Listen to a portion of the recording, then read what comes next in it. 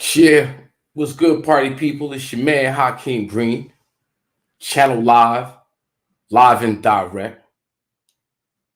BDP, all day, every day.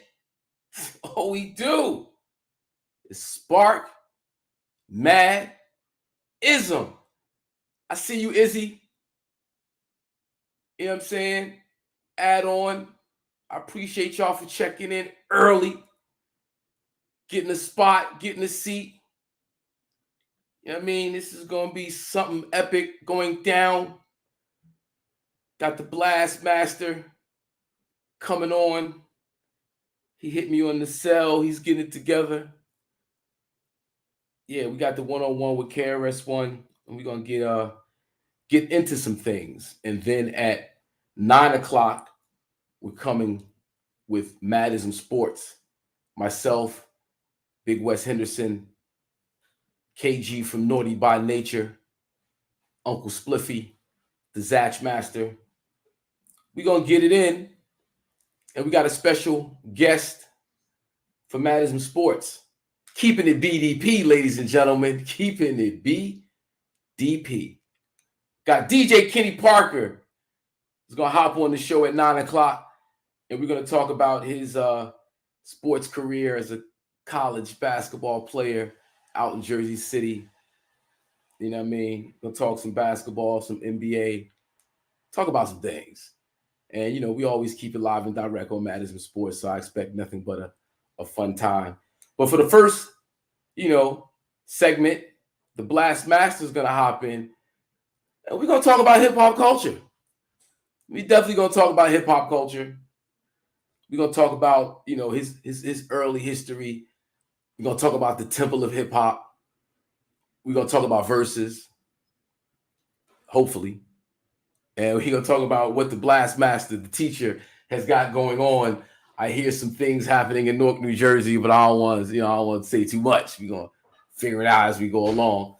Just waiting for the brother to hop into the green room. But while we wait for the brother to hop into the green room, this is how we do. I'm going to play my latest single, The Cypher, featuring KRS-One, produced by Ron Lawrence. Big shout out to Media Famous. Big shout out to VEC Management. Big shout out to Jazz It Up Graphics. Big shout out to everybody who had a part in this Turtle Gang. Yeah, I see you. Nice flicks. Yes.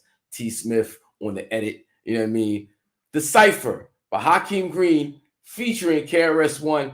I'm going to run that right fast. And what I want y'all to do while y'all waiting, right, is I want y'all to share, like, subscribe. Let people know we here. Bring people into the building so they can hear the teacher and all the wonderful jewels he's going to drop. Right now, I'm going to play this joint.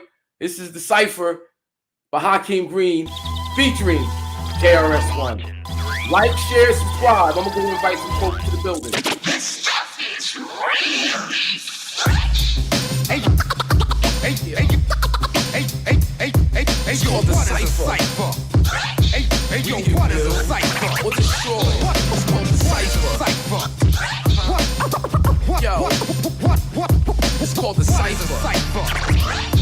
We can build a cypher. The cypher is a circle with all points connected. Where you get your boogie off and the weak get disrespected. The cypher is so sacred, takes place on hollow ground. B-boys seek the battle on a mission to follow sound. Beatbox DJ, banging on the table is the way we settle beef since the days of Cain and Abel. Ask Pop Master Fable, the jams of DMC. With DJs battle for world supremacy. The cypher's not always round, but always on the square. Breakers be on the ground, but I'm gonna put the weed in the air. The cypher's like the wheels of steel and scratch, it makes me itch. I get hyper with the lyrical skills when the DJ catch my pitch. When the fader's being switched, everything live in the mix, but still off the cut like I wear it on my wrist. What is a cypher? What is a cypher? The Cypher, the cryptic writer, the mind igniter. I'm a rhymer designer, a line after line of rhymer. See, I'm an 80s rhymer, the crazy kind of you can't phase me rhymer. I write raw shit like I'm writing on baby diapers. I blaze these ciphers with basic shit. Savage, I'm one that kill for 8 type shit. Hit after hit, all classics, spit in the grit. You talk that hickory dick, you getting lickety split. This what you get, you ain't taking nothing from me. The goat that steps to KRS is the goat that's getting curried. Brain matter, I'm the original face slapper. It's been so many years Kids must have forgot we used to chase rappers. Now I'm bust on these nappy-headed hoes, I must. You ain't bad boy, talk big, get your eye popped. That fake shit's not us, you know how fresh Chris is. Career killer, I write death sentences.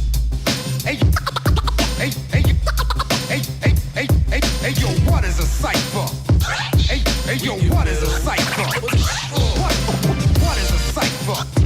What is a cipher? What is a cipher? Time is of the essence, every breath another second. I'm down by martial law, fighting through the game like Tekken. I ain't be got no weapon when I camel walk like Johnny. Ringing bells when I rock the mic is poison like I'm Ronnie.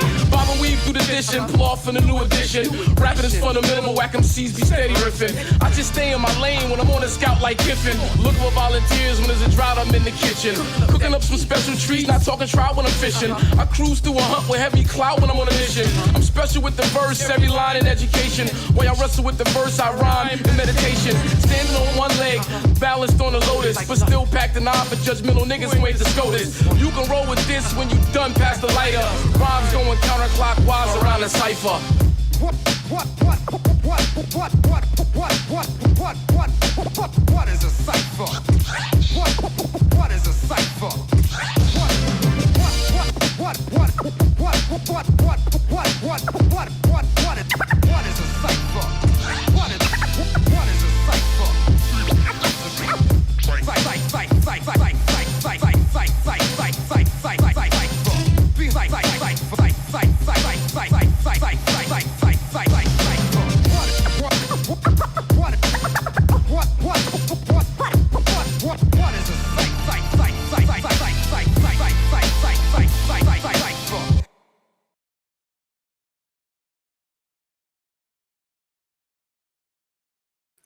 Yeah, that's the Cypher by Hakeem Green, featuring the one and only KRS-One, the teacher, the blast master, the GOAT. In my humble opinion, it's the God right here. Peace to the God. Peace to the God. Peace to the GOD. Yo, that video is hot. Yeah, I appreciate you, bro. You made me look better than I actually did. Yeah, man. Big shout out to Turtle Gang. Big shout out to Nice Flicks. That was nice. T Smith with the edit. He put it all together. Jasmine added some flavor. Yeah. I can't even front. We came correct on that. I appreciate you, man. You know, it took a lot, but you know, starting off with that song with this particular show kind of sets the tone. You know, because I like to get into hip hop culture. No doubt. When I say hip hop culture, it's like hashtag hip hop nobody rapping. Because, you know, usually when people say hip hop, they talking about rap music. They're not really talking about hip hop. Talking about rap music. And that's an element, no doubt. But there's so many things that went into the culture prior to even us calling it hip hop that people kind of need to get the gaps filled in. You're talking about the 70s. Really, there's a lot going on. It's kind of gritty. New York City's bankrupt. Like it's just the viciousness of life gave birth to this wonderful thing we call hip hop culture. And I was hoping that we could expound some in this segment about the culture, where we see it going, and your different jewels that you've dropped on people over the years. So with that said, KRS-One, what was going on in your life in the 70s and the 80s and how hip hop influenced you, so to speak? You know, Hakeem, your questions always start off. I'm trying to hook my speaker up here. Your questions always start off like books. Books. Every time we talk, I leave with a book. Oh shit. And I'm not just exaggerating. I want to shout you out real quick before I answer your question for the real niggas. The real niggas. Real niggas. A look at institutional racism through an intellectual analysis of the N-words. And that was inspired by you, Hawk. A 600-page opus came out of that. as well as a short tutorial. Those that want to see what I'm talking about, you can always see real niggas. Just type that into YouTube. It's going to ask you if you're over 18 because it's explicit content. You just go ahead and hit that, and then you can see the result of one of these conversations. Yeah. And so hit me with broad what was going on in my life. Man, I mean, you're gonna have to guide this, huh? Don't let me just talk, because usually when I talk, I don't like to talk really about myself. I really like to use my life as examples of lessons that others need to know. And it's like, you know, why are you even looking at me? Why are you even listening to me? If in fact what I'm going to tell you is not going to empower you. So at the end of the day, you can I'll say the disclaimer at the top.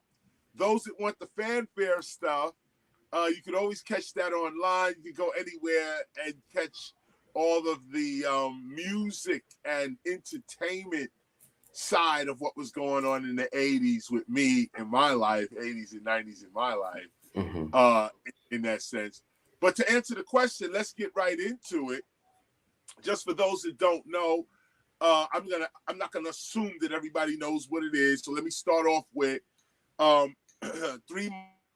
months after Malcolm X was killed in 1965, right after the Watts rebellions as well in 1965, right when the Voting Rights Act, civil rights, all of that started to go down beginning at 1965.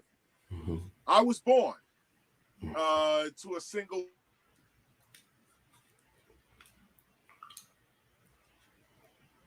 The God signal's kind of choppy. I don't know if you can hear me, Chris, but you just froze. Hold on, I'm gonna bring the God out and bring him back.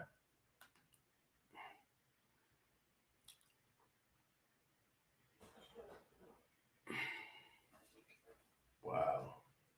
About to get in deep too. Lord have mercy. Yo, peace to everybody in the building. Darren D, I see you. EC Floyd, I see you. Tony Muhammad, I see you. Thanks for. Let me just tell the God to come back in.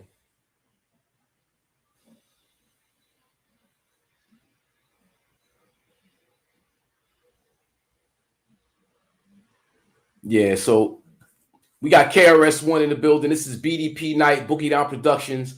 We got a one-on-one interview with the Blast Master going on right now. And then at 9 o'clock, we got MAD IZM Sports with the MAD IZM team. Big Cliff is in the building. Wes, KG from Naughty by Nature. And we got the big brother, Kenny Parker, sitting down with us for MAD IZM Sports. And we're going to talk basketball. I'm just waiting for KRS to hop back in, get his thing together. But, you know, we do this every week with MAD IZM Sports on Tuesdays throughout the rest of the football season. And then we're going to hop back to Thursdays after football season ends. And then every so often I do my one-on-ones with, you know, some of the greats of the culture, be it hip-hop culture, cannabis culture, you know, politics, you know, history. You know, I like to get into the historical cultural things, cultural angle of things. And that's what we do over here. I'm just keeping the set warm right now until the brother hops back. You know what I mean? What up, Zubin? Yeah, I see you, fam. You know, I got my L on deck, looking for a lighter. You know, I don't know what's up with the God. Let me see what's going on with it. Okay, he said okay. I guess he's gonna be in a second. It's about to get right and exact in here. You know what we're gonna look to do in this segment is talk about hip hop and set some cultural framework for the folks. I still don't see a picture from him. He's hot back in the back, but I don't see his video. Chris, I don't see your video. What up, Erwin? There we go. All right. You good? You moving? What's happening, Star? No? Still shaky on the mix?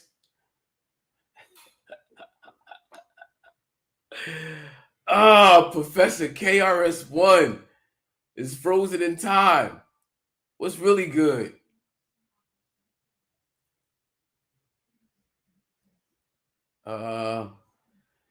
Bear with us, y'all. We get it together.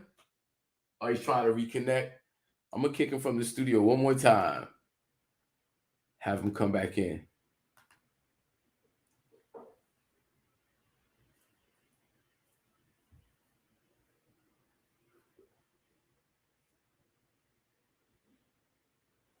I want to send a big shout out to G Simone, Ramp Agency.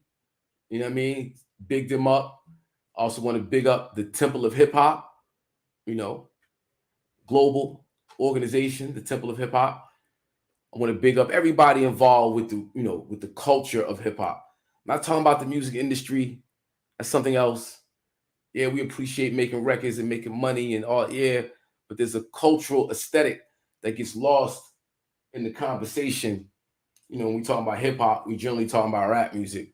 So I'm hoping that, you know, KRS can help shed some light on, you know, from the cultural side of things, what it is and what it isn't, you know, and delineate. And I suggest everybody out there who hasn't gotten their copy of The Gospel of Hip Hop, you know, I suggest you do so. I encourage you to, you know, go on to Amazon and get your copy. Big shout out to Sun One. Yes, yes, yes. And, you know, earlier I had on The Cypher. Started the show with The Cypher. That's my new single produced by Ron Lawrence featuring KRS-One. Got the video out there. Encourage everybody to go over to the MAD IZM platform and check that video. I actually just put in Hakeem Green KRS-One The Cypher, and then the joint will come up, and then you can you know, check it out. You know, we're having a little technical difficulties. Chris is getting it together. I'm gonna like this L.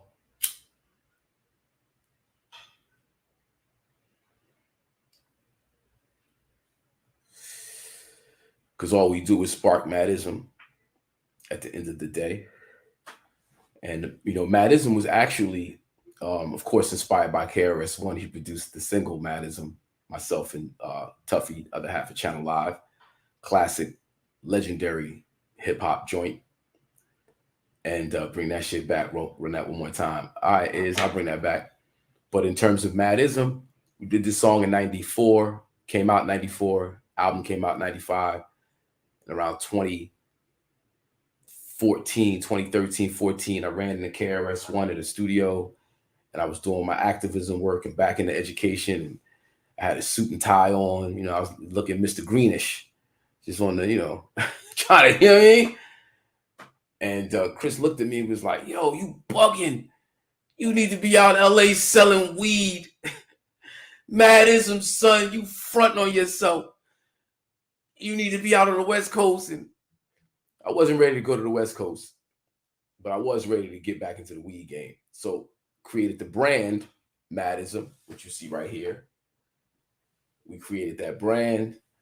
And then I just been pushing mad content under the Madism brand. You know, we got the album Madism, Who Wants to Smoke, featuring Carl Thomas, KRS-One, General Steel, Drez from Black Sheep, Sadat from Brand Nubian, Do It All, Keith Murray, Thurston Howell III, Weedham Zoes, action packed. The God. So just to be certain, I switched location. Okay, dope. Now it seems cleaner. The stream seems cleaner. Yep. As a matter of fact, you know what? Let me turn that light a little closer. Look a little dark.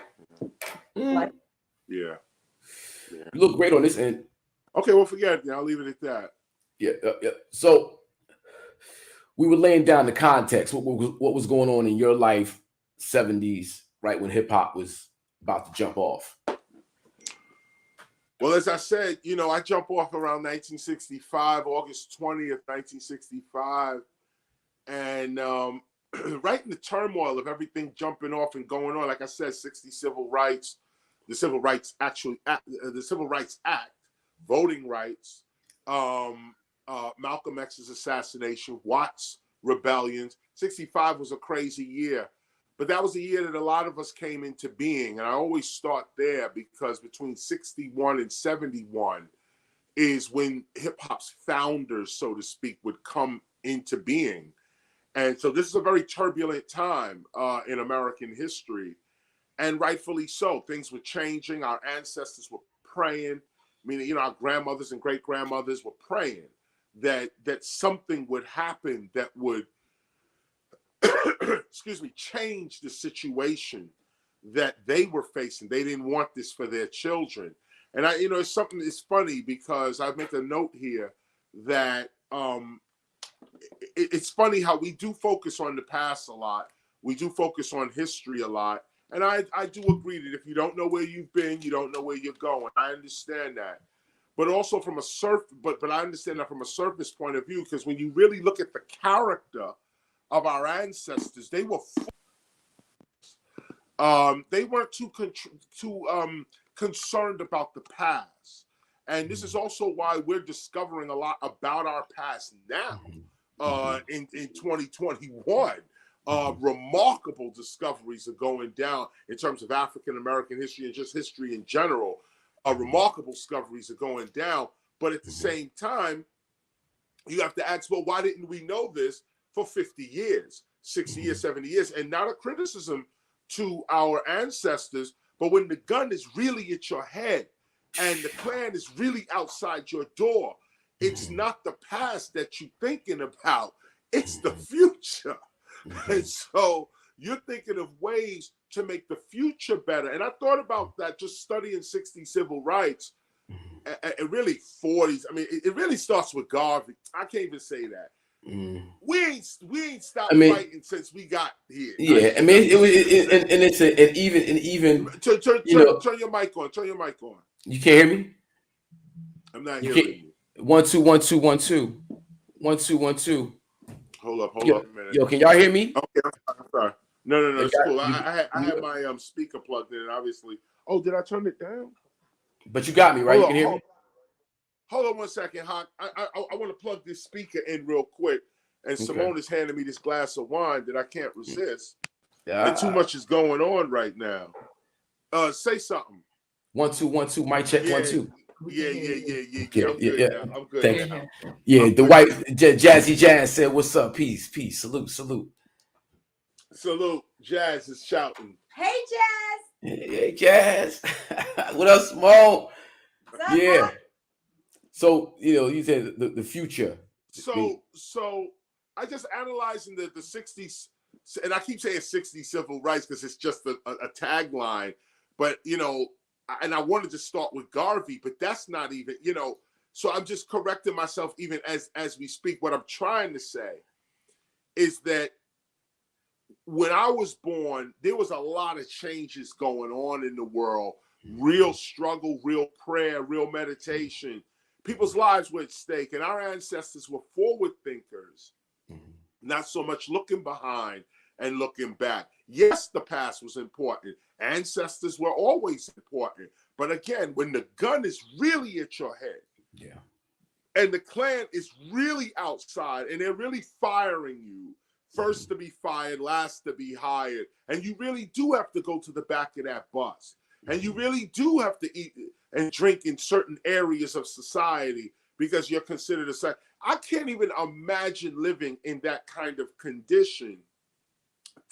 In that sense, I'm born a product of their struggle. We all are. And so I'm born in 65 to a single mother, a single parent woman, a young woman. She was about 19 when she had me. Her name was Jackie. And she had two. She didn't want me to be alone, I guess. So she had another son. His name was Kenny. My brother Kenny Parker is much darker. She went and had him, and so the three of us started to grow up. So I'm there. We were born in Brooklyn, 1965. I'm sorry. I mean, put. That's interesting. You said the three of us started to grow up. Yep. Your mother, you, and your brother. All together now. 1, 2, 3. Now that because women, especially young women, have a huge amount of influence on hip hop in so many different ways. And you've pointed out over time how that single mother energy is so much into the fabric of hip hop culture. So for you to say the three of you guys are still growing up, and then this culture, because now it's not you, just you. I have a similar experience. My mother was 19 when she had me, young woman growing up, learning as she, but what was going on around them had a direct influence on how we saw the world. Right. Yeah. So that was just interesting that you point that out. Well, it was so influential. It's an interesting point you point out, because again, Hawk, our story is so common. Our story is so common that I don't know if it was like this in your neighborhood, but if you actually had a mother and a father, you were special. It was special. Yeah.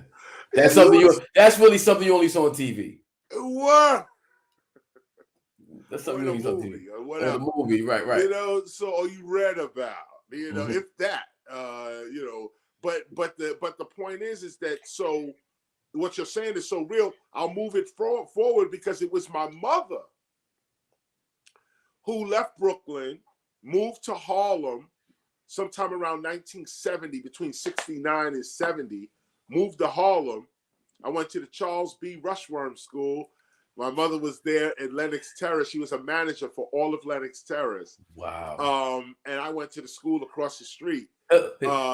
Lenox Terrace? Yes. Like Bumpy Johnson lived at Lenox Terrace. Dr. Ben lived at Lenox Terrace. Charles Wranglers had to join. Like, especially at that time, Lenox Terrace, that's like 135th, right? In right there, 135th Street. Or Malcolm X, right? Right there. Yeah, right behind it. You got the JFK joint right there. We was right there. I was right there, young kid. I remember me and Kenny used to play all up and down Harlem. It was amazing experience in the 70s. Harlem in the 70s was crazy. It was absolutely crazy. And I remember everything. I was like 6 years old. It was madness. Okay. Wow. The heroin was ridiculous. You look back on it, we were living in such dangerous times, but we didn't think of it like that. We was living our lives. Nobody told us we was poor. Nobody told us we was uneducated. Nobody told us we had no political power, no rights. Nobody told us that. We went outside and started making the world as we saw it. And it was really only later. You'll notice with a lot of hip hoppers, it's only later, after you get money and after you travel and after you've seen something, that you be like, damn, I was living in a war zone. Like, God damn, and it's only later. But to live in the situation and survive as you going, you don't feel the sting of poverty when you're in it.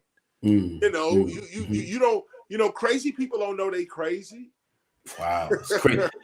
Now, I want to just speed it up a little bit, right? And just take you to the shelters, because you got some interesting stories out of the shelter that kind of really encapsulate the culture, from, your Funk Master story, like, Kid from Kid and Play story, like what was going on in New York City is so. Are you talking about 3,000 murders a year going on right now?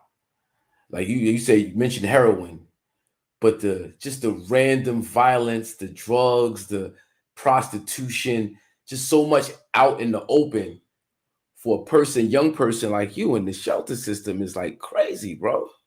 Well, no, Hawk. Let me tell you what was going on. Okay. You're absolutely correct. Here I am. Oh, wait a minute. By the way, you're breezing over the fact. Let me just say this just for the record. Yes. 6 years later from Harlem, not 6 years, from when I was born, maybe 2 years after Harlem, I wind up in the Bronx, 1973, at 1600 Sedgwick Avenue in the Bronx. Kool Herc is right there, 1520 Sedgwick Avenue. We're on the same block. He's about 16, 17. I'm 8 years old. I'm going to the jams as much as we can. They were called block parties then. We would go to, nobody knew who Herc was, like, at least not from my point of view. People didn't know Herc. Because you how old at this point? Like you said, I'm 8. Yeah, you wouldn't know. I They just don't know all now. grown people. Well, it's just grown people, and we having a good time.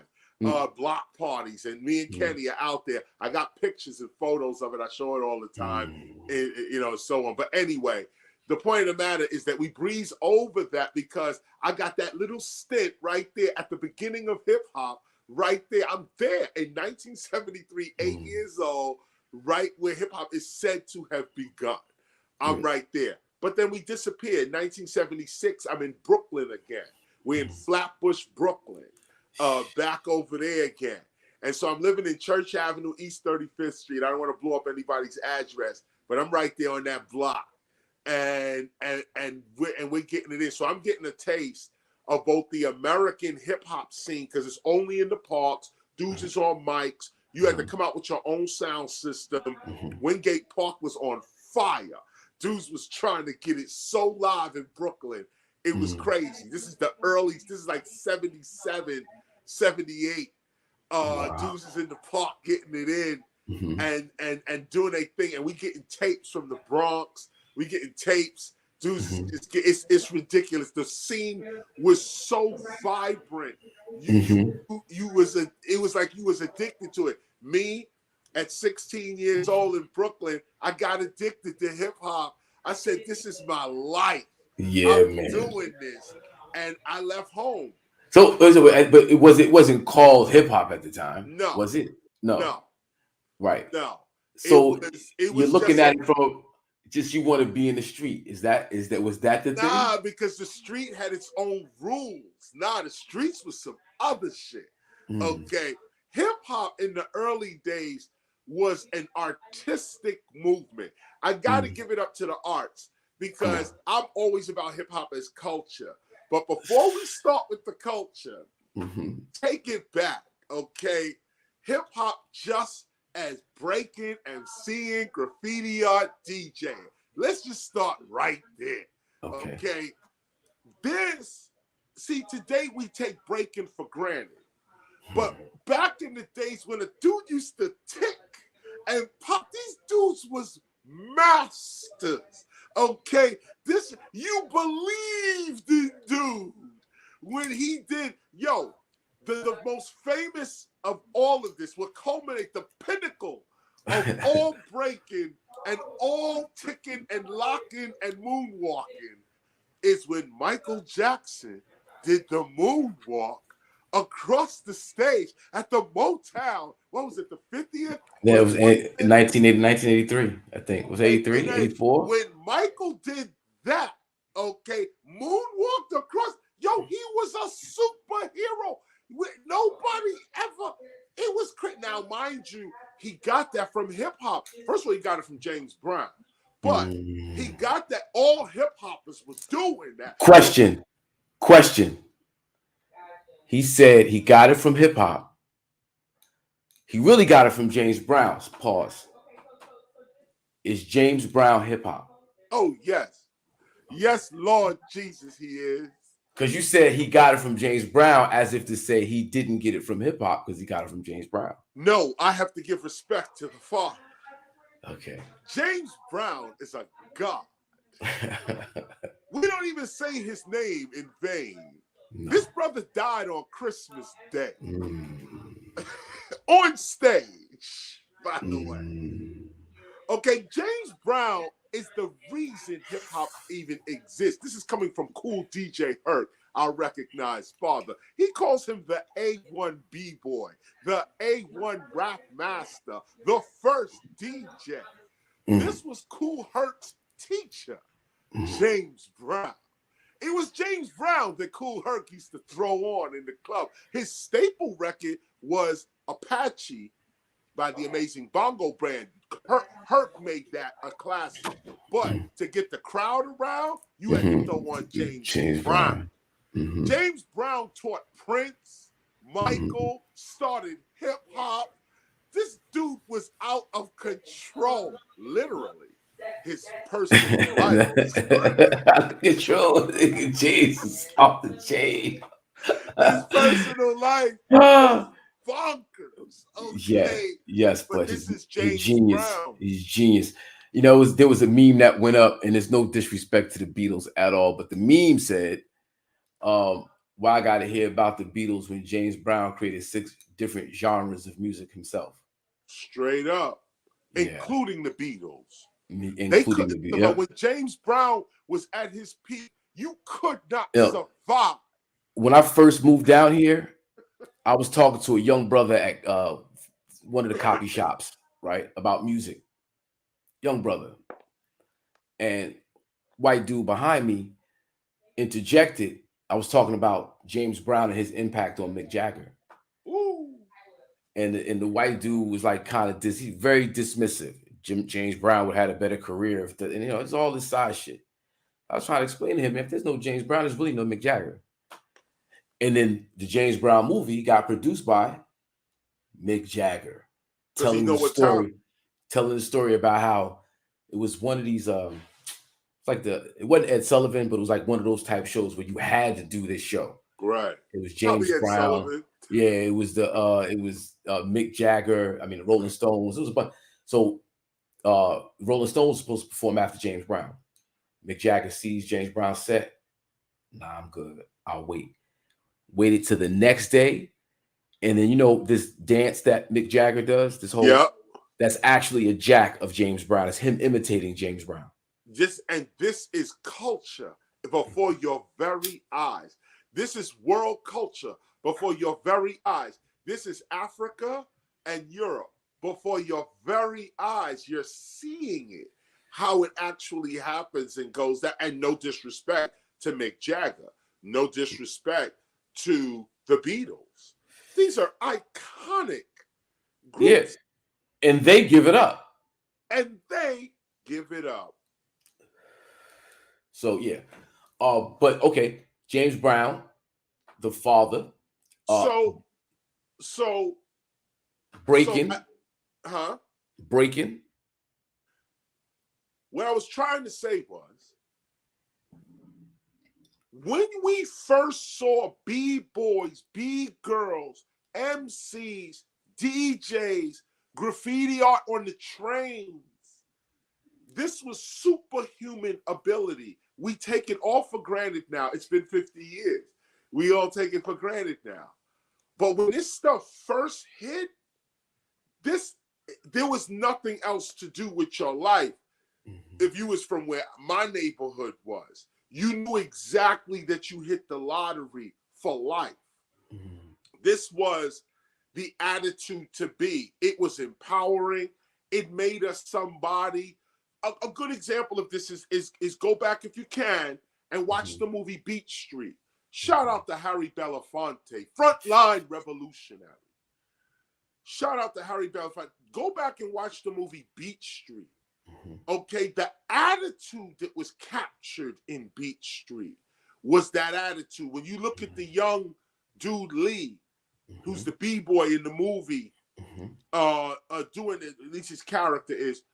When you look at that, you'll see the attitude. That's the best part about watching Beach Street. Look at their attitude. They're walking through garbage, burnt out buildings, police acting crazy, no real education, no real health care, nothing.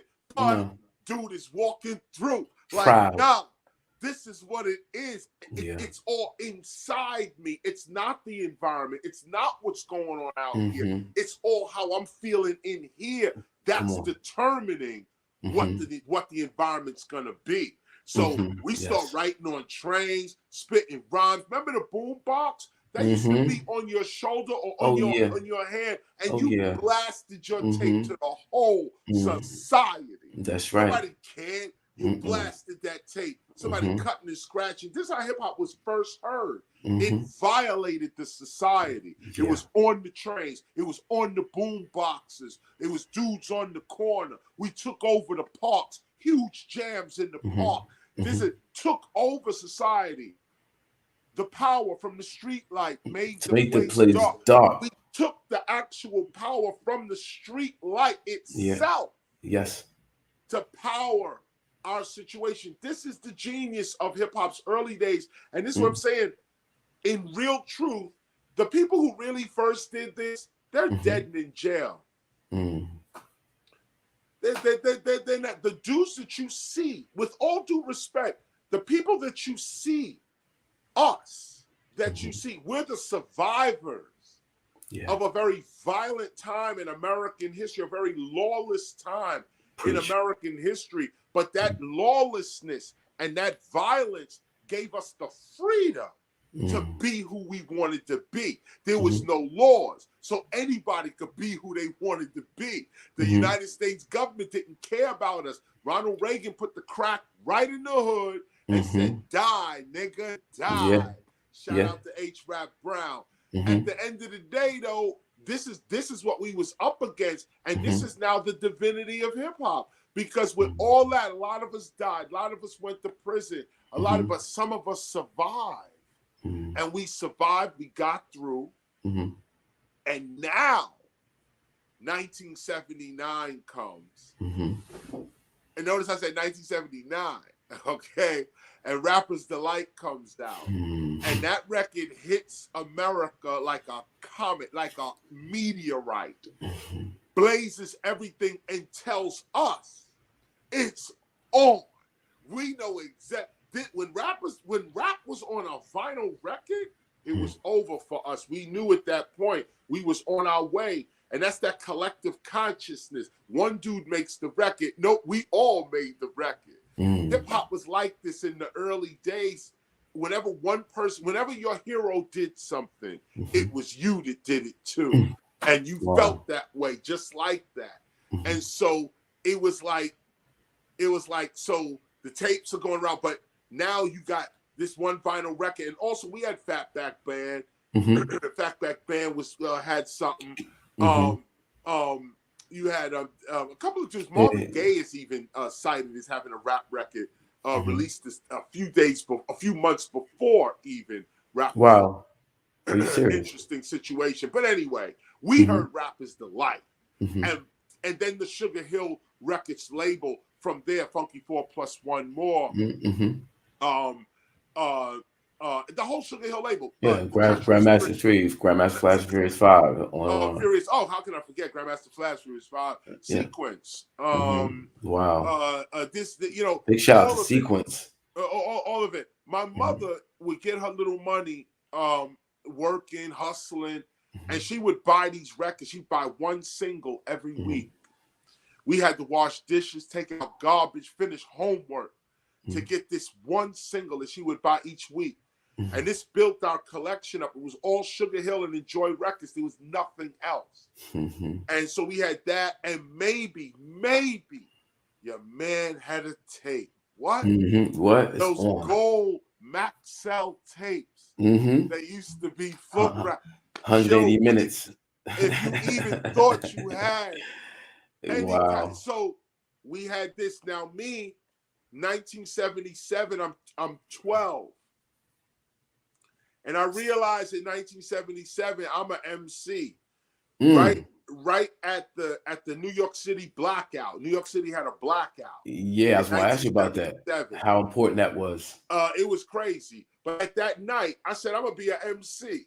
And it just hit me right there. I was tinkering with it, of course, before that. But right there, I was like, nah, I got to write about this. And one of my first rhymes was writing about the New York City blackout and how people was wilding, acting crazy. I was 12. And so I started writing poetry to my mother, more poetry to my mother. She would judge my shit, tell me to go back, this, that, the other, so on. 12 years old. So I started learning metaphysics from her, start studying philosophy with her. She was in a yoga position, doing the Om, chants, breathing. I'm like, Mom, what are you doing? You look crazy. She was like, sit next to me and chant this Om. I'm sitting there, we going, Om. I don't know what I'm doing. This whole thing is acting crazy. So then she says, look, go read this book by James Allen called As a Man Thinketh. That was my first hit. My mother hit me with As a Man Thinketh, James Allen. Simple book, big words, simple book, maybe 30 pages, 50 pages. I hit that. I was like, wait a minute, are you serious? You mean to tell me the way I think actually controls my reality and what can happen to me. I'm 12 years old. You don't tell a 12-year-old that. I still believe in Santa Claus. I'm still running around, and we didn't believe in Santa. My mother never allowed Santa Claus in the house. Right. But you're at that age. But unequivocally, the heroes in my house was like Khufu and like this is early 70s.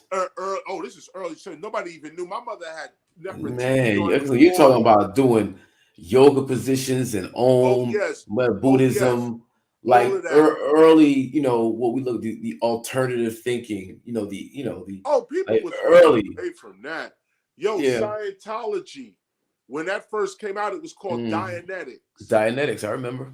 Dianetics, all that science of mind, Ernest Holmes and Christian Science, and that was just maybe 10% of what my mother was studying.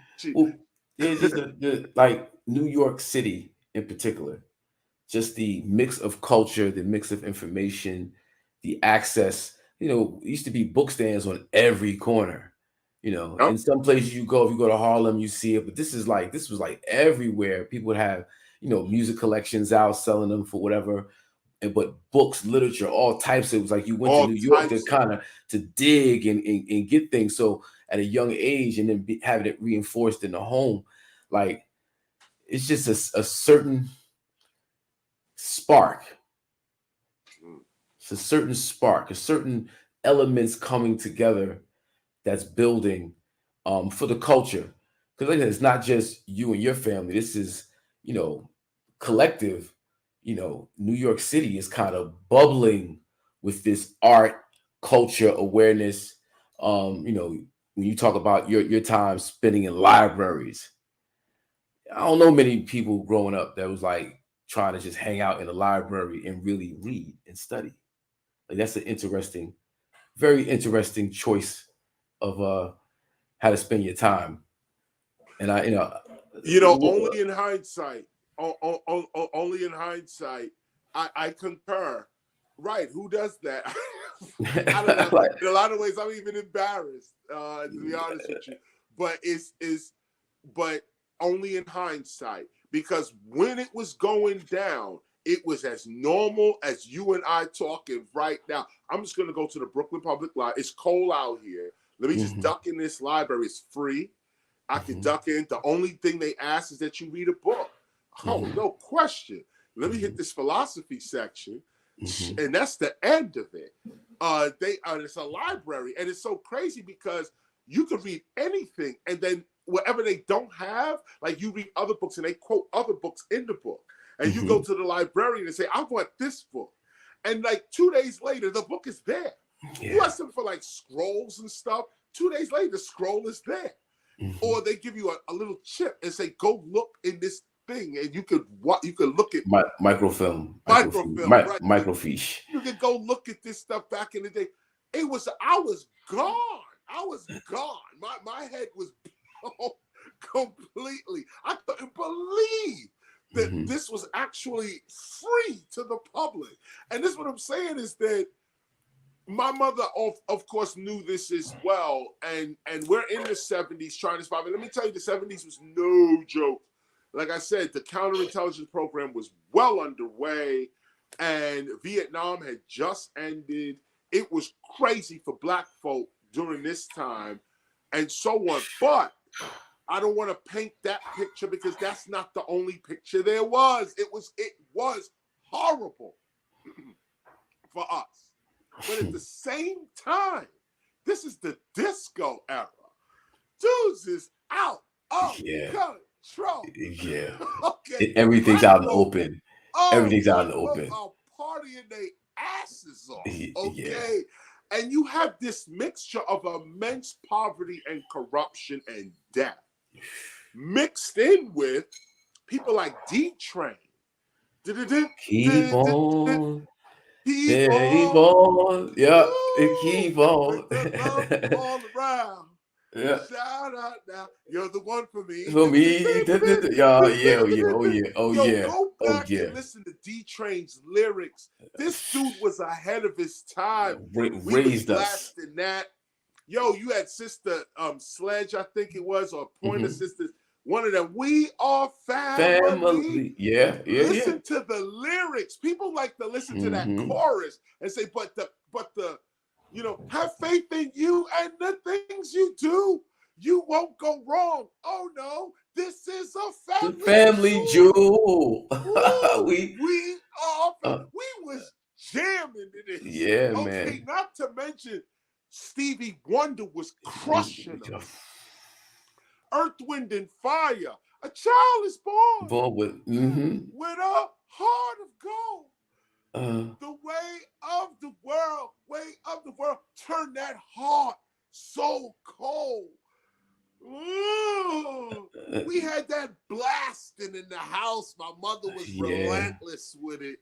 Yeah. Every day we had this beating us in the head. And this is what it is. And every once in a while, you get a Garvey tape. Uh-huh. You I get was Louis about to Benz ask with you, is Farrakhan, you get old Malcolm X speeches on the Sunday on BLS. Oh man, BLS and shout out to The Suttons. oh man. Oh my on the radio, not BAI, Gary Bird. Gary Bird, Imhotep, Gary Bird. Yeah. Imhotep. Yeah. Shout out to my dudes. These are frontline revolutionaries trying to get the word out. Mm-hmm. Little dudes like me are listening. My mother got us tuned in. Yeah. We listening. All of this is going on in the crib. Well, here's what happened. At 16, I think I know it all. I tell my mother I'm out of here. She's actually the first person I said I am hip hop to. She's like the first one. I said, listen, I'm doing this thing called hip hop, and then it was called hip hop. This is like around 1981, 82, so maybe 81 really. I'm 16, 17, 81, 82, somewhere around there. And the word hip hop is floating around. We calling it that. We know it's that. You know, this is what it is. And we know about organizations like Zulu Nation and Sugar Hill Gang. I mean, Sugar Hill Records is an iconic label now, spurring off all kinds of people now. LL's not in yet. It's Curtis Blow. Curtis Blow. Big shout out to Curtis Blow. Is ruling right now. Super Rhymes. Jimmy Spicer. Super Rhymes and Disc. What? Yo, this dude was shout out. Yo, bro. Yeah, rest in peace. Yo, that is a very proud moment to have met him. Like that song. Super Rhymes. Super Rhymes changed the whole game with that one song called, I forgot what it was called, but it's called Super Rhymes. It's called Super Rhymes by Super Rhymes. Yeah. Just the thing makes you want to swing. Like the MC rap. Sure, child beat goes one for the trouble, two for the trouble. So like that. So man, like I was not 8, 9. I was in the Cub Scouts, right? And my uncle Thomas Core, he was the Cub Scout master, right? And my Uncle Tom was like, he was a pretty strict dude. You know, he was into the church. He was pretty strict, right? But it was something about Rapper's Delight and something about Super Rhymes. Come on, Hakeem, say that song for me. Say that song for me. That became my thing. I would perform that at like these big Cub Scout jamborees. I would do Rapper's Delight and turn out an auditorium of like 700-800 Cub Scouts and Boy Scouts. Just turn out. But anyway, I'm sorry. I just got me. Everybody would. No, you putting a piece of history down. We was all. These are the first rhymes. People don't realize that before anybody even thought about writing their own rhymes, you would say Cold Crush rhymes, these dudes rhymes, Kumo D Treacherous 3. These were the rhymes that were in your mouth. Okay, this is what was going on. It happened all the way up to Run DMC and even LL Cool J into the 80s. Hold on one second. I'm sorry. Is your computer plugged up to a power source? Yes. Because it's glitching a little bit. I just want to make sure that everything's good. But keep going because the audio is perfect. Okay. No, I'm we just sorry. making sure everything is good. Maybe there's a meteorite coming over us. Big shout out to everybody in the building. Don't forget to like and subscribe. Like and subscribe, Madism, please, y'all. Got the teacher, the blast master in the building. We talking about hip hop. Yeah. No, actually, you know what? It did go down 17%. It says it's charging though. Okay. But so we arrive now at me leaving home, and I'm around 16. I'm living in the street. I'm trying to survive. It's an exciting time for me. I'm getting knocked around. The weather's horrible. I'm eating out of the garbage, dumpsters. To this day, I love donuts because that was my staple food. It was an experience, my homelessness on the street, because also I left home for two reasons. One was to study philosophy and to be an MC. And I told my mother this. It was the MC part, and I was armed with what I had learned from her as a philosopher. So I was going out in the world. I said, no, first of all, I wanted to prove God real, to be honest. And it was an arrogant situation. I was like, I'm 16, you know? And so I'm like, nah, if all of this is real, I done studied Buddha, I done studied Hebrew, you know, all of this. And I'm just 16. And it's so anyway, I leave home and I start studying at the Brooklyn Public Library. I start looking at other things too, because the Brooklyn Public Library taught me how to look at architecture.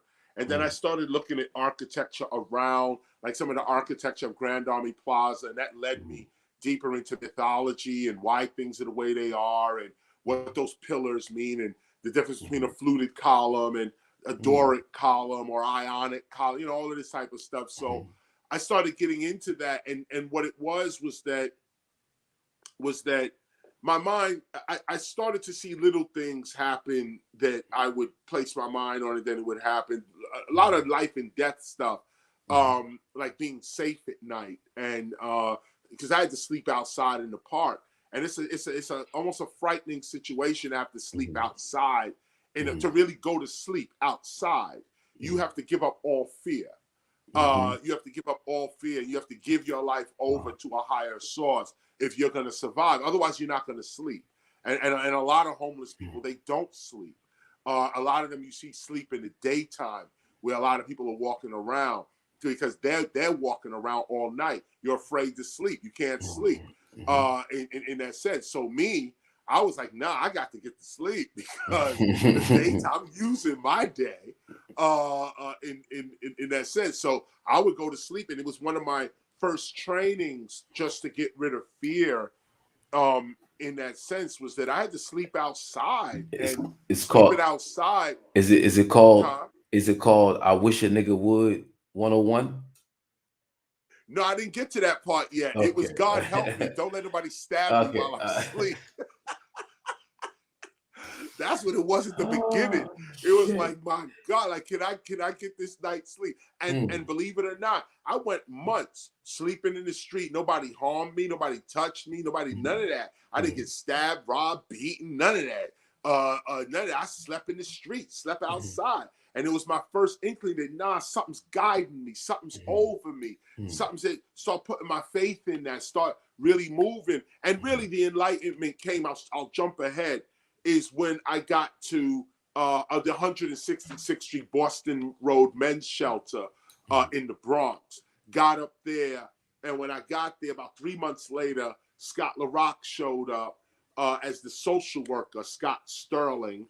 He showed up as a social worker. Me and him had a kind of an argument at the beginning of our meeting because I'm the what is called the client in the shelter. I'm the homeless dude in the shelter who thinks all of these social workers are corrupt and basically just trying to hold people back. And they were. And here's Scott LaRock coming and saying, here you are, another black man failing in life. Here, get out of here. And we shocked each other. It was like a shock. because he quickly realized that I was no average homeless dude in the shelter, and he realized, and I realized he was not no social worker. This was not a social worker. This was a gig he was doing to pay ends, pay his rent, do what he had to do. But his love was hip hop, and I was out in the street for hip hop, and so we hooked up, and when we hooked up, and Scott invited me to my first club. The first time I was ever in a club, the first time I ever saw a club, the first time I didn't know it nothing. He said, just come down. I got you on the guest list. What? Guest list? What is a guest list? I was bummy, dirty. I went down to the club. You get there. Everybody's gold, icy, leather bombers, goose bombers, Kangos, gazelles, beam Benzes everywhere. I show up, I'm wrinkled, torn up, smell like the shelter. I come up, yo, I'm on the guest list. Dude pushed me away. I had to come back. I had to say, Scott LaRock got me in. He said, oh, Scott LaRock? He had a perfect guest list. I got in on my name. He got in. I walk in. The first people I see as I walk in, it's a crowded place. I'm going up. It's Broadway RT, Broadway Repertory Theater. It used to be called Broadway International. And those that know, you had to go up these stairs to the ballroom. I'm going up the stairs. Guess who's coming down the stairs? Dougie Fresh and Slick Rick. Wow. Together. Dougie's first and Slick Rick second. This is about 1985, going into 1986. Lottie Dottie and the show was a game changer. Hip hop never sounded Period. the same Point after that. Blank. Page turn. Game changer. Turn the page. These dudes is coming down the stairs with the hardest shit on earth. Okay, Lottie Dottie. We like the party. See, today we just say these records today. Like, yeah, you can listen to Lottie Dottie, you can download it, you can get it anytime. No, back you in had 85, to. my G. Can I just share something with you? 1984 Christmas. I went over in Jersey. We called it going over. But I had to stay the weekend with my cousins in Inglewood. And they snuck me over to go to the fun house. I saw Slick Rick and Dougie Fresh do Lottie Dottie for the first time Christmas Eve. Wow. 1984, going to 1985. I didn't hear it again until like another 2 summers. Another summer, it came out. I'm at football practice. Somebody's driving down a block beating. I'm like, yo, that's that shit I heard at the joint. I was telling people about it, but nobody would believe me because, again, you ain't go over. Shut up. You wasn't there. You ain't go to no fun house. No, you didn't. It was like a big thing. But the impact of Lottie Dottie in the show was just, mega.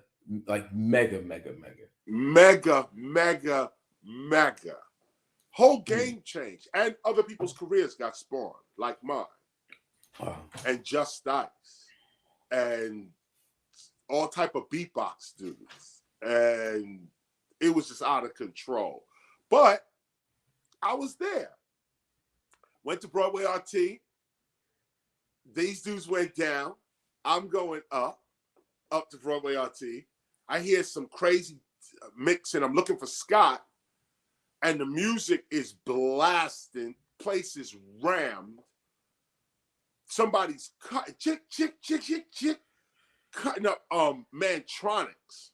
They kept coming out. I never forget. He kept cutting it back. Fresh is the word. I like that.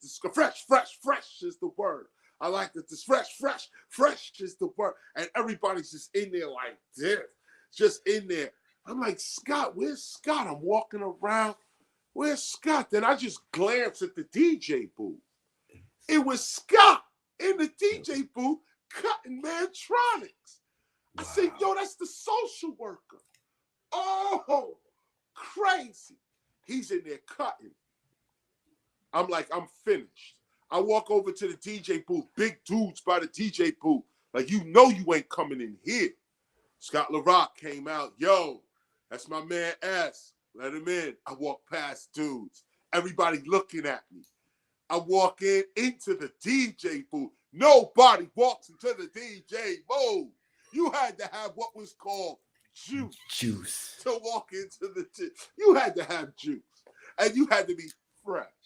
And fly to be in the DJ booth. I was in the DJ booth with Scott LaRock. He's cutting, throwing the records on. I'm watching him do this. I'm like, and then watching the crowd. I got the bird's eye view. I'm done. Baked, done. Okay, I'm done. I walk all the way back home from 145th Street in Manhattan, upper Manhattan, all the way to 166th Street in the Bronx, Boston Road. I get there, it's like 1 a.m. They actually later than maybe 3 or 4 a.m. Okay. They won't let me in, and there's a park across the street. I slept in the park that same night. Wow. Woke up the next morning, the shelter opened, and I went in and got something to eat. And Scott then came in the next day. I was like, what do you think? And I was like, yo, I'm in. I'm all in. How do we do this? And this started Boogie Down Productions. Wow. You know, Scott came with Boogie Down Crew. And I was like, nah, let's call it Boogie Down Productions. Because we were supposed to be producers. I'm skipping over a whole nother piece. Because Just Ice was in the shelter with me. And me and it was a whole other thing. Bro, going way back and going way back and Mosh It Up. Those are my like, yo, bro, that's like every day. I brush my teeth with those records. I'm in the gym, getting it in to those records, like, but because it's the essence of what the fuck was going on at the time. Exactly. Yeah. What was going on at the time, and on top of that, you started to see hip hop really spread its wings. I mean, this is what we're talking about here is the golden age, or some call it the golden era. Some say between 91 and 2001. Some say 89. I'm sorry, not to cut your wisdom. I'm gonna put you on solo right fast. I gotta go handle something right fast. But keep building. I'll be right back. Well, just to go forward with it, so now we're sometime around say 86, 85, 86. And the point is that I was thinking at the time that I was going to have to put on a big gold rope chain. I was going to have to, get a pair of Adidas, try to be like Run DMC or LL Cool J or the Fat Boys or Houdini. These were the people that were large at the time and really defining rap music at the time. I was a graffiti writer. I skipped over the fact that my initial entrance into hip hop is as a graffiti writer. And that's when I was in a group home up in the Bronx, Soundview Avenue in the Bronx. Big up to Soundview, Stevenson High School, the whole Castle Hill area, all that over there, and so on. Even all the way over the Bronx River. Shout out to Bronx River. Over there, 123 Park as well. All of that was my stomping ground for a minute. The 6 Train. I started seeing the work of the Tats crew. This is when they first started. They were hitting the 6 Train Zarega lines, the Zarega Avenue lines. They were hitting the layup, something awful, and hitting the yards. I was more in the buses and doing tags. We wasn't doing top to bottoms like Tats crew and others were doing. We were tagging, bombing, getting our name up, this kind of thing. And we was all over the Bronx with it.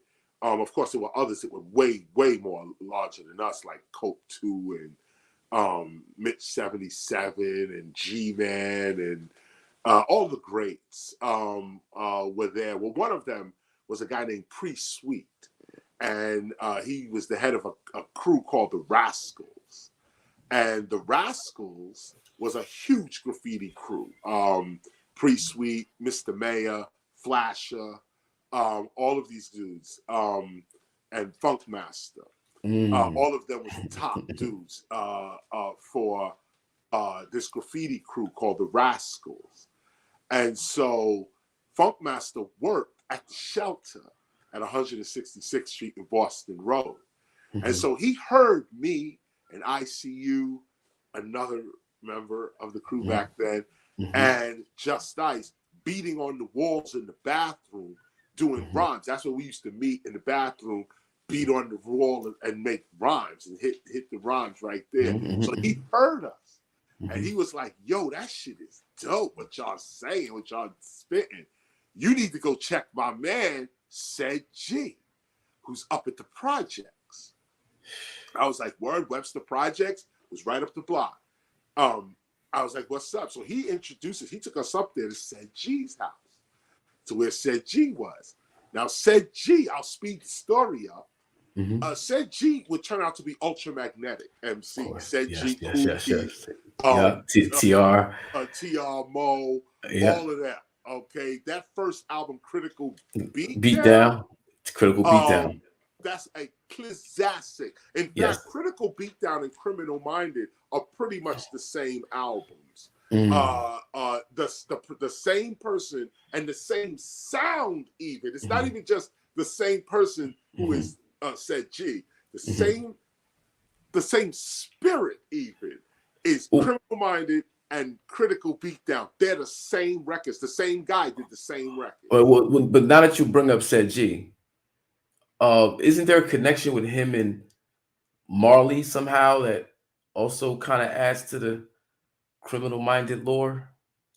Well, Marley claims that Said G stole his beat out the studio to make Criminal Minded.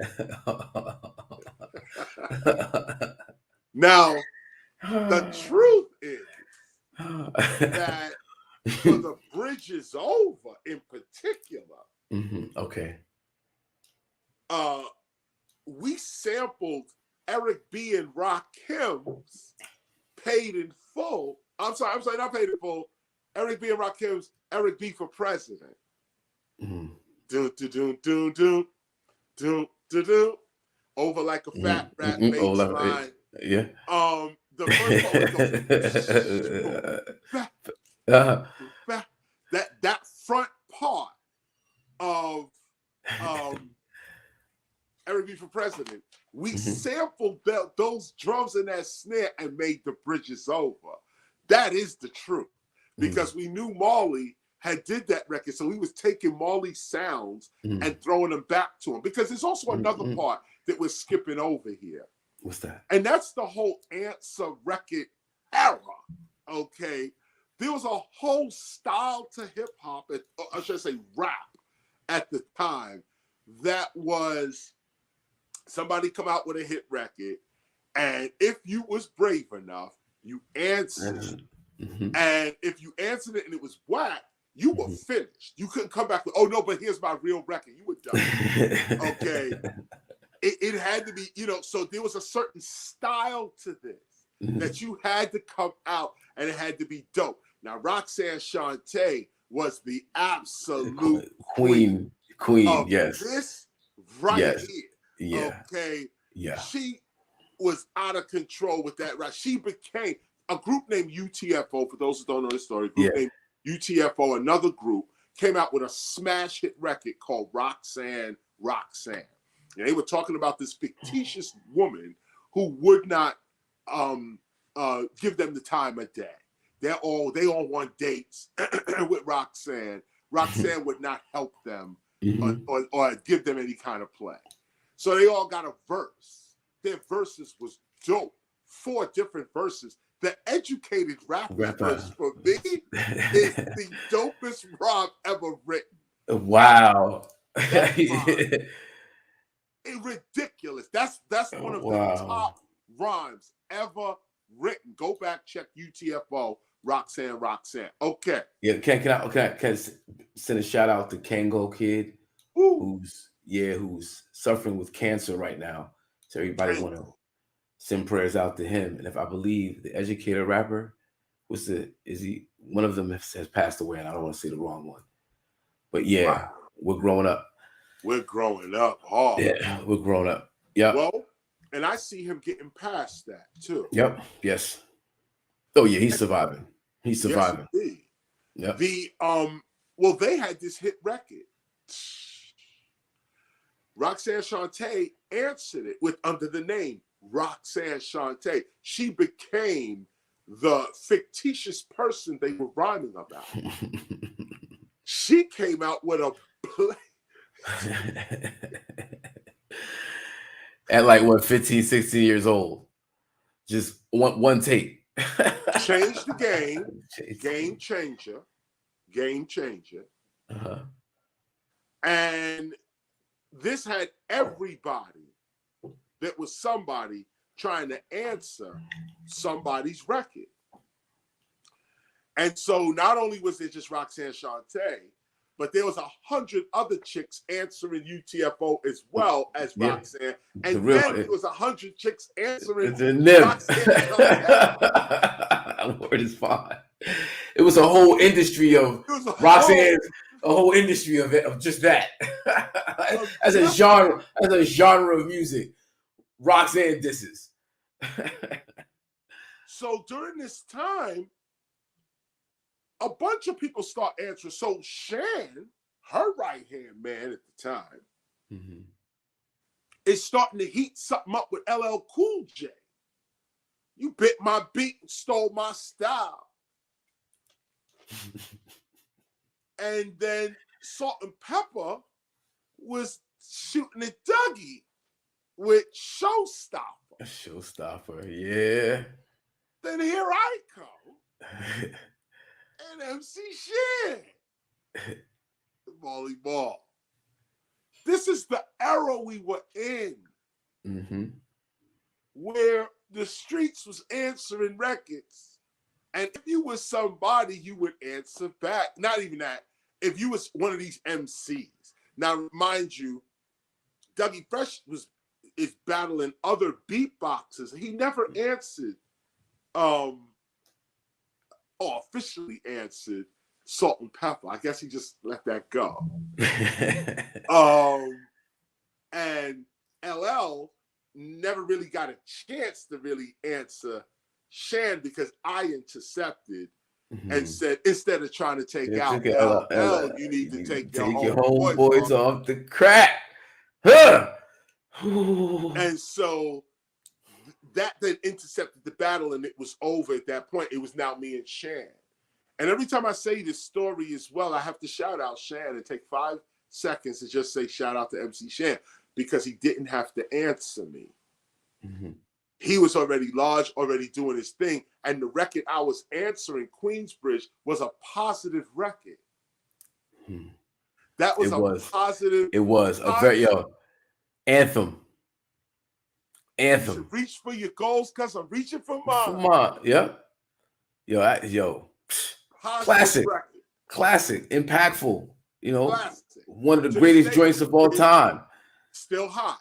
Yeah. However, so Shan answers. We answer with the bridges over. And then it starts to fizzle out because the whole answer record scene starts to fizzle out.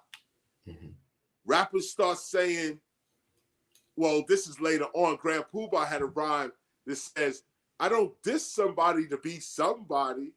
I just did something. Grab the mic. What goes around, come back around again. That's another huge hit. Rest in peace, Stud Dougie.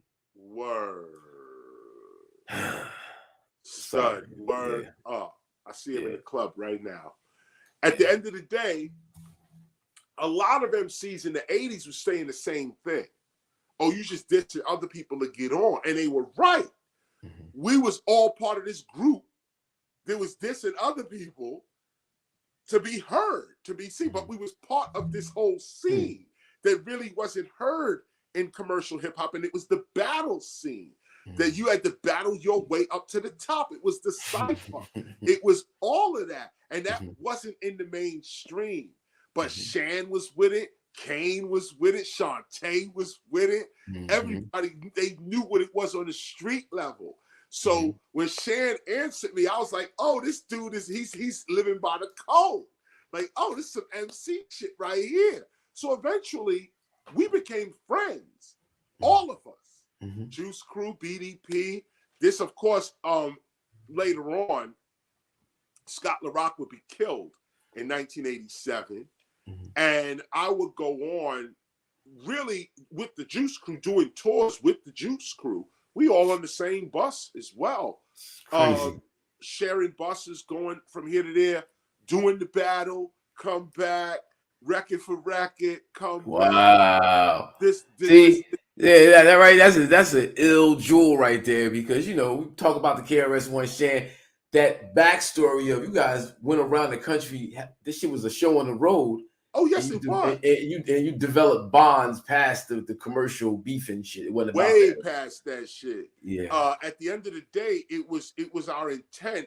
It was the first intent. Our first intent was to show that you can battle without going to physical confrontation. Because at the time, people thought, when Scott first was killed, people was putting that on the Juice Crew, and running around with that until the streets really solidified. Nope, it was these dudes, and that got dealt with on a whole nother level. But but these dudes was the other dudes. So it was like, no, it wasn't really like that. We all friends, really. And let's go out on the road and really show it, so that others don't have to think, oh no, to be hip hop, you got to really pull out the tool and you really got to do this. And keep in mind that at that time as well, we both the Juice Crew and BDP was rolling with some questionable dudes. Oh yeah. So it was like it was way better for us to come together and go out and get this money. Get this money and let's go. And that's what we did. And that's beautiful. And went on. Now, me, of course, I'm going back into my philosophical side. So after Scott's kills and stuff like that, I reached for the records that me and Scott started to do, like Stop the Violence was already done. My Philosophy was already done. Still Number One was already done. All these records were already done before Scott was killed. Matter of fact, he helped do these records. And so we was already going to go on that mission, Stop the Violence. I wanted to come out as the teacher. Back then, you had to have a moniker. There was a king. There was a prince. There was all types of people. You had that something in front of your name back then. Can I just put a pause right there? Because what you shared with me before, a possible group with you and Eric B. and Rakim at some point. Yeah. Was that 12? What was the name of 1221 or? No, well, actually, no. It was the fact that well, first of all, Eric B. and Scott used to hang out a lot and go. Their legendary relationship was that they used to go and buy gold on Canal Street, jewelry and other stuff on Canal Street back in the days. So Eric B. and Scott used to hang out a lot, and that's what that was. The second part to it is that we both wound up on Zakia Records. And for one hot minute, maybe like 7 or 8 months, Eric B. and Rakim was on Zakia Records as Eric B. and Rakim, because the record Eric B. for President first comes out on Zakia Records. Then it goes, I think, to 4th and Broadway or something like that. But it first comes out on Zakia Records. And when that record came out, we was another group called Scott LaRock and the Celebrity 3. What? We had a record out. This is crazy. I've never heard this before. Scott LaRock and the Celebrity. And it was a record called Advance. Advance. You can go online, probably look it up somewhere, but it's called Advance. Wow. And I wrote the whole record, but there's 3 MCs on the record. I wrote their part and my part. And so That's what we was. That's and so as on Zakia Records, we were so intermeshed with each other that it could have been, if a conversation wound up in, it could have been, you know, me and Rakim as a group, and you know, with Scott probably as a manager, and Eric B as the DJ. As how these people used to think, how they used to think back then in that kind of way. Same thing with Ultramagnetic. I was originally Said G's MC. My first demos was at Said G's house. Crazy. And I was under his tutelage. He had the equipment. He had the SB12, which was shining. All right. So listen, this is 826, and I got you for, you know what I mean? It's so many other points that I wanted to hit. You know, yeah. So, first of all, the temple of hip hop, right? The approach to look at hip hop as a spiritual discipline in and of itself is just, not many people are thinking on that level. When you say I am hip hop, and what year was that first coined? 1994. 1994. You say I am hip hop, and people, oh, he's arrogant, he's this and the third. People, you weren't saying that you and you alone were hip hop, or were you? I should have. But I took it to mean I am hip hop, and hip hoppers should express themselves as such. Oh, you know what it was, Hawk. You were there. Right. You know exactly what it was. I realized really around the end of 93 that I am not just doing hip hop, I am hip hop. Rap is something we do. Hip hop is something we live. Yes. This led me to say, I am hip hop. I stopped trying to be it and represent it and do all this stuff with it. No, I am it. And that was my revelation. That's what it was. So then we had this meeting of the minds in 1994 at the Schomburg Center, where the first time that everybody was in the room at the same time. Bam was in the room, Herc was in the room, Crazy Legs, Gren was at Theodore, others like Harry Allen, Jacqueline Hines, all types of other MCs, people from Philly, X-Men, from Washington, and yourself. Yeah, I was in the building. Was there, and we talked up hip hop as a culture right then and there. We transcribed the whole thing. Is not the whole thing. A portion of it is transcribed in the gospel of hip hop right now. But that was a real meeting that actually went down. And the thing is this. Today I could laugh about it because when we first said that hip hop is more than music, hip hop is a culture, and we should start acting like that. We should start treating hip hop as a real culture. It was bizarre. It was weird looking. We were running around calling ourselves a temple. People still look at us like we're crazy, okay, to even insinuate that God has something to do with this. Like you can actually, like God is the sovereign of the universe, except when it comes to hip hop. That everybody else's culture is divine. And when you read their ancient books, all their cultures come from divinity, from kings, from on top, the mountain. But when it comes to hip hop, the most vibrant and influential social movement of the 20th and 21st centuries. Hands down. Yeah, we accept chitlins. Hands down. When you look at us, no, ain't nothing divine about us, right? We ain't descended from no king. We just a bunch of ignorant blacks and Latinos and Native Americans and whoever else want to be down. And that's what we just all ignorant, right? No, we wasn't having it. And we was awake and awoke back in 86. That's why I came out and said, I'm the teacher. Now let's start teaching.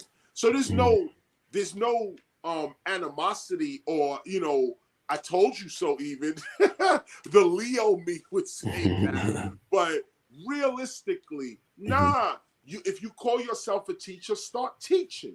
So at the end of the day, it took us about 20 years, a little more than 20 years, to actually teach hip hop that it was a culture. We had to go to the universities, you know, Hot. We had to do like 400 universities. We had to write letters. We had to get proclamations, resolutions. We had to go to the United Nations, declare hip hop a culture.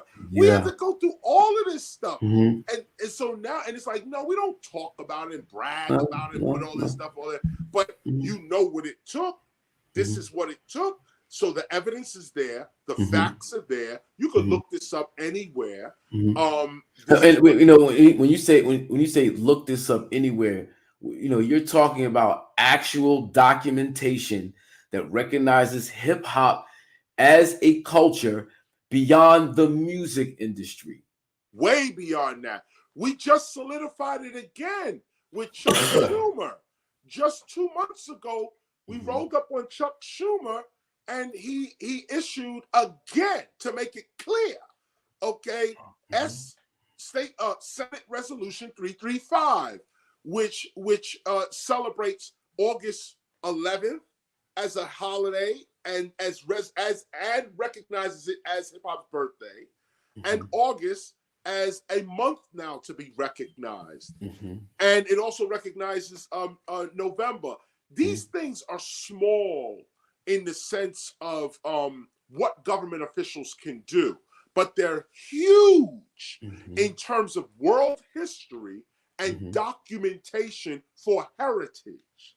This is what we're working on: heritage, lineage, tradition. When you could pass on a culture to another generation intact, you've done your job. See, what you just so crazy, because looking at our culture as more than just the rap industry, you really understand the effect that the culture has on society, from, you know, economics and finance and business. We know what that is, the commercial aspect of the culture, but then you have the political aspect of the culture. You have the spiritual aspect of the culture. You have all these different, the educational aspect of the culture, all these different levels of the culture that, if taken seriously, we can intently impact the world, as opposed to just happenstance. Oh, and then we don't own it, we don't control it, it happens to us, as opposed to, you know, us intentionally using hip hop as the tool that it can be. And some of the things I wanted to highlight, especially with the temple, coming from the spiritual aspect of it, like, you know, we talk about the gospel of hip hop, right? You talk about the temple of hip hop. You're talking about having, you know, a structure of how to deal with you have the theory and you have the practicality of it, right?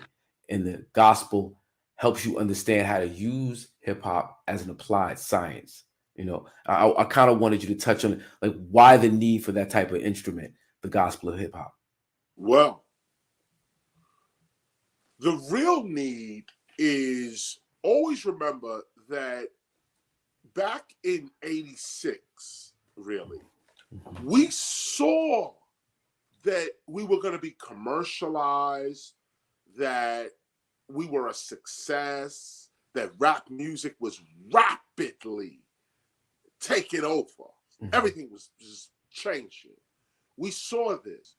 And some of us opted to remain cultural and say, no, we're going to protect the original culture. Others of us said, no, we're going to go into the corporate world. And even those who went into the corporate world said, we're going to take the culture into the corporate world. We're going to go become CEOs. We're going to go start our own record labels. We're going to own our own television stations. And they still took the culture with them there, with that philosophy, that capitalist philosophy. They took it over there. That pimp hoe philosophy. That pimp hoe. And so others of us stayed cultural and said, no, we're going to do the movements. We're going to do the culture. We're going to do the community. And everyone basically contributed to hip hop according to their consciousness, according to their level of education, according to what they could do. Now, for me, I was able, because of my years of study before I even became a rapper in that sense, or an MC, I knew how to start civilizations. And I say that humbly, really. But I had already studied Kemet. I already studied Kush. I already studied the heroic rise of Rome and the fall and all of that stuff. Mm-hmm. And so for me, it was an obvious thing. Hip Mm-hmm. hop, this looks exactly like every other culture that ever started in the world. This is exactly how cultures start. This is how it begins, right here. And they on the pyramids, the hieroglyphics, they got This is where we motherfuckers. start. They just doing the fucking popping Don't this even shit. start. Don't even start. This is pop locking on the hieroglyphics. On the hieroglyph and the hieroglyphs itself. Yeah, Okay, word. You know what I mean? something. That's Anyway, right. So the idea is, first, if you know something is about to happen, you should at least try to warn your people or prepare your culture for what's about to go down. I saw it coming. Others saw it too. But some couldn't do stuff. Some did it their own way. This and my thing was civilization building. That's it. So I looked at hip hop and said, yo, this is the return of an ancient civilization. I can see it.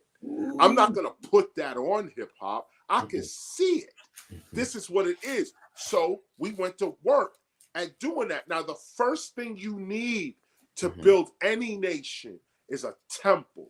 This is the first thing. If you go with the ancient style, if you do it more modern, you start with a school, just a basic school. But if you go with the ancient model, you start with a temple. And the reason you start with a temple is because the word temple comes from the Latin word templum.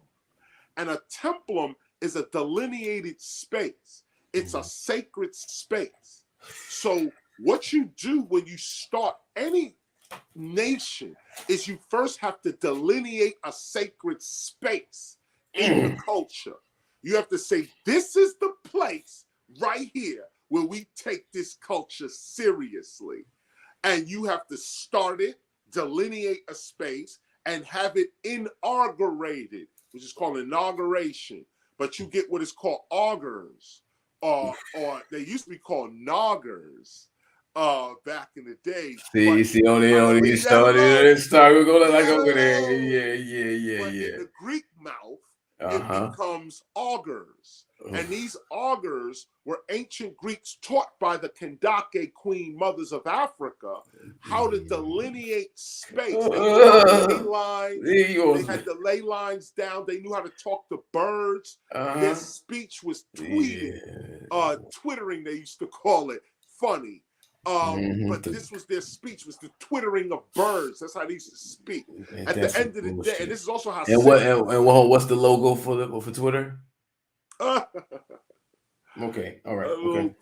Birdie thing. Anyway, so if you start a nation, you start with a temple. The first thing is you delineate a sacred space. So we delineated a sacred space within the psyche of hip hop, saying that this is something nobody thought about. You couldn't have thought about it because this is divine intelligence we're dealing with. Yeah. What are we dealing with? To prove divine intelligence, you have to prove providence. And all nations start by way of providence. Like, in other words, you can start with America. If you get to the real deeper pieces of America, it starts getting real mystical. It starts getting real spiritual. And their ancestors are being held up as gods and as divine and decreeing that this nation should be what it is. They're not thinking about no Native Americans. No. They're not thinking about no Africans that were here. They're not thinking none of that. They are decreeing a divine providence over the land. So first, what happens in America is you don't have a military battle first. That's never the battle first. The first battle is always the spiritual battle, the shaman versus the Vatican. And if in fact you don't have if your chakras ain't clean, if your mind ain't right, if you can't convince your people, like many of the shamans of the past, they couldn't convince their people that a beast was coming. So many shamans told their people a beast, a white beast was coming. They called him the Red Man. Actually, imagine that. Those who are called the Red Man, they called white people red people. And they said the Red Man is coming to prepare this, that, and the other. And then people shirked them off, said, hey, get out of here. Here you go again, mumbling about some future event. And the shaman priests never were captured, never were enslaved, never. They knew what time it was and ran on. The ones who stayed behind are the ones who got caught. The ones, and then the Vatican did come with a higher spiritual technology. They came with a higher spiritual tech. They came with that Kemetic shit. Well, I was about to say they was using the ancient original shit. They came with the Medu Neter, and these tribes, these little villages, they had no defense against the Medu Neter. They came with stolen art and applied. God, I'm sorry. They came with stolen art. Continue. And then applied it to another group of people that didn't evolve to that level yet. And so they were able to subdue them with what we willingly gave away. Willingly gave it away. The grandchildren of the gods gave their birthright away. And the curse on that is that we forever repeat it. This is what hip-hop is today. And we could break the curse by being aware of it. Just by being aware of it, you break it. But if you're not aware of it, then just like hip-hop, you're handed a divine thing. But what do you do with it? Throw it away, fling it around, this, that, and the other. And what's the point? It's that you're not worthy of what was given to you. So now the cycle continues again until you become worthy. But every once in a while, some idiot like me rises up and says, hey guys, check this out. We're going to make a delineated space in hip hop. Hip hop is not physical. Hip hop is metaphysical. Hip hop is not physical. There is nothing on earth that is hip hop. Nothing. Okay. You can't go to hip hop. You can't eat hip hop. You can't drink hip hop. You can't wear hip hop. Hip hop is a metaphysical principle in nature. So what do you mean you can't wear hip hop? So what is hip hop clothing? What is all these effects? It's the effects of real hip hop. Real hip hop is immaterial. You gotta break that down, Chris. Here's how it works. Here's how it works. Hip hop begins as a collective consciousness.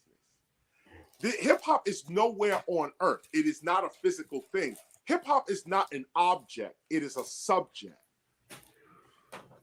So as a subject, it's a shared idea. Okay, hip hop. It's an idea that we all share. We all know it, we feel it, we express it, but it's nowhere in the material world. It doesn't exist here. Exactly. So to handle hip hop for real in its essence, you don't handle hip hop with your hands, you handle hip hop with your mind. And so with your mind, when you become hip hop, this is the only time hip hop becomes physical, is when you become it. When you become hip hop, now hip hop is physical. It's you. It's you. Okay. Now you as hip hop start making clothes, start touching turntables, start grabbing mics, start moving your body in ways that are called breaking, popping, ticking, locking, this, that, and the other. Hip hop is an energy. We used to express this energy through breaking. If you remember, one of our first expressions of hip hop was called the electric boogie. We used to get the vibe going through us. You used to give it to your man. Boom, he caught it. And then would continue on. Rapper's Delight. Who was it that said, it's up my neck, it's around. Wow, got him all in check. All in check. It's up my back, it's around my neck. Whoa! What's up your back? What's around your neck? This was the energy that we had. We knew hip hop was a vibrational energy, and we treated it as such. Now, when you are hip hop, when you take on the vibrational energy of hip hop, how do you do that? You do it through language and through character. This is how you do it. Speak the language, live the character. You adopt the culture. You adopt divinity. This is how it's done. Once you speak like us and understand us, once you can put your words together like us and you understand, it's not just the words, it's the inflections. It's what do you know what I mean, my nigga? Do you understand what I'm saying? Nah, me. Nah, mean. Do you nah mean what nah mean? Do you nah mean nah mean? Nah, Like, mean. come on. And motherfuckers know. You exactly know what the nigga need. You smell me? Word. Do you know what we saying? So once you know what the language is and you can relate to the language, you put your first foot in the culture. The second foot is your character, the behavior, attitudes, what we all like and share as a group, as a community. Mm-hmm. Now, it just so happens that Zulu Nation codified in hip hop in its early days as breaking, MCing, graffiti art, DJing, knowledge, and overstanding. That was hip hop for about 10 years, straight up, until the Temple of Hip Hop comes forward. And we say, but we're going to stretch this out. Not only is hip hop breaking, MCing, graffiti art, DJing, we're going to add beatboxing, street fashion, street language, street knowledge, and street entrepreneurialism. Why? Because you can't just live breaking, MCing, graffiti art, DJing. We understand what that is. But when you really start breaking, MCing, graffiti writing, and DJing, you produce beatboxing, street fashion, language, knowledge, and a certain trade technique. You know, hip hop changed business law. I know we changed music, but our way of doing business is now the standard in all of music. Imagine the contracts and the way hip hop does business is the way country music does business. It's the way rock now does business. It's the way it's the way the shoe business does business. The sneaker industry is the sneaker industry. It's the do business. It's the everything, man. It's just right. It's now, all pervasive. This is the point. What is the point? So come back to the temple. Once you know that your culture is divine. Now, how do you know your culture is divine? Providence. We not coming here like no colonists and say, oh, my God, I heard my God tell me that your land is my land. Nope.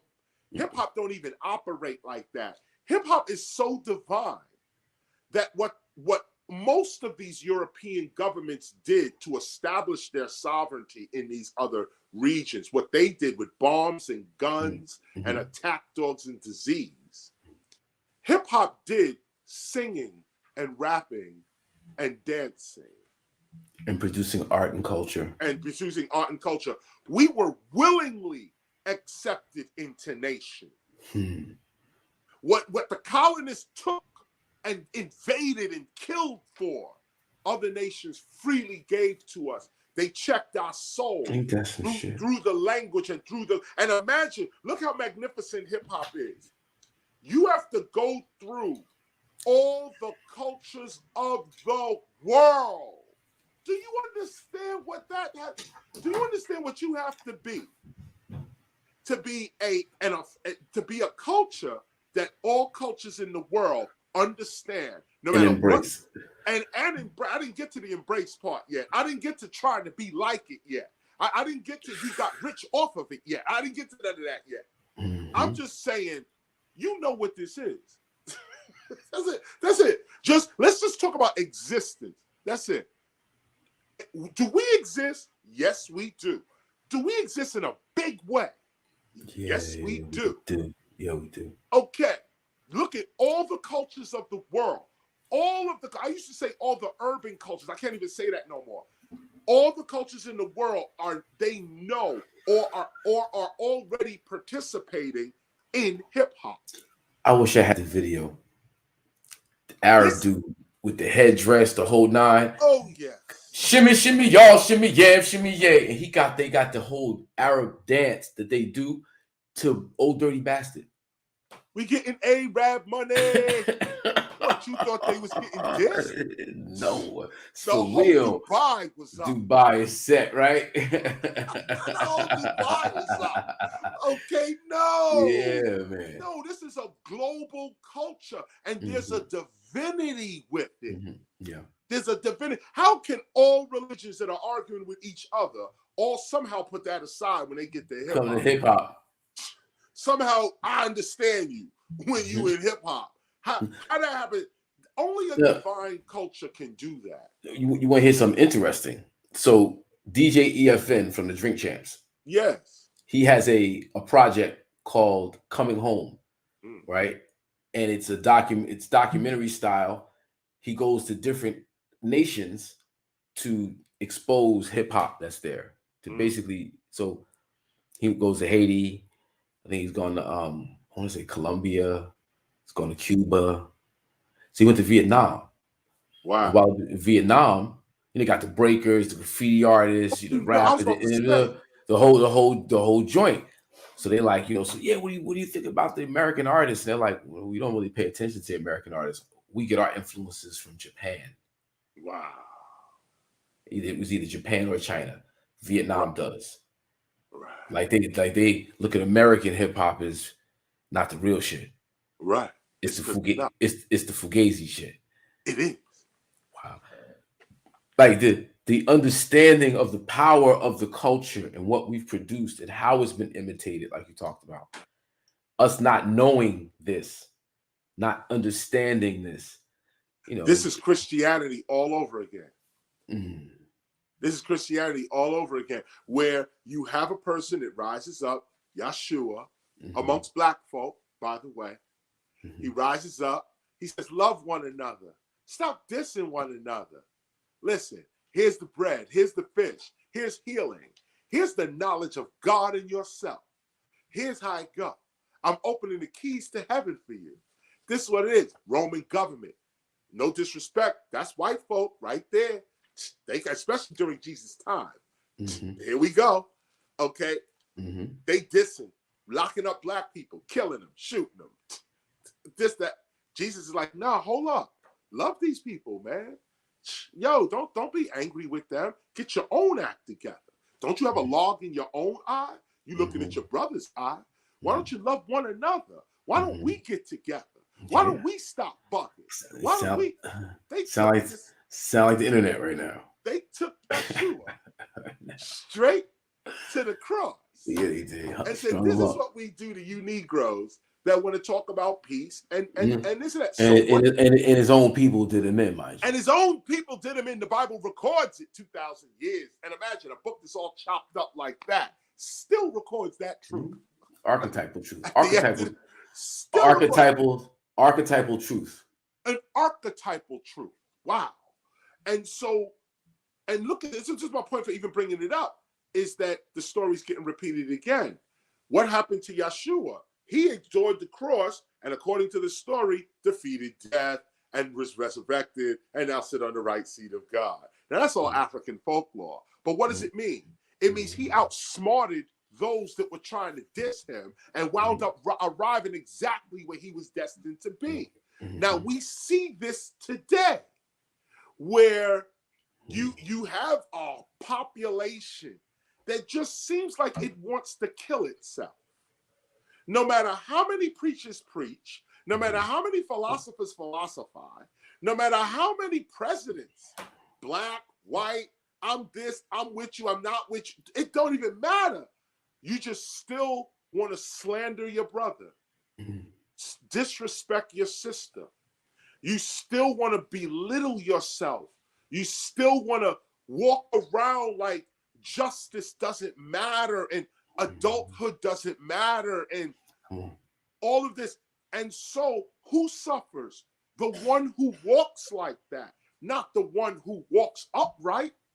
The one who walks in sickness, hatred, ignorance, and poverty gets sickness, hatred, ignorance, and poverty. The Wow. one who walks in health, love, awareness, wealth gets health, love, awareness, wealth. It is better to forgive than to condemn. It is better to give than to receive. It is better to love your brother than to hate. Hate is self-destructive. It's secondhand. These are the kindergarten lessons at the foot of the temple. At the foot of the temple. Well, before you even get in to a temple, are you still hating? Are you still jealous? Are you still envious? Are you still afraid? Are you still insecure? Are you still all of this stuff? You can't even think about thinking about no God and no ancestors. And this is how people are walking around. They say, oh, I'm blessed. How? But it's in your own mind. So again, the mind is a very powerful thing. If you think you blessed and that's how your life is, then so there it is. Who am I to judge your blessing? I am nobody. Here's what I'm judging: my blessing. And while I got this moment in our last few minutes here, I will give a shout out to Jay-Z. Big shout out to Jay-Z for his shout out. Yes. At his inauguration. He took a lot of time on KRS-One. Yeah, he did. Yeah, he did. I'm just saying, I don't, get a chance to hang out at the upper echelons of rap music. But at this moment, I will say that the kind words deserve a kind response. And so I just appreciate that. But I also say, it made me think about it because it also means that a lot of us are coming into consciousness as well. I thought it was honest, though, of Jay to just get up and say, KRS made us, made it cool to be smart, and his little notebook and this, that, and the other. This kind of thing. And then of course he shouted Rakim, shouted Kane, a couple of people and stuff. And it was just like, no, you know what? We're coming into consciousness. We're coming into consciousness, and it was destined for us to come into consciousness. It was destined for us to do this. I can imagine what we're going to be in our older ages, and even older than what we are now.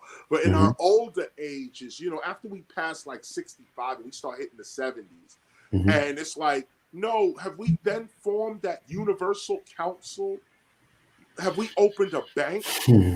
Do we have our own hospital at that point? Do we have our own land? Nice. Our own top city? Do we have that? And the answer is yes, yes, and yes, yes. The answer is yes, we have all of that. We have all of that. And if you keep your mind in that direction, you can't go wrong. It's like when we was at the UN, and we all signed the Hip Hop Declaration of Peace, 18 principles of the Hip Hop Declaration of Peace. And I remember my attorney turned to me there and he said, how are you going to enforce this? And I turned to him and I said, this is not laws to be enforced. This is advice for a culture. And he looked at me, advice for a culture. And he didn't get it till years later. Where he came back and he said that he realized that principles are not something for everybody else. Principles are first for you. And then you share your principles with other people if they're worthy of them. Me, I developed principles talking to the founders and say, what do you want for real out of hip hop? They said, Hurt said this. Bam said this. Flash said this. Theodore said that. Dougie said this. This one. I must have interviewed 100 people, okay? We wrote this stuff down and made a document, took it to the United Nations, and put it before the same people that gave the advice on the document.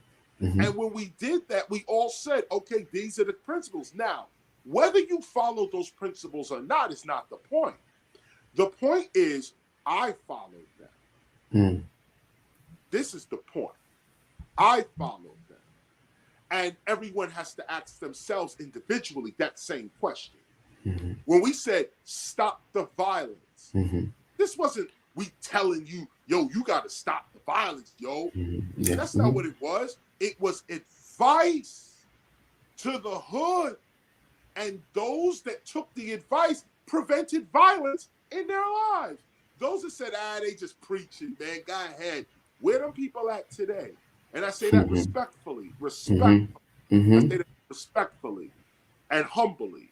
But I say that to our children who are just getting started, man. Yeah. You know, when people come to you with knowledge and wisdom and science and evidence and proof, and you still going, get out of it, and you still jerking around with it, you suffer for this in your older age. You suffer for this in your older age. And so it's like the best thing to do for a culture like hip hop is start a temple for the culture. Not a school, not a university yet, not a bank even. Somebody you said a bank. You said yet with the university. Yet. Yeah, not yet. We need that next. But before even a university, a temple. Why? Because we have to prove providence. We have to prove our divinity. And here's how we prove. I'll just say this one time. Simone is looking at me funny. I'll say this out of just one part of our providence. One major part of it, okay? The founder of the Temple of Hip Hop is KRS-One, granted.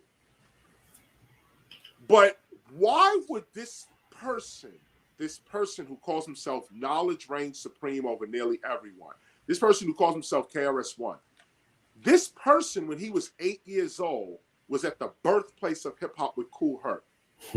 The only other person who was there also was Rough Riders. Siobhan Dean and her brothers were there as well. Shout out to Rough Riders. Yeah. So you got members of early Rough Riders, the founding members of Rough Riders are there. KRS-One is there, and Kool Herc and Cindy is there. Now, this group, these three families are there. We don't know nothing. We don't know about no hip hop. Ain't nobody thinking about no Rough Riders. Ain't nobody thinking about no Boogie Down Productions. We are 8 and 12 and 15, okay? Ain't nobody thinking about nothing. But something was. Something was, and we have evidence of it. See, this is the piece. We can all talk faith all day, no doubt. But when you have evidence, this is where the providence starts. You cannot deny the evidence. The evidence is, I got baby pictures of me right there, 1973, on the back of the baby pictures. It says August 1973. Me and Kenny sitting there like this at 1600 Sedgwick Avenue in the Bronx, where we used to live. Yeah. Herc lived in the next building. Herc was in the next building, okay, called 1520 Sedgwick Avenue in the Bronx. Something knew what was about to happen. Crazy. Now, there was 1,000 people living in that neighborhood. None of them made hip hop. Out of all of us that were in that neighborhood, the dude, the young 8-year-old who was there, happened to grow up and become a rapper. I was there, like everybody else. We all played in the park. I could have went on and became anything other than a rapper and with hip hop. I could have been anything, okay? I'm 8, okay? I could have been anything. Somehow, the same dude who's there with her rises up and becomes knowledge reigning supreme over nearly everyone. And that name comes from a whole bunch of other craziness as well. So now, here this dude comes. He calls himself the teacher. He steps forward. He studies civilization, culture, all the nine, the whole thing. Now we come out. The opportunity comes right to him. Here's the opportunity right here. You have a culture, lands in your lap. Boom. This is what it is. What you gonna do with the culture? I'm gonna write the first history of hip hop ever. It's called the South Bronx. We're gonna break down the history of hip hop. The first time hip hop's history is ever written ever is right here, South Bronx. Now, mind you, there's mad error. in the South Bronx. Yeah, I was about to say. South Bronx, where the West Bronx, West Bronx, West Bronx, West Bronx. We should be saying West West Bronx. Bronx. West Bronx. But because before talk about Brooklyn, always funky fresh. Brooklyn's in the house. Cutmaster DC. Before said G, I was with Cutmaster DC. And I was in the studio. He was my first DJ, really. I used to go up to his house and he liked my rhyme style. He used to cut up records. I used to rhyme with Cutmaster DC. And then I went to the studio. He invited me to the studio. And I was in the studio when he made Brooklyn's in the house. And my claim to fame, is that they were struggling with the chorus, the cut part. And I said, why don't you cut up Always Funky Fresh from Run DMC? And they said, oh, that shit is dope. And I got respect that night. That was the first time that somebody even mentioned to me that I was like a co-producer and all of this time. I started learning these words. It was on Cutmaster DC's back. That's the first borough record. That's the first borough record for hip hop. Brooklyn, and my contribution is Always Funky Fresh. That's my shit, though. Brooklyn, Always Funky Fresh. Talking about Brooklyn causes much controversy simply because we give no mercy. We was up in that. And imagine, so the dudes who's doing Brooklyn's anthem winds up doing the South Bronx's anthem. These are not coincidences. This is providence. The same dude would go on and do the Stop the Violence movement and all the, we just go on with it all the way up to the point where we're right now. Okay. When I put out Spiritual Minded, industry was like, what the hell is he doing? Well, what is this? Now he Christian? What's going on? I was getting deep in my studies. I was Christian, straight up. I went deep in and really tried to feel what Black Christianity was about. And I can't front on I have all respect for the Black church, but for me it was just too slow. And I say that with all respect. It was just too slow. Rituals, cliques, same shit like in hip hop. Like everything else, you got your clique, you got your old school dudes saying, I made this, you got to respect me. Same old nonsense. And so at the end of the day, I was like, God ain't here though. At the end of the day, I don't feel no God. So I'm out. And I was going to do another gospel. I was going to build my career in the gospel world and just do it like that. But I said, no, you know what? Also, it's too slow. You guys are not serious about God and about truth. And about really looking for the light. You're not really serious. So I left and said, no, I'm going to go deep. I went deep into metaphysics, deep into that. And realized also that the deeper part of that I am hip hop part was that hip hop is my religion because my culture is my religion and my religion is my culture. So if hip hop is my culture, then it is also my religion. And so I honestly live that. I don't push that on nobody else. Nothing. I wrote the gospel of hip hop for my family, so that my children could know what time it was. That's so now dope. I share my family jewel with the world. If you want it, go get it. But really, that book is for me. I look at the gospel because I know how it came to me. I ain't got to tell everybody, oh, it's divinely inspired and all the miracles that went down for that book to even happen. I don't need to go. None of that. That's for me and my family. We know. We've seen it. We experienced it. We are here. So for us and our family, no, we hip hop straight up and down. You saw my kids on the road at 7, 8 years old, 6 years old. Yeah, they was months old. We talking about months old.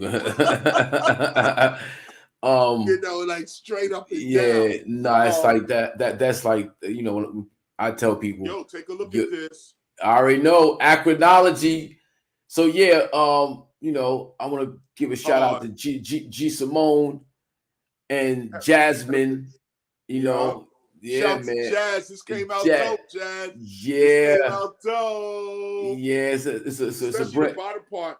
heritage is power, honor our people. Okay, That's hip hop. Hold on. One more time. Put that up. It says, Well, I can't even see. heritage is power, honor our people. Hip hop. Man, see? That's Yeah. crazy. And that's what it is all about. Heritage is power. Honor our people. And that's the point. So you got to have a temple within a culture to constantly say, brothers, sisters, we are all flawed people. We grew up together.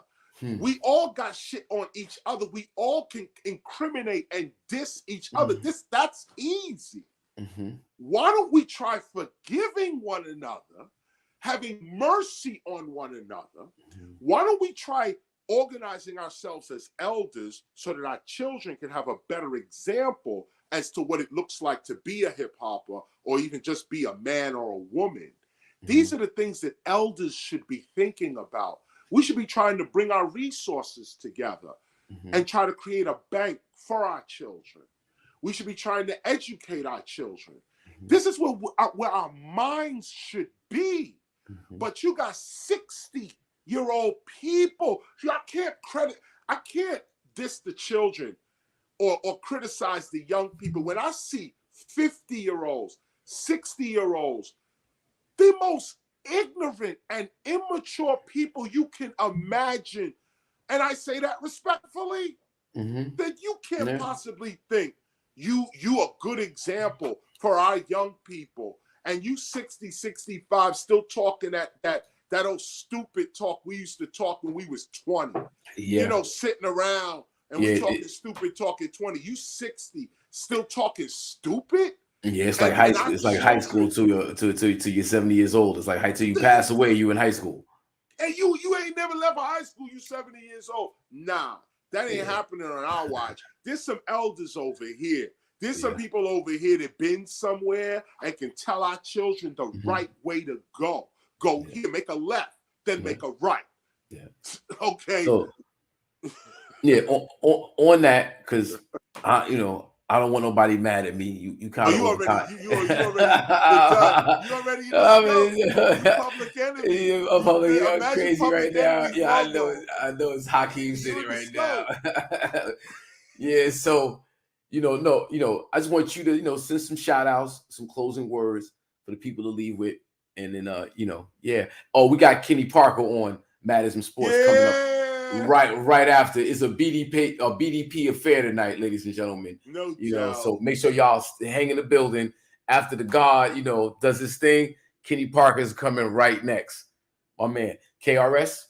Yo, shout out to Kenny Parker, my brother for years, and my witness as well. One of the only witnesses. When you talk to Kenny, ask him about his book.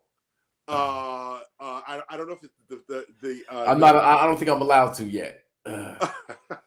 We keeping this conversation sports. This is about his basketball career out in Jersey City. Yeah, we're gonna get into that.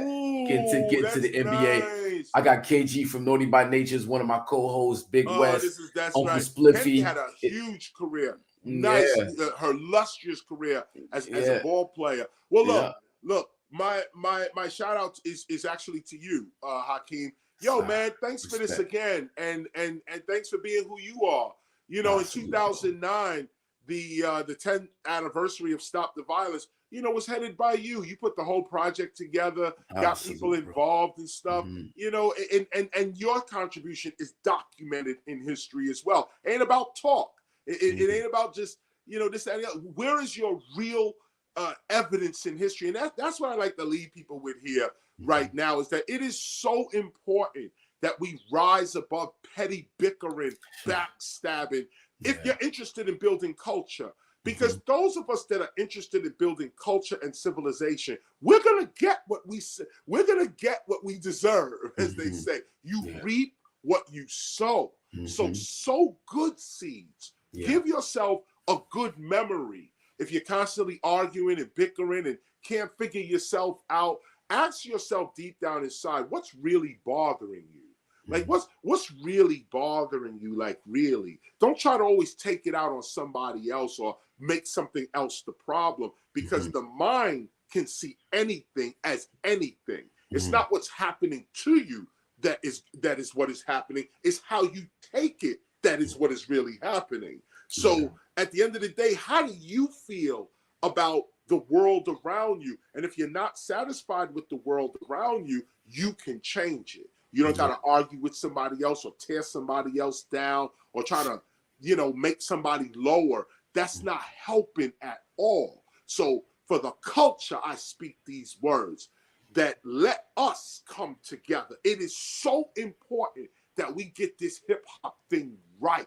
It is so important. We are the first, all of us, everybody on this call, myself, Hop, everybody, Simone, Jazz, we are the first generation of hip hop.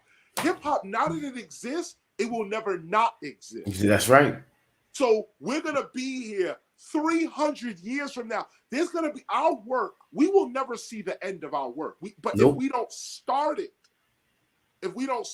our children ain't going to have no heritage. They ain't going to have nothing. They're going to be slaves to these other people. These people are going to be telling them what hip hop is. Don't let this happen to your children while you sitting there, 60-year-old, 50-year-old, 40-year-old, you arguing, bickering, gossiping online, trying to find dirt on people and this, that, and the other, wasting your mind, wasting your time. When you get to 50, 55, 60, and you still looking for the gossip, Simone got an acronym.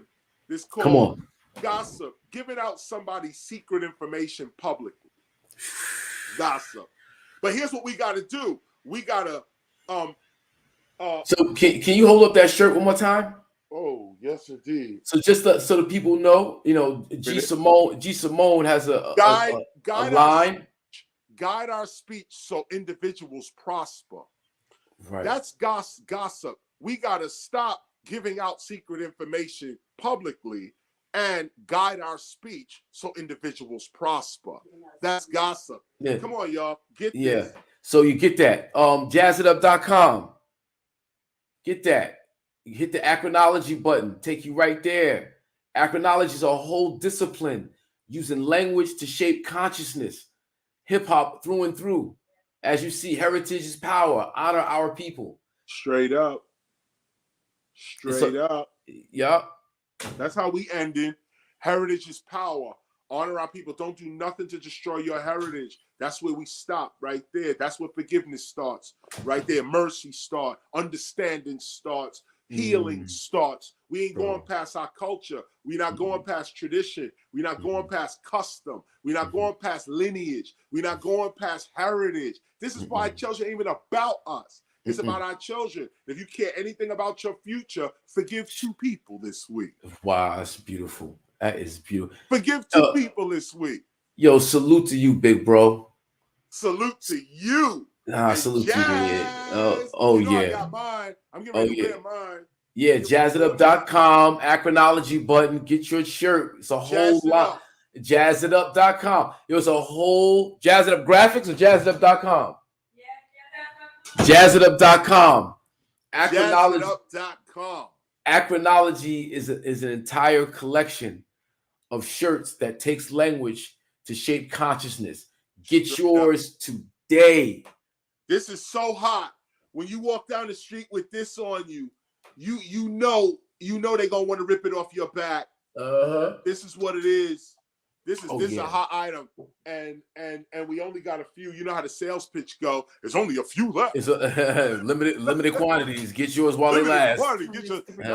We ain't playing either. It's the first batch that came in. It's hot. Yeah, I got mine, so it's all good. Yo, Hot, I'm out of here. Yo, one love, big bro. Salute, fam. Yes, sir. Yeah, man. KRS-One was in the building. We just had an entirely fantastic conversation. He always comes with a bunch of jewels. It's the mentor. I've been up under the tutelage forever and a day. So I really appreciate when the brother comes through. But now we're going to get into MAD IZM Sports, ladies and gentlemen. MAD IZM Sports. And I don't know where Wes is. Wes is not in the building. but I got my guy, Kenny Parker, is in the building. Can you hear me? Am I live? You are live, bro. Yes, good. Do I sound good and clear? Am I good and clear? You sound great, bro. Man. My brother digging all into my time as usual. Yeah, since we were kids. You know what I mean? Right.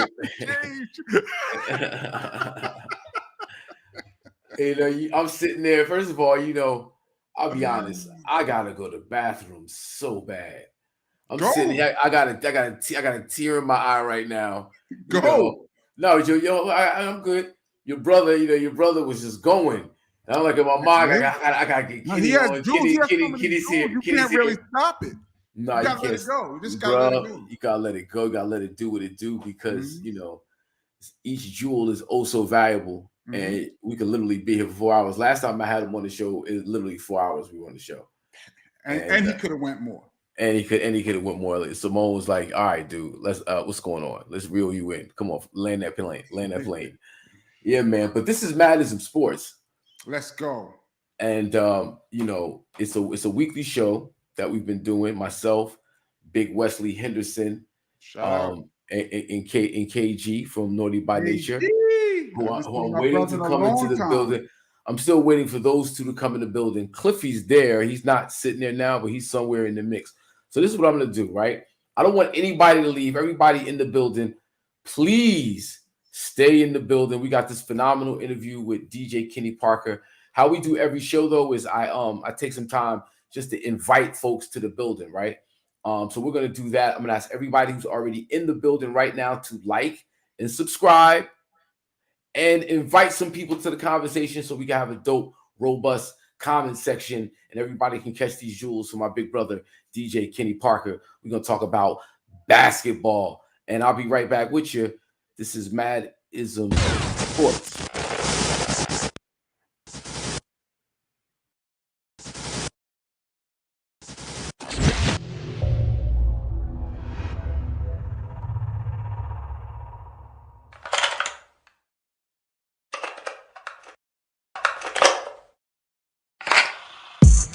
No KRS-One said, "Hawk, you want to get down with BDP? You got to take this test." You know what I mean? I was ready. Here go. Make some from nothing by uttering the word. Niggas don't get it? I must be stuttering from the herb. Y'all be cluttering in the burbs. Hovering with nerds. I'm trying to build shelter from the oncoming purge. Donald Trump is tripping. I'm trying to stave the surge. Do it for the bricks. With French and laughing market merge. Get my brothers out the county. See the city reemerge. I'm trying to keep it straight. My people living on the curb. Motherfucker got the nerve. Must not have heard. I'm tired of the pimps, pushers, fiends, and the pervs. Fire with the bars, metaphors, and the verbs. I wanna see them go to college, not make them whores on the curb. So disturbed, so stay high as a bird. Niggas want this smoke, hit me up, you'll get served. I'm sick with technique, I'm ill with the maneuver. DJs want my effect like they were straight out the sewer. Talk, I'm a doer. Find me in the viewer. I'm so underground, just the Barbie in the sewer. I'm a grown man in this young world, I feel like I'm Rick the Ruler. I'm trying to get all these bars, but I'm not Robert Mueller. The rhymes I say, sharp as a nail. Witty as can be and not for sale. Always funky fresh, could never be stale. Took a test to become an MC and didn't fail. The rhymes I say, sharp as a nail. Witty as can be and not for sale.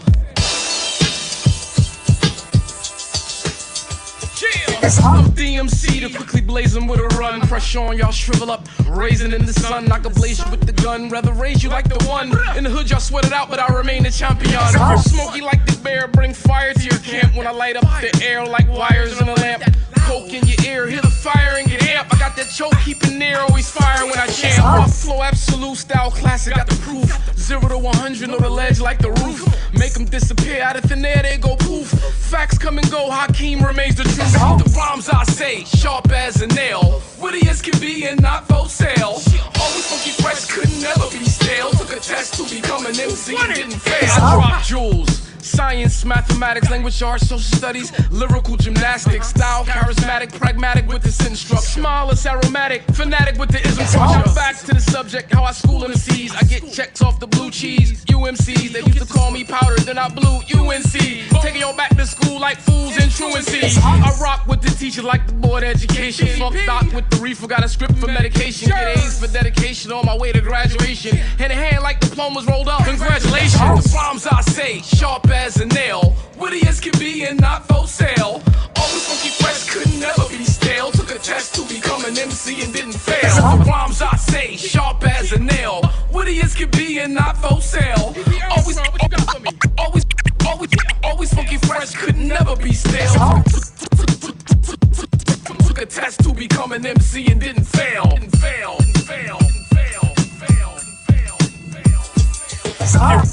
Ha, you want to get down with BDP? You got to take this test, nigga. Keep that.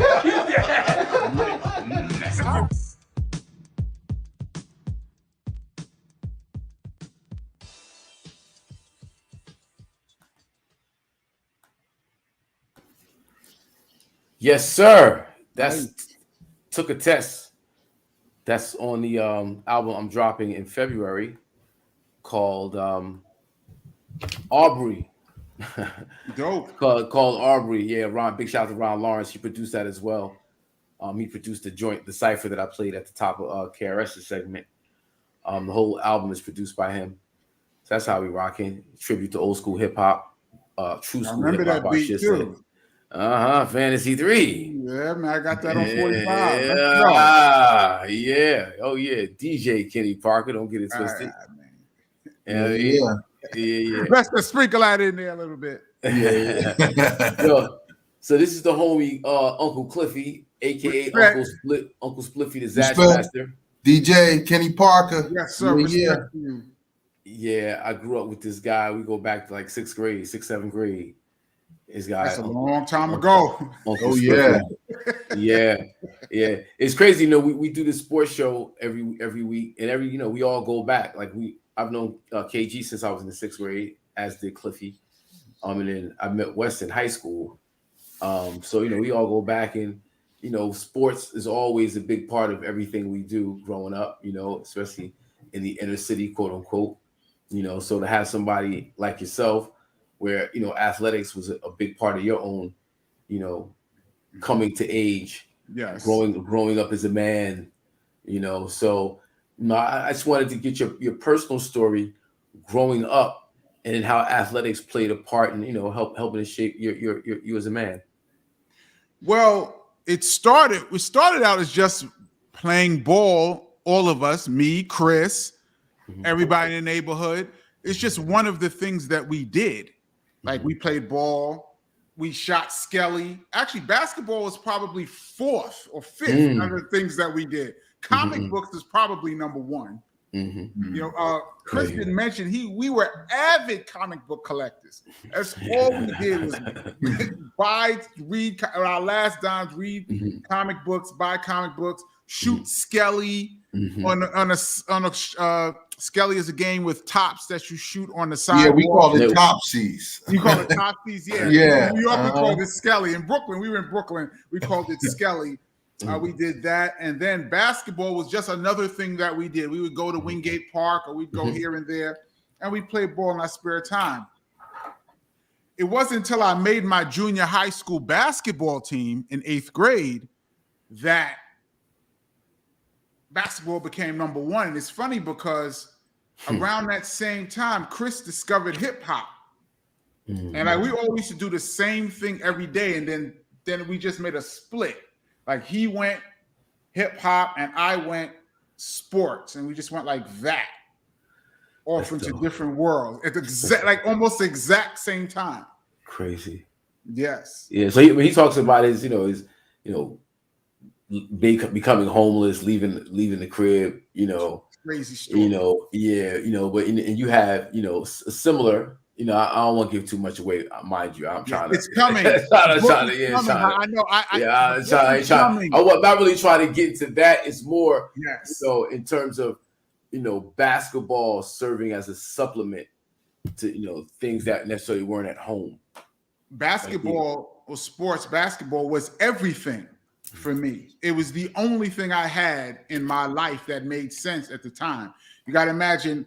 I was watching Chris's interview from earlier, and he was talking about how rough New York City was in the 70s and the 80s. I don't even think he really captured how New York was the crime and murder capital of the world at that time. Yeah.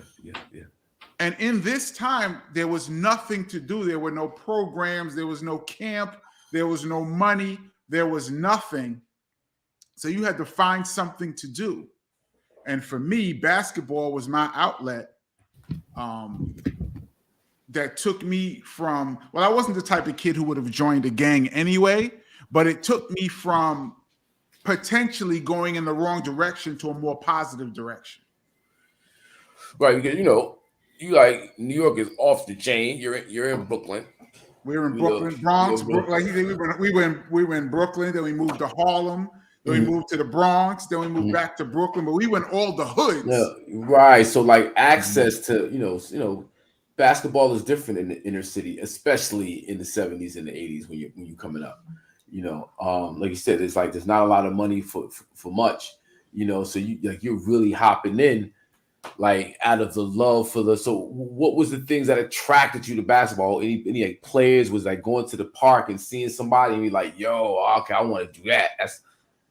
It was when I made my team. When I made my team, then I became a real basketball player. Hey G, what's good, my brother? What's up, Kenny? What's going on, man?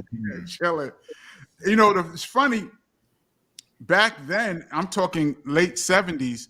The NBA and college basketball wasn't what it's like today. I mean, you had a couple of stars. You had Dr. J. He was the guy. And then there was everybody else. I remember watching the first game that I ever watched was the 1979-80 NBA championship when Magic Johnson had the 42 points when he came in. His rookie year? Yeah, that game, that was Magic's rookie year. That game was on tape delay. Yeah. That was game 6 of the NBA championship. It didn't even come on live. It came on at 11:30 at night. I had to beg my mother to let me stay up on a school night to watch the game tape delay. And I remember they had a sportscaster named Warner Wolf. Warner Wolf used to do sports on CBS, and he's like, the game is coming on after the sports. If you don't want to know the score, turn your TV down now. Yeah. He had the saying of let's go to the videotape. Yeah. Let's go to the videotape. Exactly. Yeah. If you didn't want to know the score of the game 6 of the championship, walk away from your TV, come back, and then I watched Magic Johnson score 42 points at 11:30, 12:30 at night on a school night. That's where the NBA was. Games didn't even come on. Maybe once a week. He played center that game too. They did. He played center that game too. Yeah, Kareem hurt his ankle, and Magic Johnson said, "I got this. Don't worry." He played all 5 positions that game, scored 42 points. That was the first full game that I actually watched. Tape delay. From that point on, I was a junkie. I was just watching every basketball event that I possibly could. I'm glad you described it like that, just because of again, the accessibility of things. Like everything hit nowadays, everything's accessible, everything's right there in your face, everything's right. But back in the day, you really had to be into something or want to do something to be involved in it. Absolutely. Even sports, you had to really be into just to watch. Most of the games, I listened to them on the radio. Do they even still listen to games on the radio? I used to listen to Knick games on the radio because nobody had cable in the hood. Cable wasn't even a thought. Cable. Yeah, We had one TV in the crib. Yeah, right. And we had a broken picture tube. So I used to have to tilt the TV a certain way. Or put the hanger on that joint. Yeah, to make the TV come on because the picture tube was loose. But after a while, you leave it tilted, it would start to mess up. So you had to tilt it some more. And tilt it close. After a while, you had to watch the games like this because that's how crazy I was in our house. Then I had to fight Chris because he didn't want to watch the games. We only had one TV. So I had to fight him to watch the games. So just to watch a Knick game in my house was a whole event. But I loved basketball that much that it was my life. Yeah. So you get on the team in junior high, right? 8th grade, yeah. 8th grade. I had just started playing. That's the first time I ever played organized basketball. I didn't even know. I never even played full court before. In Brooklyn, we played as all half court. 3-on-3, 4-on-4. Then I made my team. It's 5-on-5 with a referee, and you have to run up and down. I didn't even know what was going on. I used to just stand there and get 3 seconds. So what is 3 seconds? I used to just run and stand under the basket. 3 seconds. Like, what is 3 seconds? Like, what are you I was terrible. Straight green. He was just green. Yeah, I didn't know nothing. All right, so how long did it take you to get the hang of things? Right? Well, because I mean, you know, you're a tall dude now, so I'm assuming back then you were tall. Yeah, I was the tallest kid in my school. That's how I made the team, actually. I mean, I wasn't that good, but you're the tallest kid in school, you're gonna get on the team. Yeah. And I eventually, after like 2 or 3 games, what was that? You can't teach height. You can't teach height. That's one of the greatest rules ever. You cannot teach height. Yes. Yeah. And after like 2 or 3 games, I was starting. I was the starting center on my junior high school team. I was averaging like 4 on my team, like 4 points a game. A buck and a half. I was doing it though. I said, you can't teach height. And when you got that height, that coach needs you in that middle. You got to man that center, yo. Yeah. I was like 5'11". I was like 5'11". Yeah. At 13. Wow. Okay. I was a giant. Yeah. So all right. So who the cast is like? Okay, my game is not really. So let me watch this person. Let me watch that person. Oh man, who's this? Who was that like? There was a kid on my team named John Johnson. He ended up going to Talentine High School to become a high school All-American. Mm-hmm. He was on my junior high school team. He was averaging like 30. So he was the guy. That was the guy. The best guy. He was actually the best guy in our whole league. He was averaging like 30, and I was averaging 4. So he was the guy. That was the guy. So he was the guy that I not had to, but it was like, if you want to be good, you have to watch this guy because he was the guy. Wow, that's crazy. Yes. That's great. All right, so that's 8th grade. What was that? I said, at least he was on your team. Yeah, thank God he was on our team, and I watched him every day, studied this guy, and then I went off to high school. Mm-hmm. Shout out to Abraham Lincoln High School, Brooklyn. I went to Abraham Lincoln High School only because I lived around the corner from Erasmus Hall High School. But it was so rough in there that I was like, there's no way I'm going to Erasmus Hall. There's no way I'm stepping foot in that school.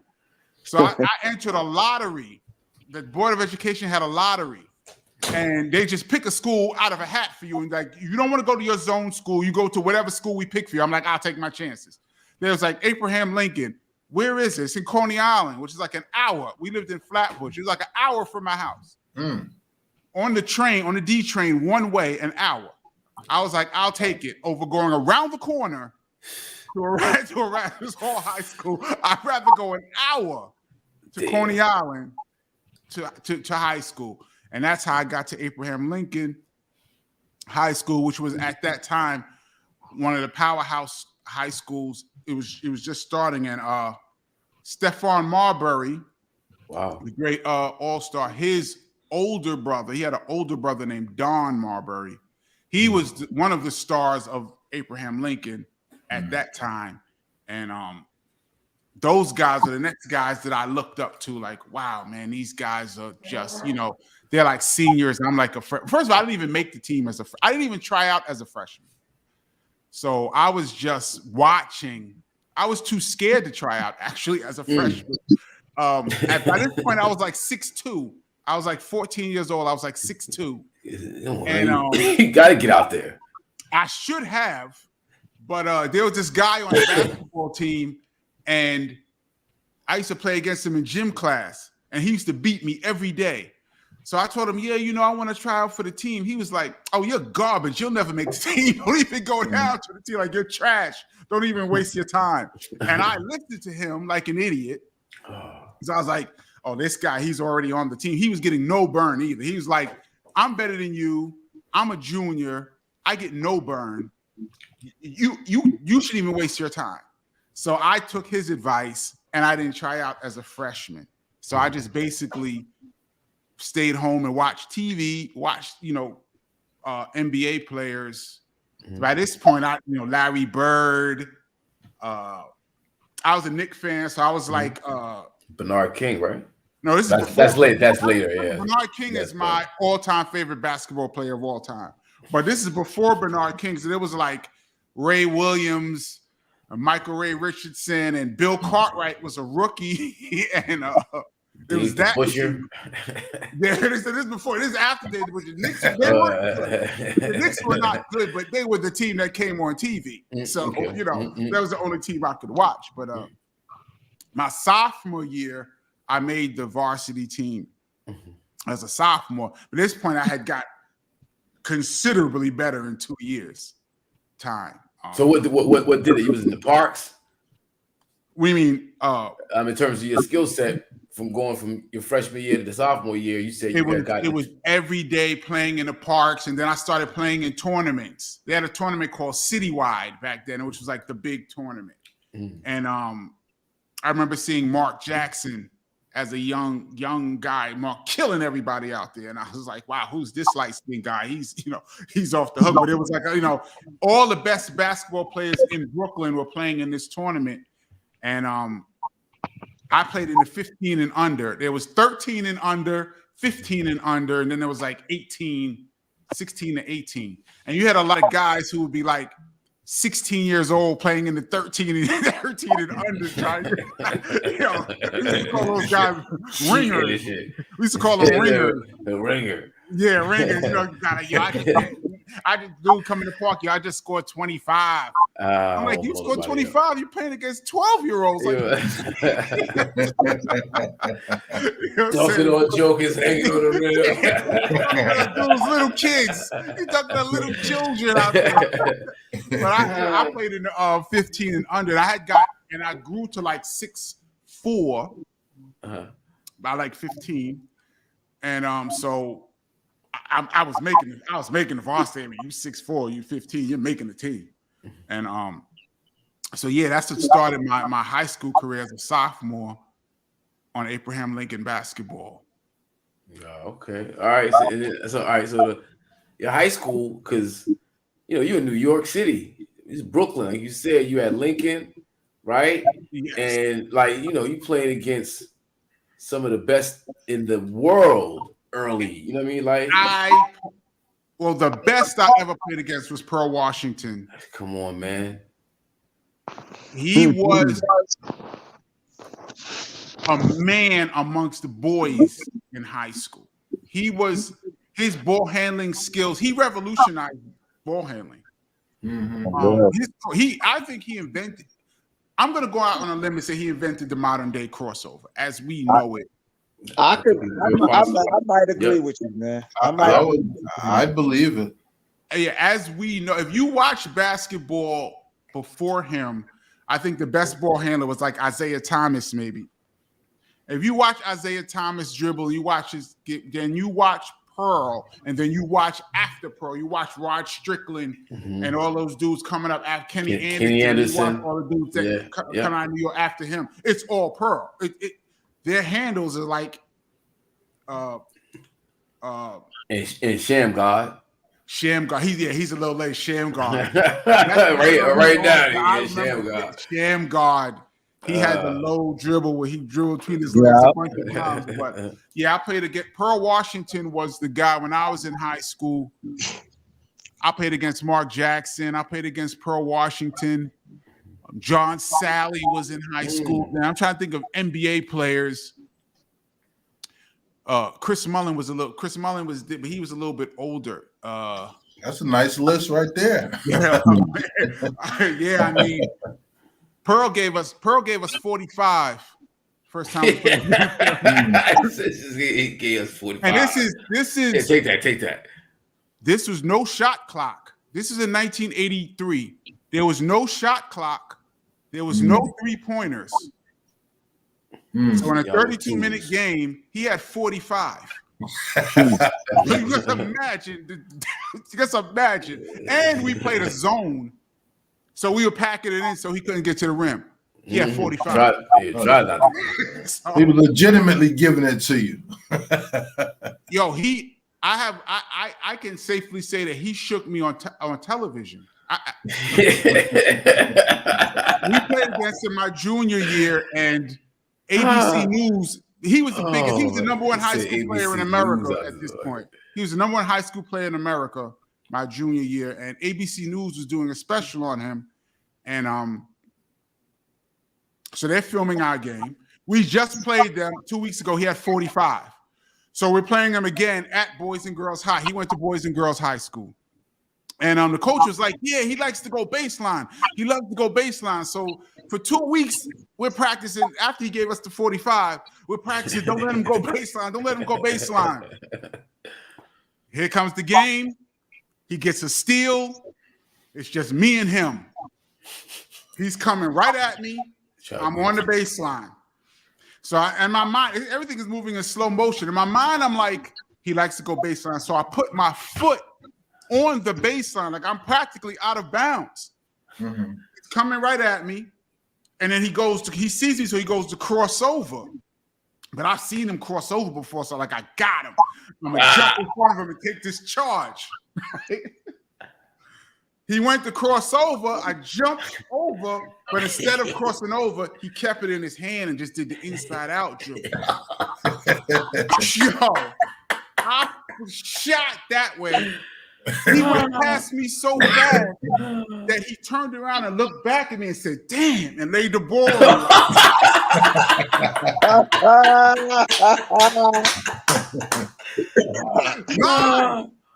Dude, damn. And laid the ball in. No. And ABC News was like this. So first documented record. My coach calls me up, Coach Hartstein, Bobby Hartstein, Lincoln High School, calls me up and he goes, hey, Kenny, you made the news for playing bad. So yeah, my first time ever on television as a teenager was at the hands of Pearl Washington. Broke me down with the inside. And back then, no one did the inside out dribble. Like that was not even a thing. Like if you went to cross over, you saw somebody cross over, the ball was going to cross over into his other hand. No one would keep the ball and yo, he disrespected me so ridiculous. Oh wow. That's the second time I played against. That's crazy. Yeah, I got all of that. Well, okay. That's when you got. But did you ever get somebody noteworthy? Anybody get dunked on by Kenny Parker? Anybody get broken down? I dunked on a few people, but I don't know if they were noteworthy. In high school, there was good players. You know. I just remember getting there was a guy named Lloyd Daniels. Lloyd Daniels. I got a nice Lloyd Daniels sad story too. My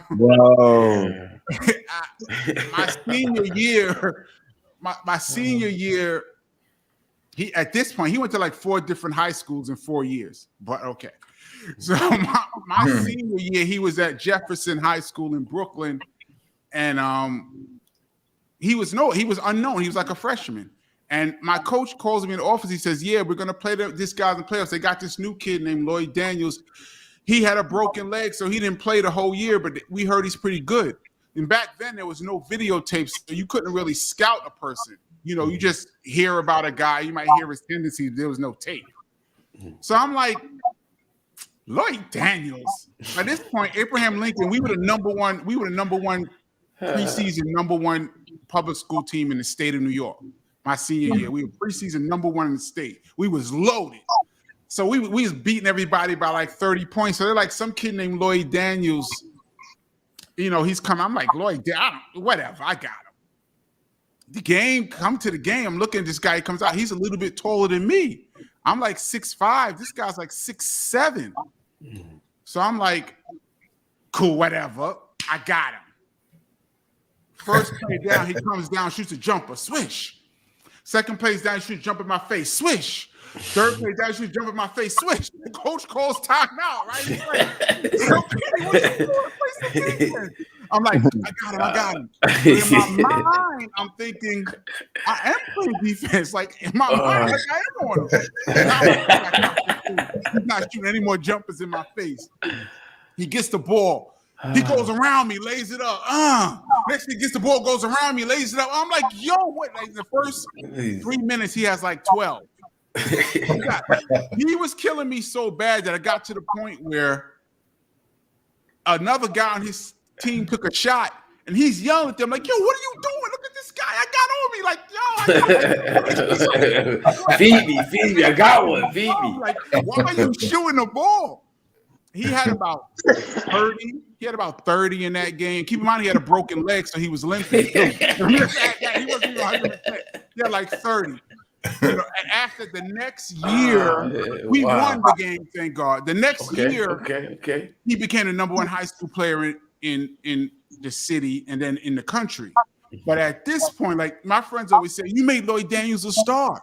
He was nobody when you played with you. He was nobody till you go. But shout out to Lloyd Daniels, another high school legend, Brooklyn legend. I played against him. These stories I remember. These are guys that people would know, but I happen to be on the receiving end for some reason of a lot of these dudes. I mean, I got mine. I was a Division I level player. We had like 4 Division I players on our team at that point. We were really good. Shout out to my man Silk, Carlton Owens. He was on my team. He was All-State that year. He was like our best player, but yeah, high school for me, it was a wild ride, man. Wild. Right. So then, like, now going from high school to college, was it like in the bag? I know where I'm going, or was it like, no.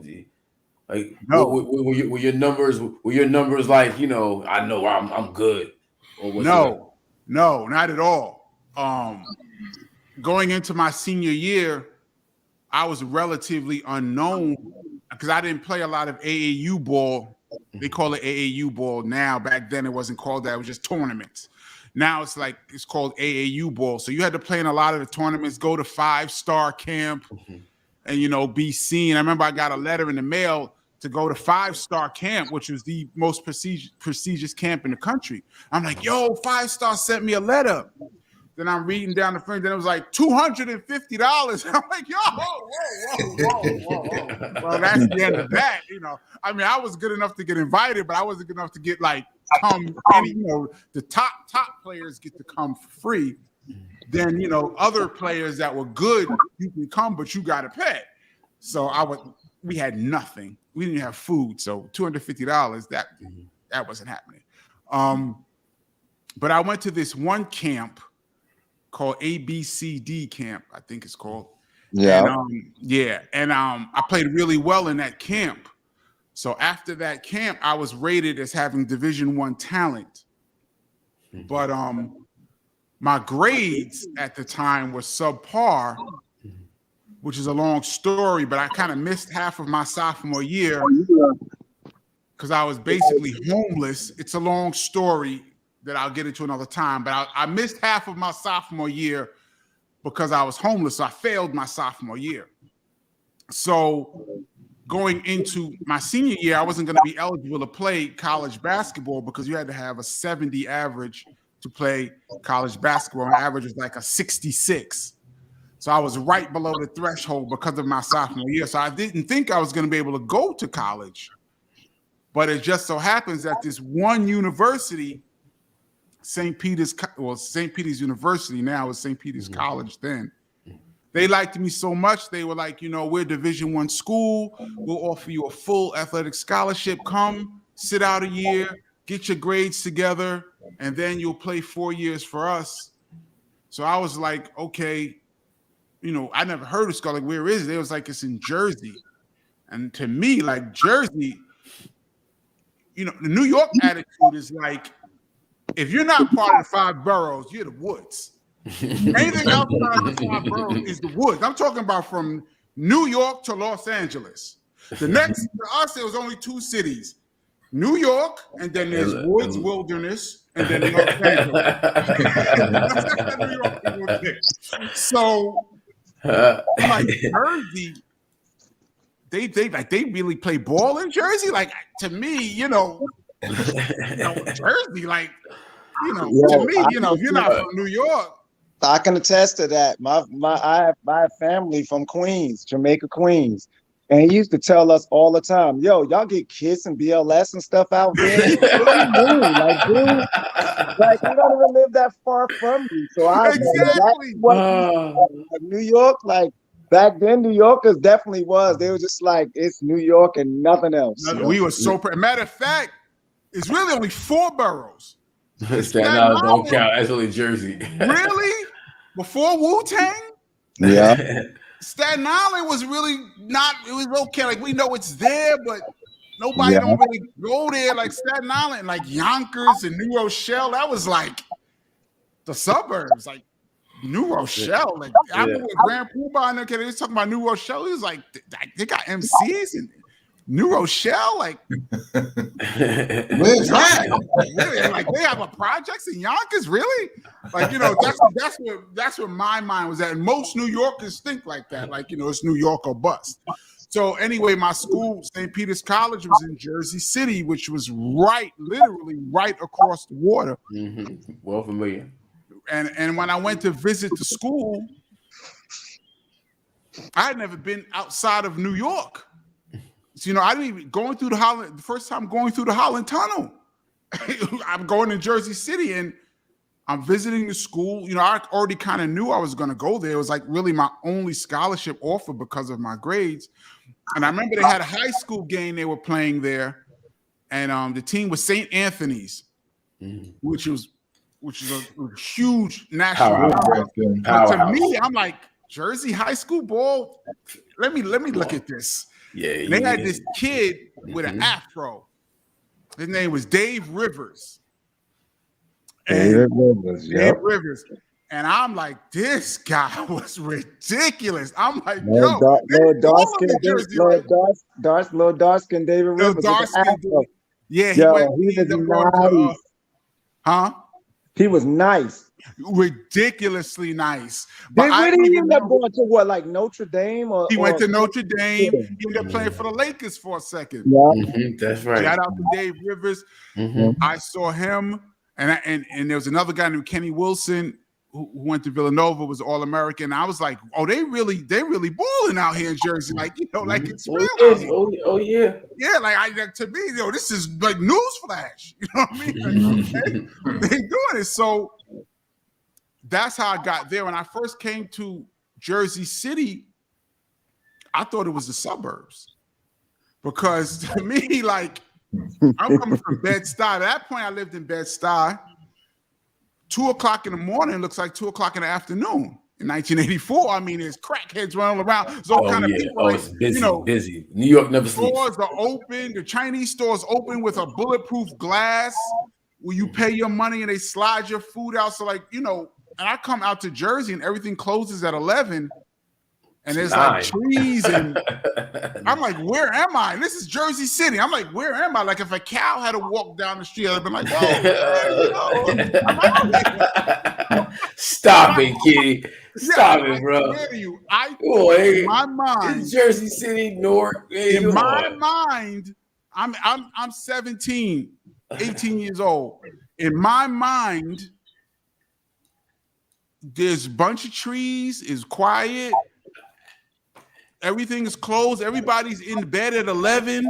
Compared to Bed-Stuy, this is the suburbs. Until somebody took you to Ocean.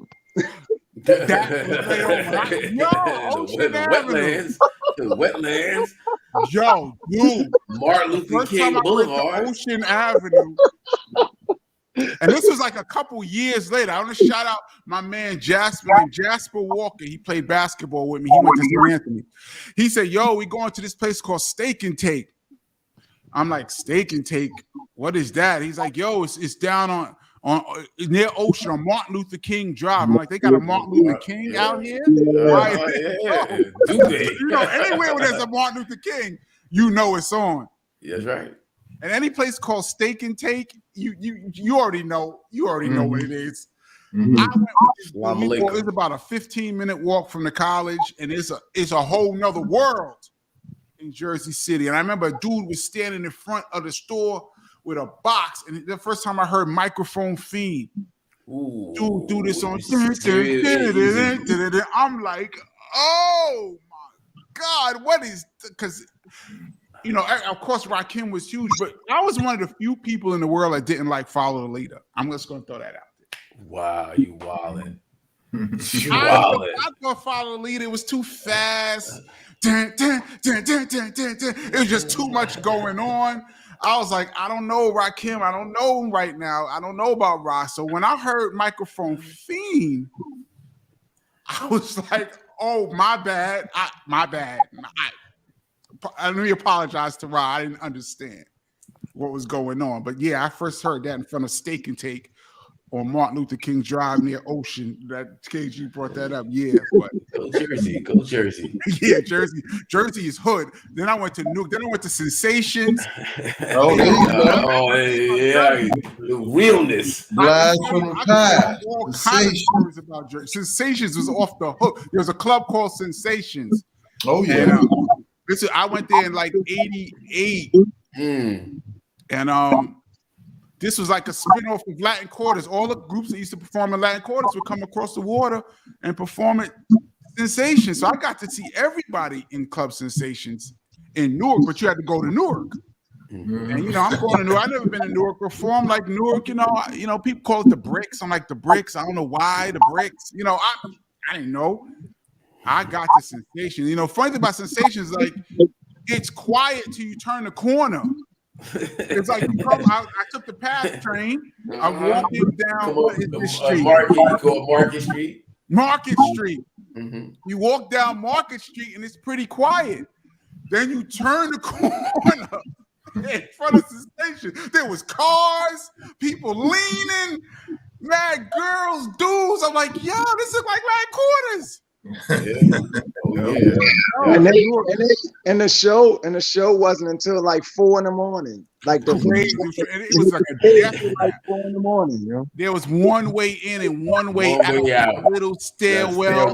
That place was a death trap. I was there every week though. Every week. That's crazy. Go Jersey. Go Jersey. Yeah, I'm jumping around, but yeah. Yeah. No, so you at St. Peter's, right? Yeah, and you getting the hang of things. At what point do you start, really excelling at St. Peter's? Well, my freshman year, I sat out.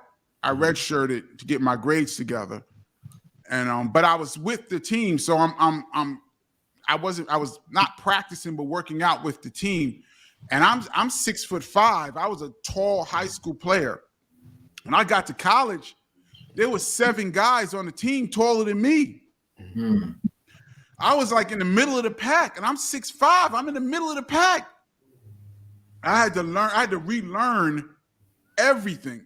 Because now, moves that you can make in high school, you make it in college, they'll punch your shot into the stands. Dudes are super athletic. Guys are like 6 feet, 6'1", dunking. It was like a whole nother world. Everybody on my team was all something. All county, all state, wherever they're from, all region, all like everybody on my team was the star of their team.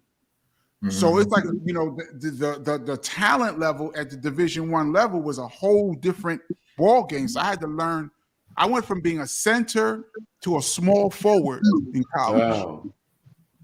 So I had to face the basket, shoot, handle. I mean, I was a pretty good all-around player, but it was an adjustment. I remember a representative from the NCAA came to talk to us about betting and point shaving. And it was the first time I ever heard about point shaving. And they was like, if you bet on, like, they was acting like betting on sports was worse than murder. Like, if you get caught cheating in a game, that was worse.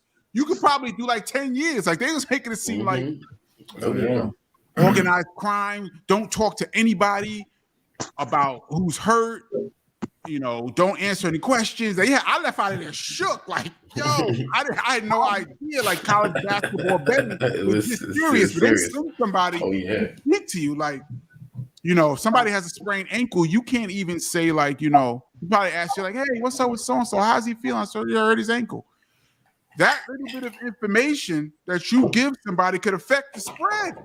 No, it does. Absolutely. There's a special on it now and on Netflix. I forgot what it's called, but it's about the point guard, the guy from Arizona State, I think. It's on Netflix now, but it's about point shaving, and he was talking. I need to about watch that. I had no idea. Yeah, I thought cheating was like you purposely lose the game or something, but I found out it was even deeper than that because you don't have to lose. You just have to lose by or win by. Yeah. You just gotta affect the point spread. That's it. Yeah. Or whoever you in cahoots with. That's what the thing is on the special. The guy was just telling him and that's what that got the guy so hooked, so real tight on it, because he was like, so I don't have to lose the game. He was like, no, you just got to either win or lose or keep the points within a certain amount. You know, you can win the game, but you just got to keep the spread within this. If you're going to win the game, you got to win, but you can't win by more than 6. Or you can't lose by more than 6 or something like that. He was just like, you just got to stay within what I tell you to do. And he was like, okay, well, cool. It's so easy to do, too. If you're a starter and the point guard, you could just make a couple late turnovers in a game. You could be up by 10 and turn the ball over a couple times, and the dude take it down and score, and you win by 6. It looks just like, yo, this guy had a couple turnovers. Hey, man, get it together. All right, my bad. He want to take. Yeah, well, really, that's you why. want to take it. You just affected thousands of dollars for somebody who's betting. I got that speech early my freshman year. That was a scary speech. Well, that's why that Donahue was real big with the officials, because you get an official in your pocket, it's all over, and you saw how all that went and for how long it went too. One time they got you. You do it one time, you in their pocket. Now you got to do it 30 times. Yeah, this guy did the same thing, Kenny. The guy, like, he went out there one time and was like, all right, I'll do it one time for you, and he got hooked. He got over so easy, and he was like, "Oh, is that easy?" And he just was reeled in, and they just kept doing it. We had back then. We had drug tests. They came with this drug testing. They took a urine sample from everybody. That was like a new thing. I seen guys. I'm ratting on some dudes. I'm ratting right now. Is there a statute of limitations? It's like 30, 35 years ago. Can I tell? Sound like MJ right now. I saw one guy pee in a like a Gatorade bottle and leave it in the bathroom. A guy that was clean. And then other dudes go in the bathroom and pour his urine into their sample, turn it in. So they have clean, because I'm looking like, wow, like I'm watching. It's like, you guys, you knew there was going to be a drug test. It's not like they didn't have surprise drug tests. They'd be like, yo, on this day, November 30th, there will be a drug test. They tell you this like 2-3 weeks in advance, and dudes was like, yo, let me get that Gatorade bottle. They didn't have DNA testing back then, but I learned about that. Like dudes, you get caught on drugs.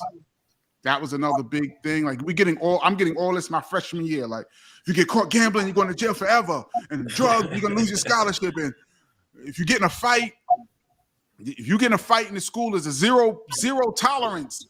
Everybody's getting expelled. Like if you get in a fight, if somebody punch you in your face, you punch it back, both of y'all get Everybody's going. Everybody's going. And I went to a Catholic school. They call it a Jesuit institution. Any college with Saint in front of it, I think, are Jesuit colleges. Yep, sure indeed. So I went to like an extra strict school. I'm learning all this on the fly. I'm coming from Brooklyn. everybody dressed different. I'm meeting people from all over the country, Philly, Jersey. One of my men from Atlantic City, he was nice. I'm like, yo, they play basketball in Atlantic City. Like, me, Atlantic City is gambling and beach. That's it. Hey, come on, man. It's basketball hoops I don't even everywhere, know people bro. live out there. I know they play ball, but you didn't respect them like that. Like New York, all the top, especially guards were coming out of New York. Like you gotta look at this time. Kenny Anderson, Strickland, Mark Jackson, Pearl, Kenny Smith.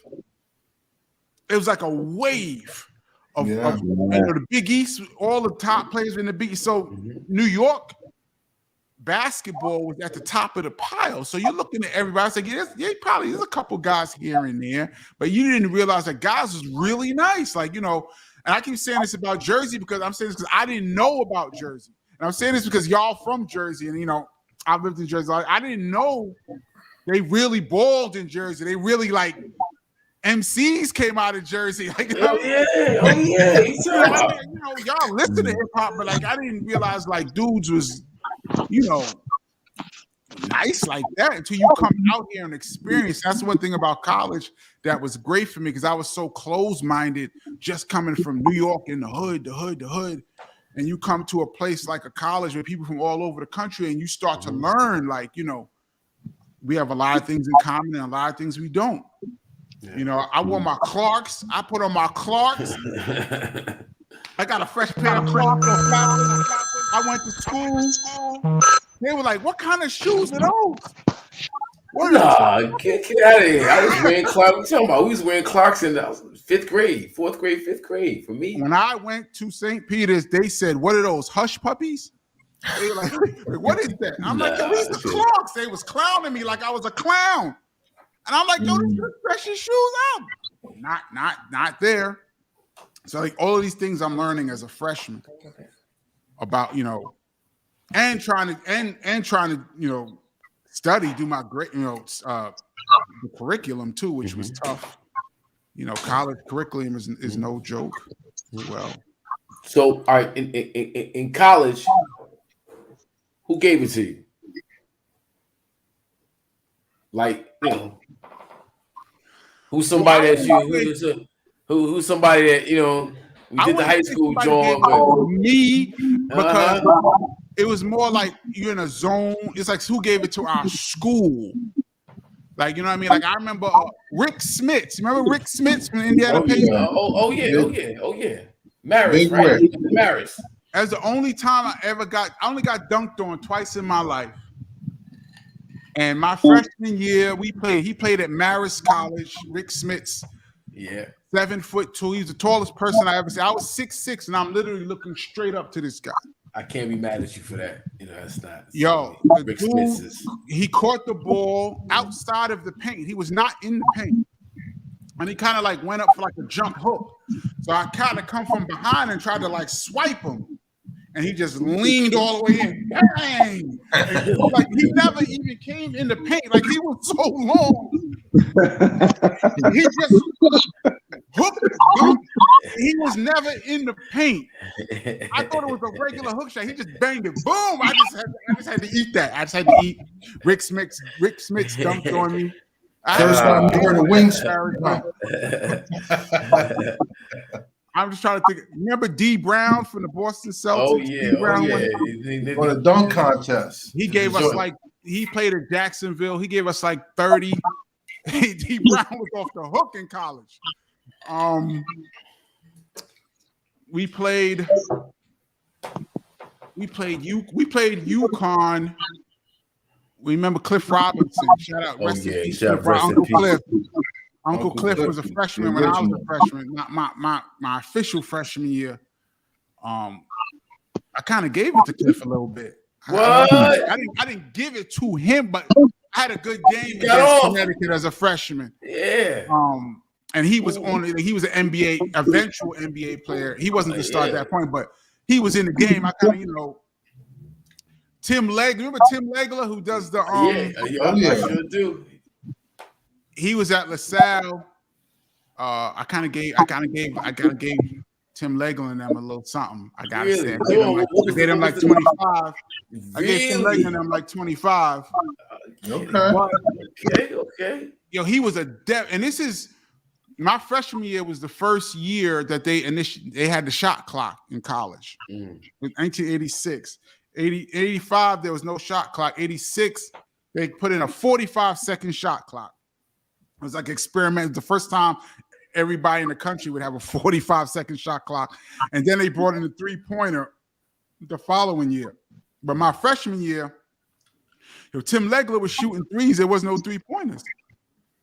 And he got me yanked out of the game because the ball, I'm playing in the zone, and the ball swung to Tim Legler, and he's out by like 30 feet away. He's out by the hash mark. So I didn't, I thought he was just going to swing it. But he catch it, and he started going into the motion. I'm like, is this guy going to shoot it? And I could hear my coach, we were right by the bench, and he's like, get out on him. And I could hear him saying this. And I'm like, get out on swish. And you ever see a coach go to sub somebody? He's so mad that he grabs the guy off the bench. Right. My coach, get Kenny.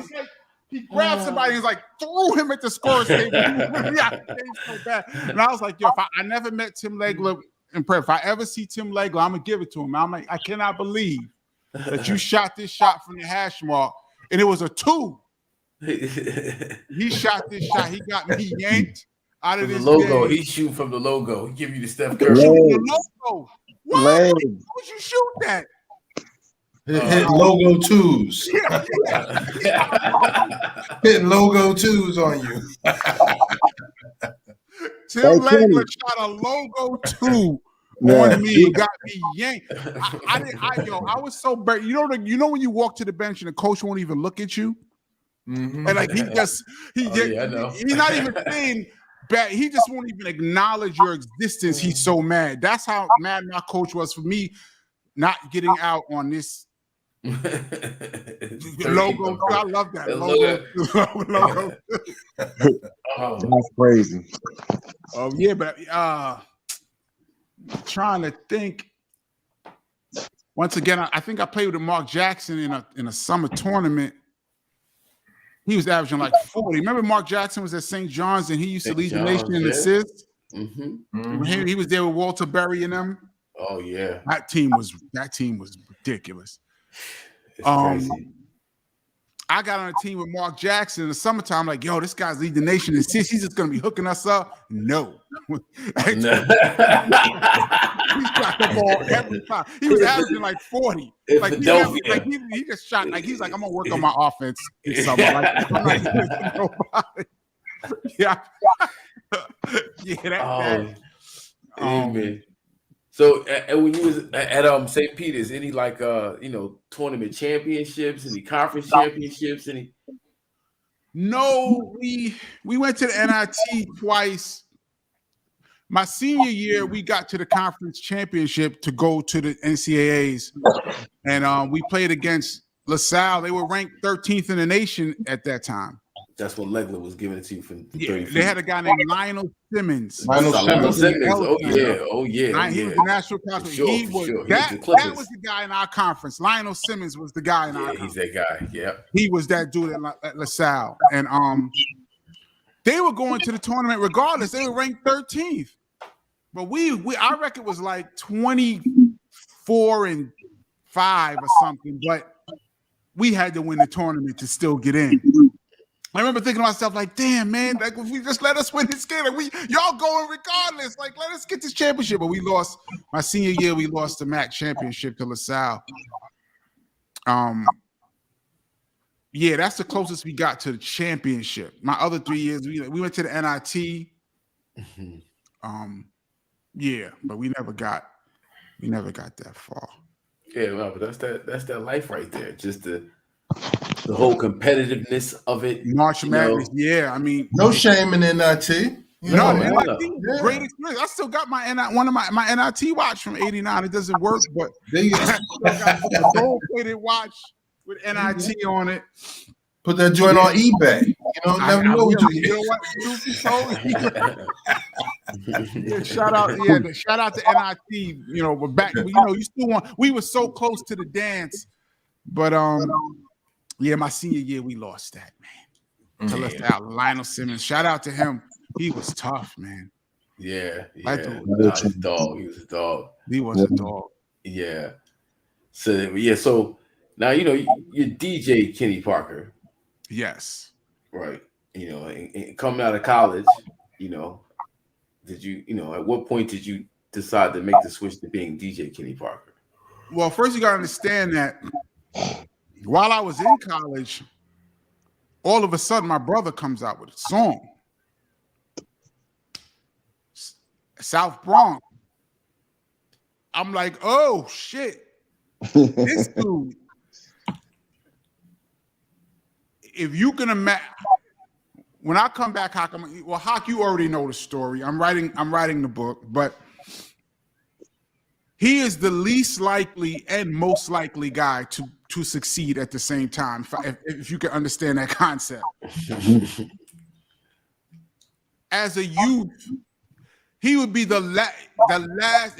He was the most outlandish teenager that I think I've ever witnessed. And that was my brother. So imagine I saw him every day.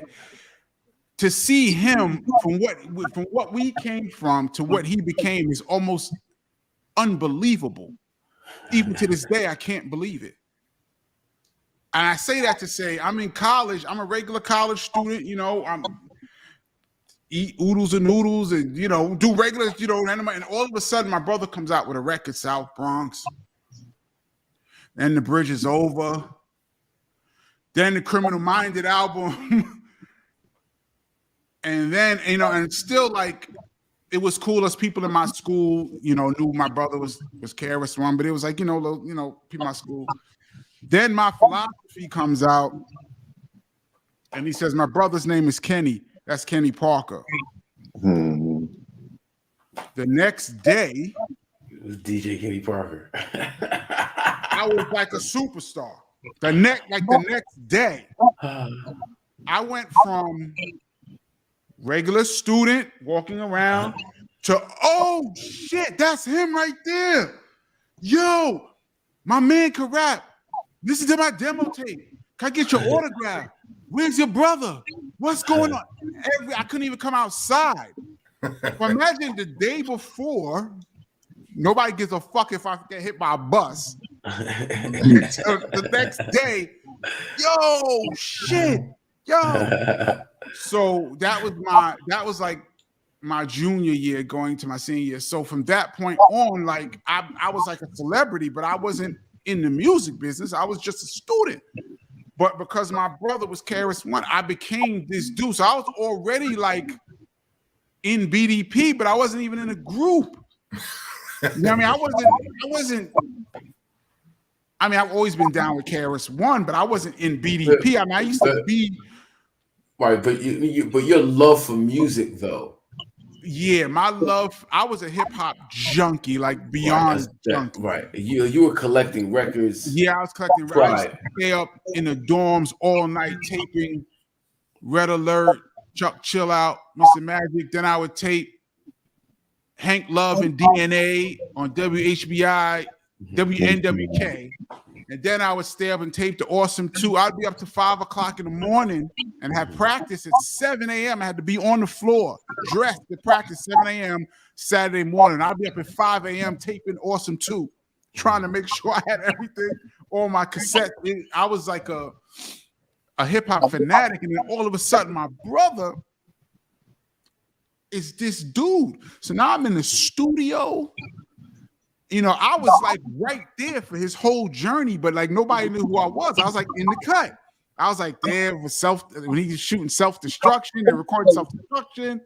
I came to the studio, like, oh, the shit, there goes Heavy D, like, yo, MC Light, like, you know, I'm excited, like, to see these people. Like, I was excited to meet Special K from the Awesome 2. Like, yeah, I met Special K. I was like, yo, I stay up every week. Like, I was like, you know, super excited just to meet like Special K. He's the first person I ever met in the music business. I met him in Latin Quarters.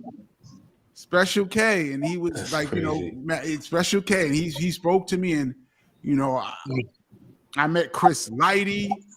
I saw him fighting in a brawl in the Latin Quarters. And, Chris Lighty was like a straight thug. Like it's amazing to see how he. I talk to him all. Rest in peace. I used to talk to him all the time. Like you need to really tell a story because people see you as an executive. They don't even know the violators. Like they don't even know the violators. Violators. Chris Lighty, I saw in Latin Quarters is you wouldn't believe he was an executive at Def Jam. And I say all that to say. I started after college. I used to go to Chris's house he had equipment. He's a DJ as well. Chris is a DJ. And I wanted to learn how to make tapes. That's it. I just wanted to make tapes for my Walkman so I didn't have to wait till the weekend to tape Red Alert. So I asked Chris to show me how to work the turntable so I could make tapes. So he showed me. He had all the record collection. He had every record and all the like Ultimate Breaks and Beats 1 to 25. He had like everything in there. So you start with Impeach the President, Ultimate Breaks and Beats. Shout out to Breakbeat Lou. Breakbeat Lou. Breakbeat Lou. You start with that, and then you learn how to mix. And I was just doing it for my own pleasure. At the exact same time as this was happening, D Nice was going solo to record his album. And he was the DJ for BDP. After Scott LaRock passed, D Nice became the DJ for BDP for about a year and a half. So this is in 1989. I was staying at Chris's house. I had just graduated from college. I didn't have a job, nothing. I was staying at Chris's house, practicing every day, DJing, and D Nice was leaving. And he said to Chris, what would be dope? You should get Kenny to be your DJ. That would be dope. 2 brothers up there, that would be great. And Chris is like, yeah, but Kenny got to be dope. I'm not just going to put him on my stage like that. Hell no. And I was like, you right, Chris. I'm not trying to be a DJ for BDP. I just want to make tapes. That was the furthest thing from my mind. So at that time, I was like a roadie for BDP. I'm going to call myself production assistant. That's what I'm going to call myself. That was my title. I was production assistant. I was a PA. I was working under Rebecca Foster. Shout out Rebecca. Big shout out Rebecca. Rebecca really raised me in this industry. Yeah, raised a lot of people in this world. Real quick, while you're saying that, that's how we started even working with Rebecca. I went to a show and saw y'all performing at the Apollo. Wow. We were there. KRS-One was on stage and his mic was messing up. And Rebecca came running down the middle of the aisle, threw the mic, a whole nother mic. He caught it and continued going. And that's on tape. Huh? That's on tape. I remember that. For real?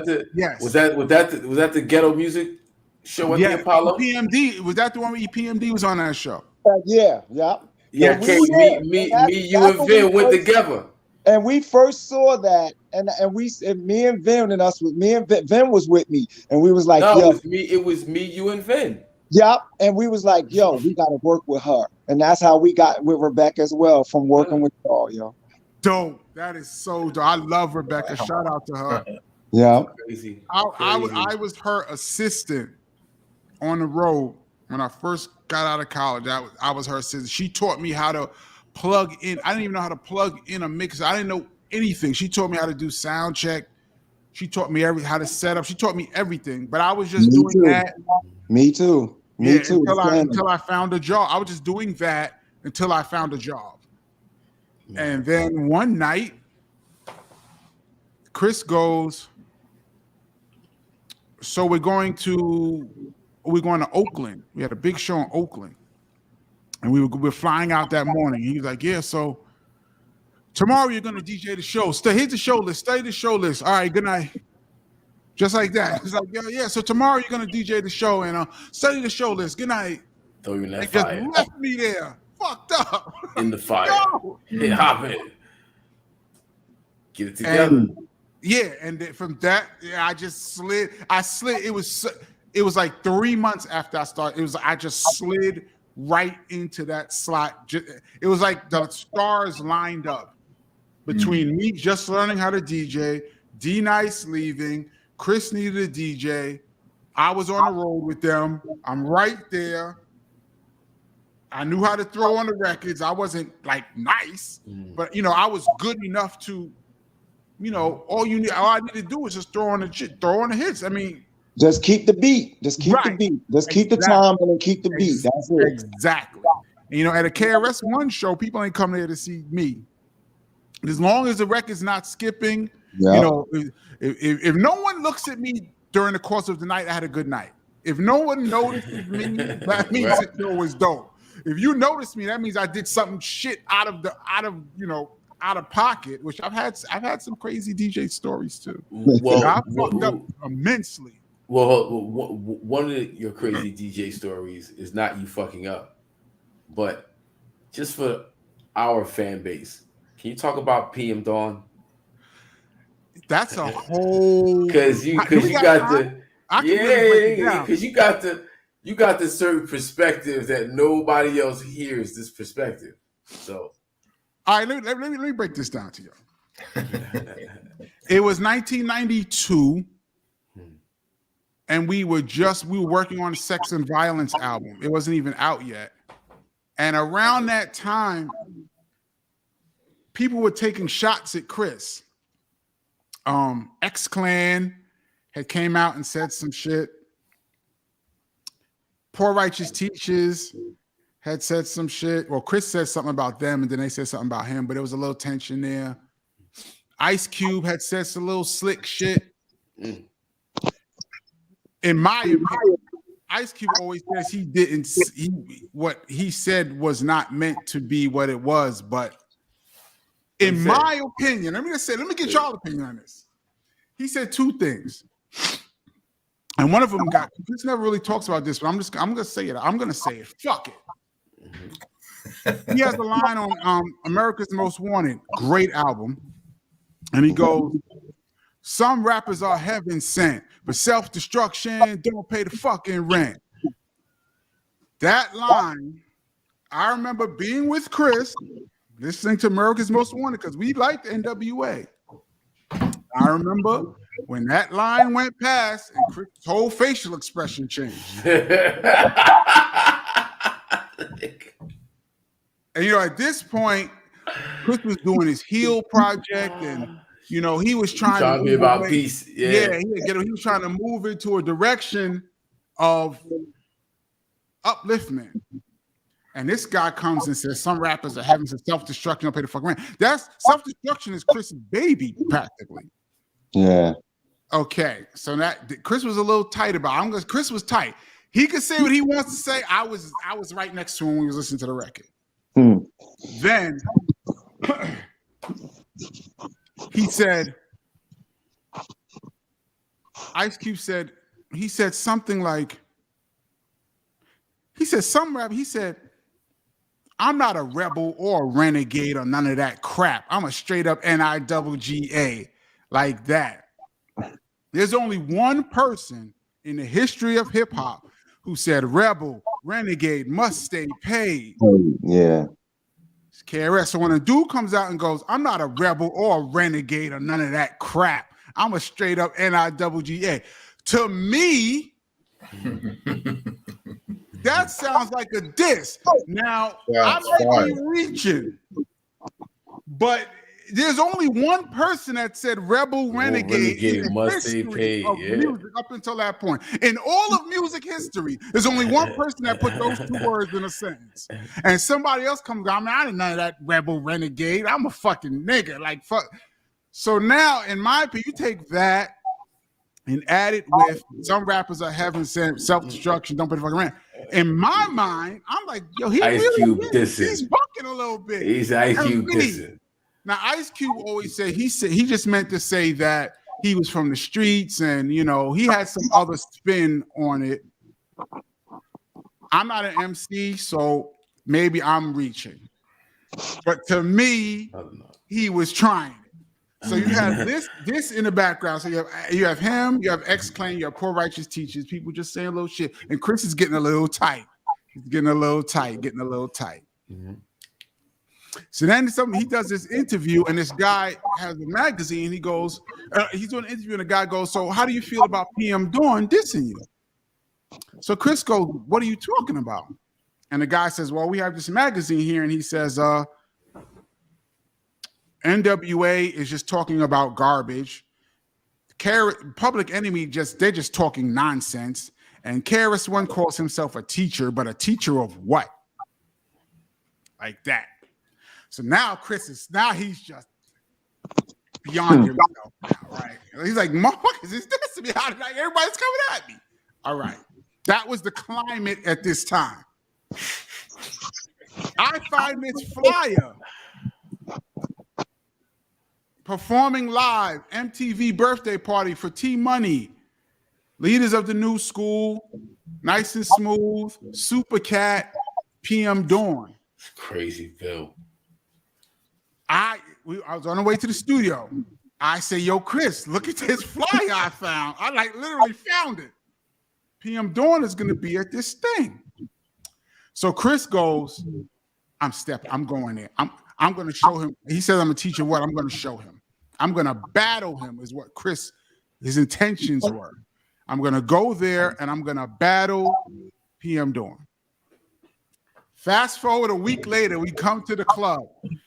It was me, K-Def and Larry O. Remember K-Def and Larry O? Yeah, oh yeah, my peoples. I can't remember if both of them was there, but I'm pretty sure K-Def was there, but it could have been both K-Def and Larry O. ICU, Just Ice, Willie D, Willie D's man, this kid named Jigsaw. This kid named Jigsaw. It was about 8 of us. So my job was to get control of the DJ booth by any means necessary, which means if this kid Jigsaw is with me, he was kind of rough. Whoever's DJing, if they don't give up the booth, Jigsaw is gonna convince them. Jiggle, right? Jigsaw. So we sitting there. Chris has on a hoodie. So he's sitting in the cut. We see Naughty by Nature. We see Tretch. I don't remember if KG, I don't remember if he was there, but we see Tretch and a few of your guys. So I wasn't there. Oh, okay. Tretch was there. He says, "Chris, what are you doing here?" Because Chris didn't really hang out. Like, what are you doing? He's like, "Yo, this dude PM Dawn try to diss me. I'm gonna step to him." So Tretch's like, "Yo, we down." Yo, we down. So now our 8 became like 20. I don't know how many people was with Tretch, but what was that called? 116? What was that called? 118. There was a bunch of y'all. So now 118 niggas. So we see, remember Tuffy from Video Music Box? Yeah. Tuffy, we going, "Yo, we down?" Tuffy's like, "I'm down, fuck that, I'm down." It's getting bigger, right? It started like 7, 8, so now it's getting bigger. Latifah was there. So, and keep in mind, the party is packed. It's like 1,000 people. It was at the Sound Factory. The Sound Factory. MTV, all MTV brass is there. So Chris is there, he's chilling, and he's waiting. So now they're like, up next, PM Dawn might have been first or second. Leaders might have went, I'm not sure, but PM Dawn was up next, PM Dawn. So he's like, "Kenny, go to the DJ booth." I'm like, "Oh shit, this is really gonna happen." Because up until that point, Chris, like, he's gonna do it, but is he really gonna do it? But right before we went, and let me add this, right before we went in the party, Willie D. I'm gonna rat on Willie D right now because he passed. Can you rat on somebody who passed, or you can't? Man, he can't defend himself. It's not good. Damn, because he's integral to this story. Well, okay, hey, there you go. Will, I love you, Willie D. I love you, my brother. I gotta tell him. I'm ratting. I'm Yeah. snitching. Before we went in the club, Willie D said to Chris, "Yo, Chris, whatever happens, make sure you bail me out." So that wasn't really the vibe, but Will kind of took it. Y'all know Willie D. For those of y'all don't know Willie D, he's very rah-rah, extra excitable. Oh yeah, he don't take no shit. He's like Willie D is like Paulie from Sopranos. He's like Paulie. So I went with Jigsaw to the DJ booth to secure the booth, and Clark Kent was DJing. And I said, and the DJ booth was one story up, so you could see down, you can see everything. Mm-hmm. So I said to Clark Kent, I said, "Yo, Clark, can I borrow the turntables for 1 second?" And Clark Kent was like, "Come on, man!" Like, I think he thought I was like trying to like just get on his set. So I was like, "No, we about to do something, and I need to be ready, please." Like I was like, "Please." So he was like, "All right." I remember he had this reel to reel with DOS effects, some new DOS effects music on that wasn't out. Fuck. So he started playing this reel to reel of DOS effects, unreleased DOS effects. So I had the acetate of "I'm Still Number One" instrumental, and I put it on the turntables, and I had it there, and I'm waiting. We were supposed to throw on 2-3 songs after the battle. So I'm waiting, and nothing's happening. PM Dawn comes on stage.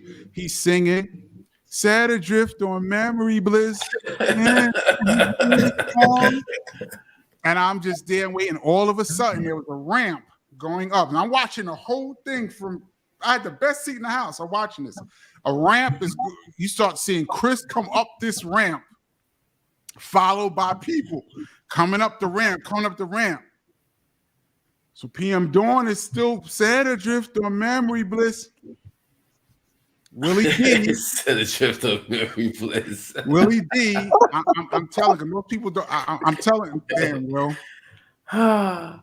Will takes. They had a turntable. They was playing music, but they was playing from a DAT, but they had turntables up there. Will takes their record and smashes it. Bah! Just smash the record on the turntable. But the music keeps playing. So now, then somebody sees the music. There was some girl. He has like some girl dances. Will just push one and say, "Bah!" Like he was just walling. He just like body slammed one of these dancers. Chris walks up to PM Dawn. Now PM Dawn is still like, and the music stops. And Chris grabs the mic in his hand, so they both now have the microphone, like a tug of war.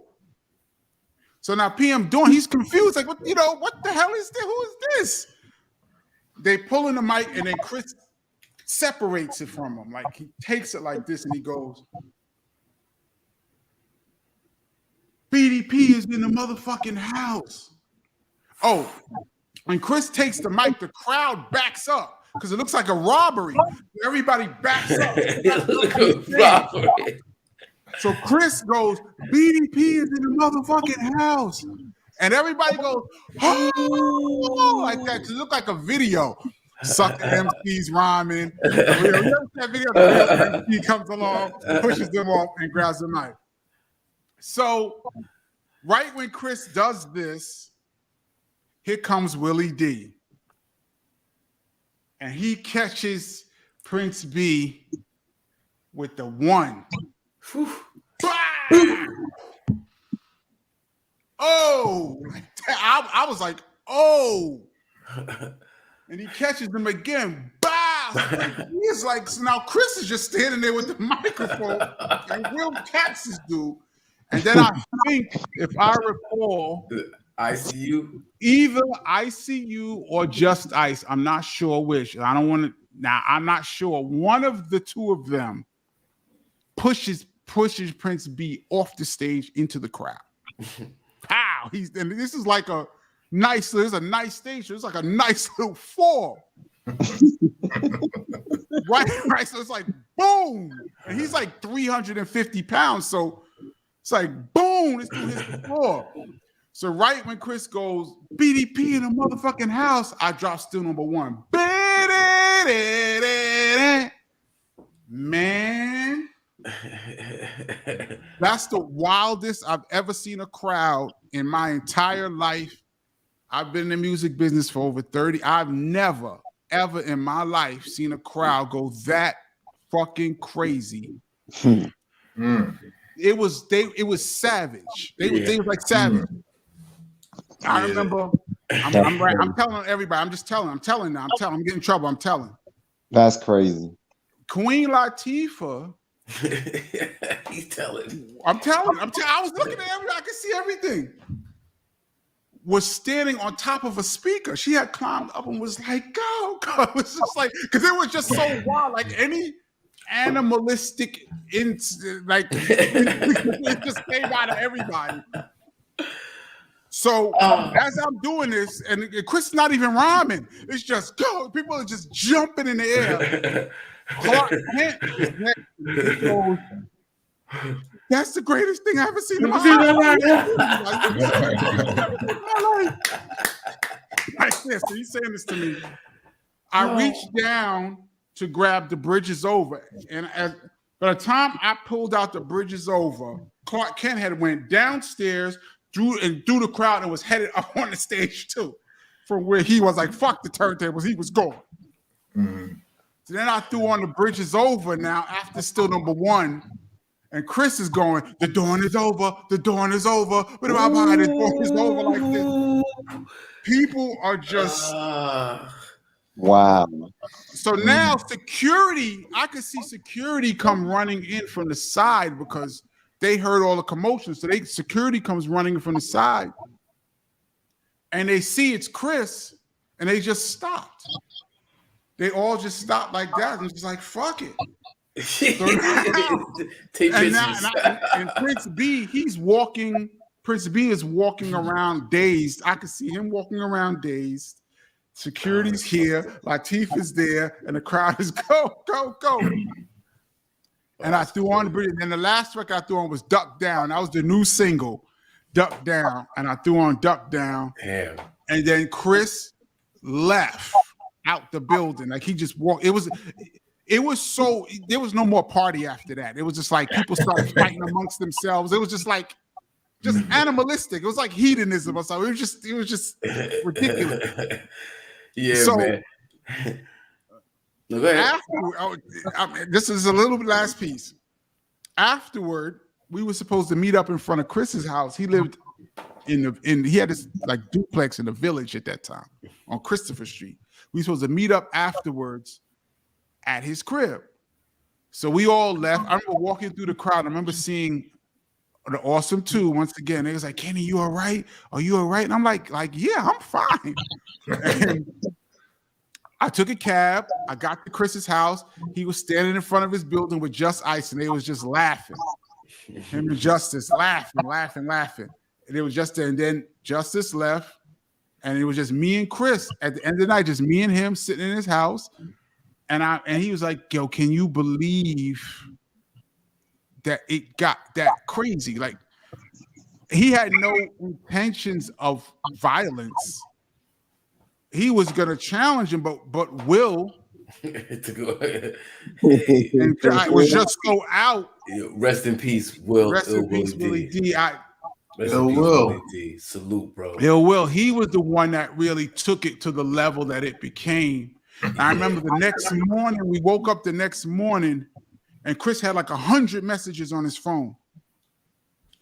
"You got to come to Jive Records right now. You got to come to Jive Records right now, right now, right now." We got dressed. We went to Jive.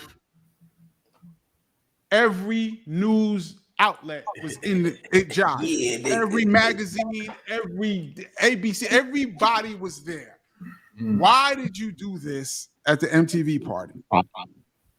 And I remember Busta Rhymes was there. He was there for night perform. He was crying. He was hugging Chris and he was crying. And he was shaking Chris so hard that he knocked over a computer.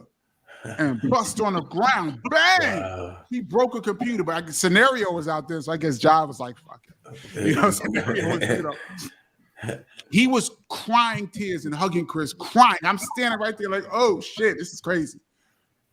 Then this is when the bad stuff happened. So now they said, well, why did you do this? And then Chris was like, because Prince B dissed me in the magazine.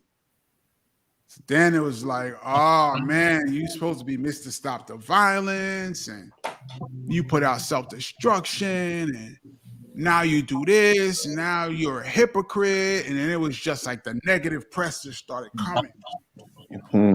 KRS-One never should have did that. And he was, to me, he was better off saying, yo, I was just drunk and I just went up there. He was better off saying that than saying, try to defend it.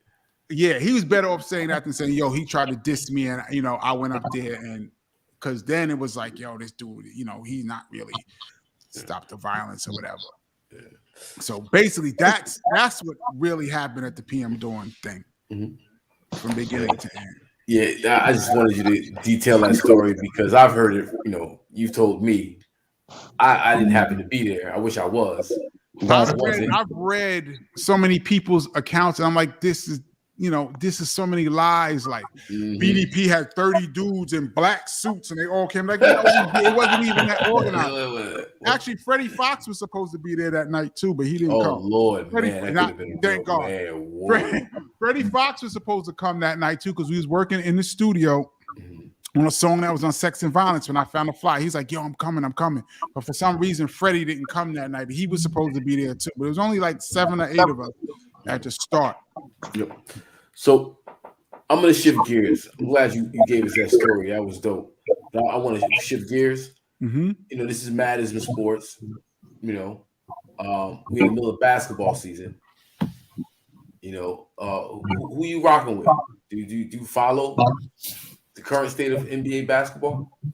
I'm watching, but basketball is so unrecognizable to me right now that it's kind of hard to watch it because the way the offense is, the amount of 3-pointers that's going up right now is it's. I don't want to say I'm a purist, but I can't get adjusted to just anybody shooting threes from anywhere. And like 30 and 40 3-pointers going up, and it just looks chaotic to me. But you know, obviously I come from a different era, you know, where there was a big man and guards and forwards. Now it's positionless basketball, so everyone plays. Anyone could bring it up. Anyone could shoot a three. There's not really a post-up game. But with that being said, Golden State, I mean,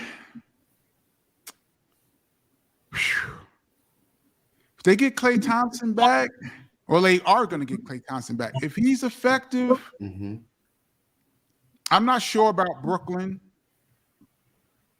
I don't trust Harden in the playoffs. James Harden, to me, is a great regular season guy. Yeah. In the playoffs, KD is going to need somebody else. Unfortunately, Kyrie has proven that he would do it, but he's not going to play. I don't trust Brooklyn. Phoenix looks tough. Yeah. I'm going to lean Golden State. But you know why I'm going to lean Golden State? Because everybody's trying to do what they do, and they're the best at what they do. Like, if we're all going to shoot threes, then I'm going to roll with Golden State. I mean, if everybody's just launching them. And that's what people tend to do when they play them, is try to do the same thing they do. They try to shoot out with Golden State. And it's just like, yo, like, you might be better off just putting your big men in and then mauling them down low than to try to shoot out with them, because you don't have the shooters that they have. Yeah, and you don't have the defense that they have either. Them young boys are playing really hard. You know what it is, though? There's not that many big men who could really post now. True. You look at the big men now, they're all forwards. There's no real big men. They'd rather look at Joel Embiid. Embiid, yeah. He just dropped. If he wanted, I've seen Barkley say this, and if he wanted to stay in the post, he would be so devastating. But he chooses to wander out, shoot threes. Every time Joel Embiid shoots a three-pointer, I would consider that a victory. Even if he makes a few, I would consider that a victory for me on defense. Like, wow, Joel Embiid shooting a three, word. If he wanted to dominate inside, I think a team like that can go far. But he wants to shoot threes. I'm just not with these big men shooting threes. I'm just. That's because most of these teams have them. They have these stretch 4, stretch 5s. You know, they're trying to pull. And if you have a big, dominant big man, they're trying to pull him out. They're trying to, open up that middle and just set up on the outside, set up on the perimeter, knock down these 3-pointers. That's how everybody's offense is built now. Every offense. I know now the way I hate that word analytics, but I guess the way the analytics are right now is all threes and layups. Any shot other than a three or layup is bad. Like the mid-range game is gone. You see guys go for a layup and could shoot a layup and kick it out to a three instead of shooting a layup. Which is That's unbelievable.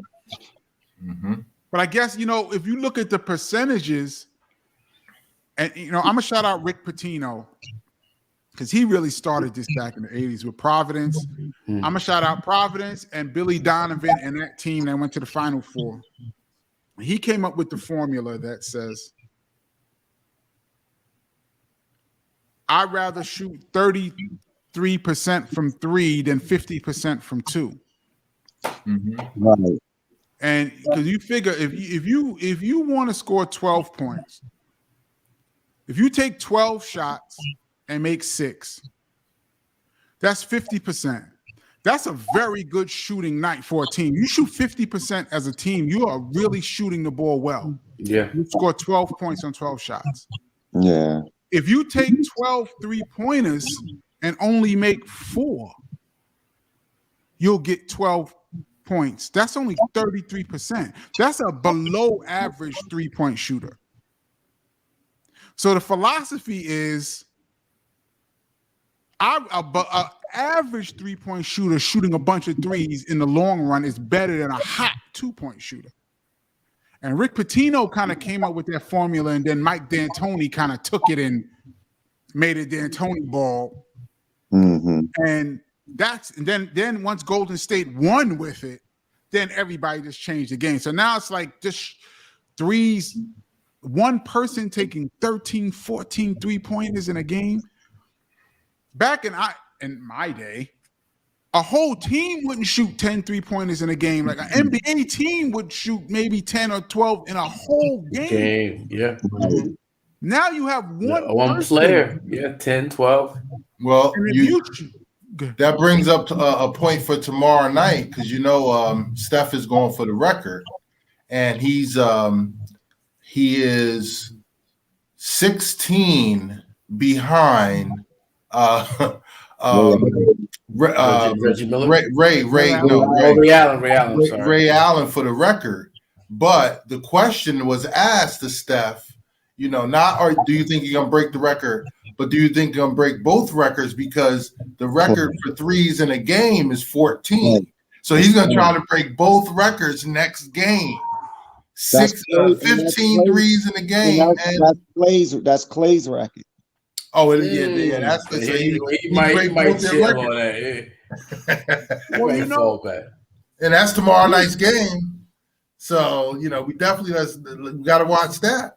But you know what? He doesn't even really have to do anything that out of the ordinary to get 16 threes off. Like he can get 16 threes off pretty much in the flow of the game. In the flow, and the way he plays, he's an unbelievable shooter. I mean, we've said. I mean, best on earth.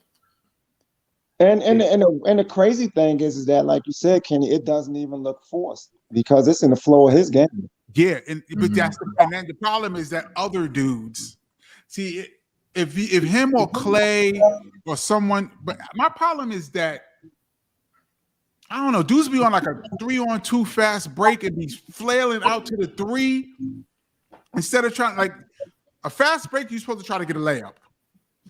Dudes are now spanning out to the 3. So you're coming out of fast break. You're pitching it all the way out to the corner to shoot a 3. Yeah. But I guess if you make 30% of them, 30%, that's 33% is not a bad shooter, but like mediocre. That is a bad shooter, though. It's a bad shooter. Yeah, okay. But still, if you put up enough of them. A good hitter, bad shooter. I mean, you got like LeBron James putting up a bunch of threes, just playing the law of averages and percentages. Right. It's not good. It's not good for the game. It's not good for basketball. I just, I don't. There has to be a little bit more strategy than playing the percentages, But the way the analytics are, a 2-point shot is not a good shot. Most people are going to make 40% from 2 and get 2 points out of it. That's by today's basketball. That's a terrible shot. Yeah. And that's why, if you even think about it, when Golden State and Cleveland played and they had that one when Cleveland came back, it's like, when you're a 3-point shooting team, you can either shoot the team out the gym or shoot yourself out the game. You know what I'm saying? And that's what happens. Like when you're on, but when you're off, you're off. Exactly. And that's what happens with you. When you're off, you're gonna lose. But when you're on, you're gonna blow somebody out by 40. And that's what happened. If you think back and remember when they did that series, almost all those games were blowout games. Whoever won. The other team blew the other one out. You're right. It's whoever, and that's why a 20-point lead is nothing. Yeah, because that 3 ball is that equalizer. 3 ball is the equalizer. You can always come back, shoot a flurry of them, and you're right back in the game. Yeah. Or a team that could be up by 20, continue to shoot them and miss them, and they shoot themselves. They shoot you right back in the game. Exactly. And then they talk about pace because now you're like, we need to get up more 3s. So now dudes are shooting really fast. There's way more shots being put up now than before. And I hate sounding like a old school guy, but just the pace of the game. It's like dudes are just putting up 1 pass 3. Mm-hmm. Yeah, so the possessions. So you got way more possessions within the game now because you're not even utilizing the 24 seconds. You're only using like you said, the D'Antoni system. He wanted the ball up by 8, 9, by about 10 seconds or whatever. Exactly. So you basically got a whole nother 14 seconds that's going the other way now. Right. In 24 seconds, you could get the ball back again. Yeah, and the league changed the rules just based on that last year when they reset the game clock from it doesn't reset that back at 24 now. It resets at 14 seconds. So again, it's all in an effort to keep that clock moving, speed up the possession. Set it up even too, where you got 8 seconds to get it across that timeline. Yeah, all that is to speed up the game, make it more exciting for the fans, I guess. Plus, they took away hand checking. They took away you can't bump a guy when he's cutting along the baseline. They made the game where everything to keep scoring up. Right. There's guys to me that's getting 30 and 20 that would not be able to score like that. Back in the day? No way. No way. I mean, there's some guys who will be great in any era, but a lot of these guys that I see, you just would not be able to get open. Even Steph Curry, first of all, they would beat him. They would beat him to death. Well, he just recently has the appropriate weight to be playing in the league, but because the league is not really soft, but the rules are slighted towards him, he was able to get around with that slight frame. He's bulked up now, but shooting like that in a physical league back in the day, he wouldn't have lasted the season. He wouldn't have lasted the season. Think about it. If you took a guy like a Ron Harper that's taller like that and put him on Steph with that physical and can hand check and do that, Steph at this point still wouldn't get that off. It would be very difficult for him to get away from Ron Harper. And Steph used a lot of screens. He runs the baseline. back in the day, a dude like Oakley would bump you. When you come in and run that baseline, he would just bump you just a little bit to slow you down. That shit takes a toll. 8-9 times a game, Anthony Mason or Oakley or Bart, when they bump you, after a while, you're like, man, I can't come through here. Run that baseline, got big hip check and those hip checks. Yeah, man. So a lot of these open shots that these guys get, you wouldn't be able to get. You wouldn't have gotten that. Let Kevin Willis hip check you. Right. Finished. Oh yeah. Exactly. But I guess it's more exciting for today the casual fan. I guess it looks more exciting. But for me, I mean, I liked physical ball. Like, I don't know. It got to be a slugfest with the Knicks. I remember they changed after Derek Harper was practically just hugging guys. Like, his hands were so big. His hand check, he was practically putting guys where he wanted them to be. So, I guess David Stern was like, you know what, we're going to get rid of this guy because this guy Derek Harper. So we're going to get rid of hand checking. Okay. But I kind of like a little bit of physicality in the game, but now you can't even breathe next to so people like Harden and these guys, they're unguardable. You can't even come near them. And when they come through the lane, you can't even begin. Harden averaging 35, 37 a game. He'll go 5 for 16 from 3. Like, wow. Yeah. You said Bernard King was your guy, though, right? My all-time favorite guy. Why so? What was about Bernard? He stayed hurt, unfortunately. Bernard was getting buckets. He got buckets, though. He didn't stay hurt. Buckets, yo. He got that one bad knee.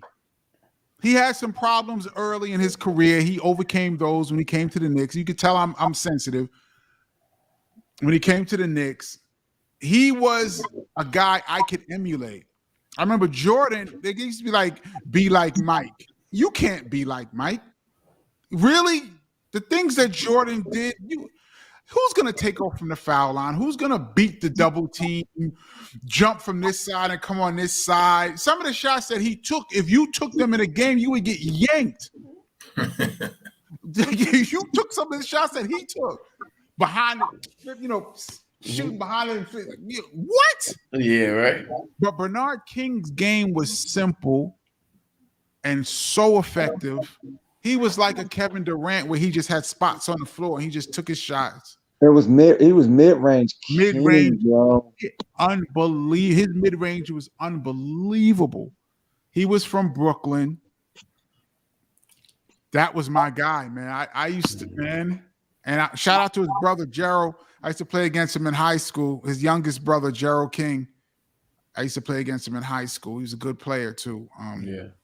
But Bernard King, that guy, that was as a Knicks fan, that was my guy. When he blew out his knee, that was the saddest day, man.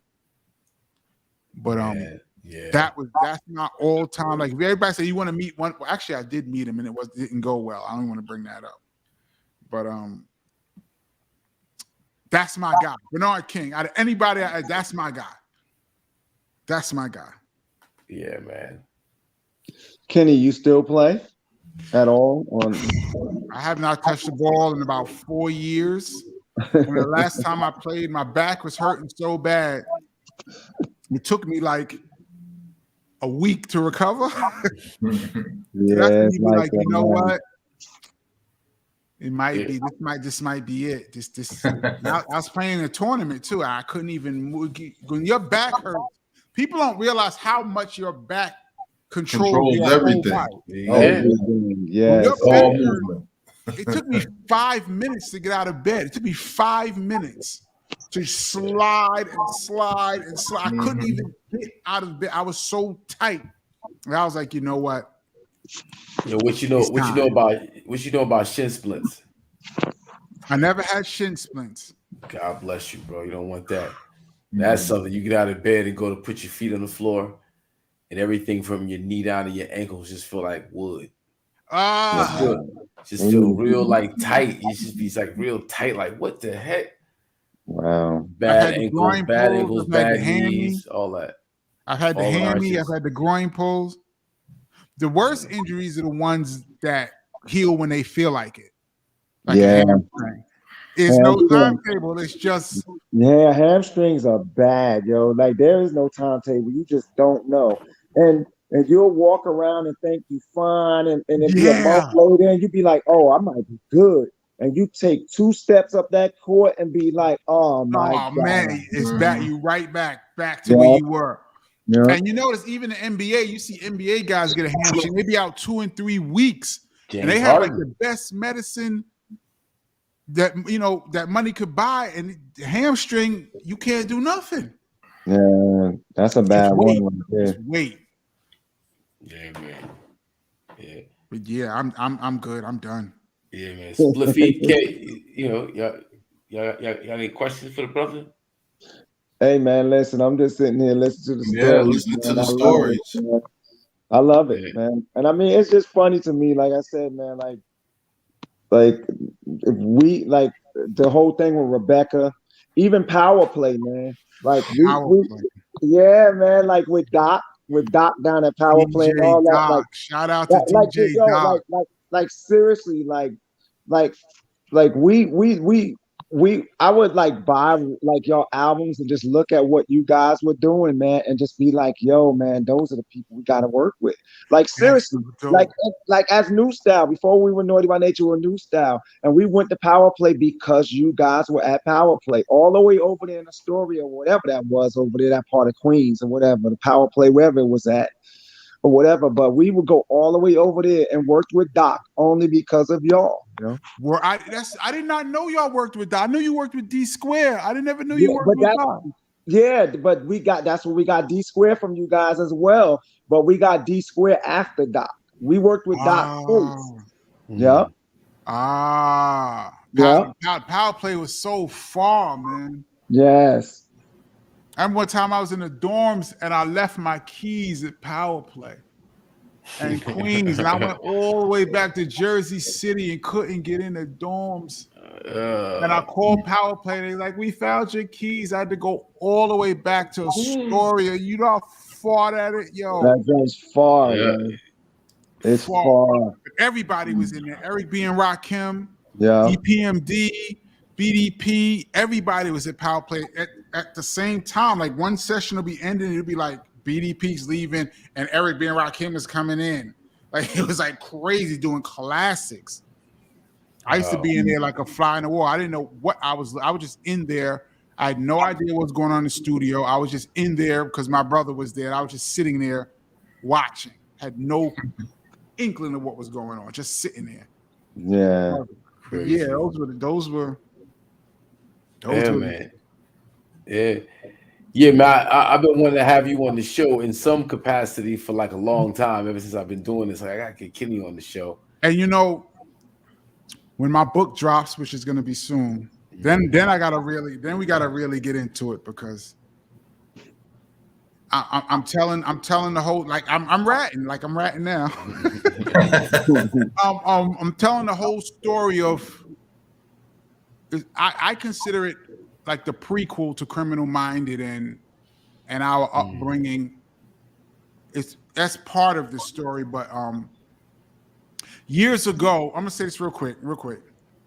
Years ago, they were gonna do a movie on KRS-One's story, and I remember the writer was like, "Yeah, so we're gonna go. He was homeless, and then he met Scott LaRock, and then and I'm like, dude, there's a whole story before that that's unbelievable." And the guy was like, yeah, get out of here, yeah, whatever. We need to talk KRS-One. So I'm like, you know what? I'm the only one that could tell a story because I was there. So, me and Chris always laugh because he says, people think Criminal Minded is the beginning of a story, but for us, it's the end of a story.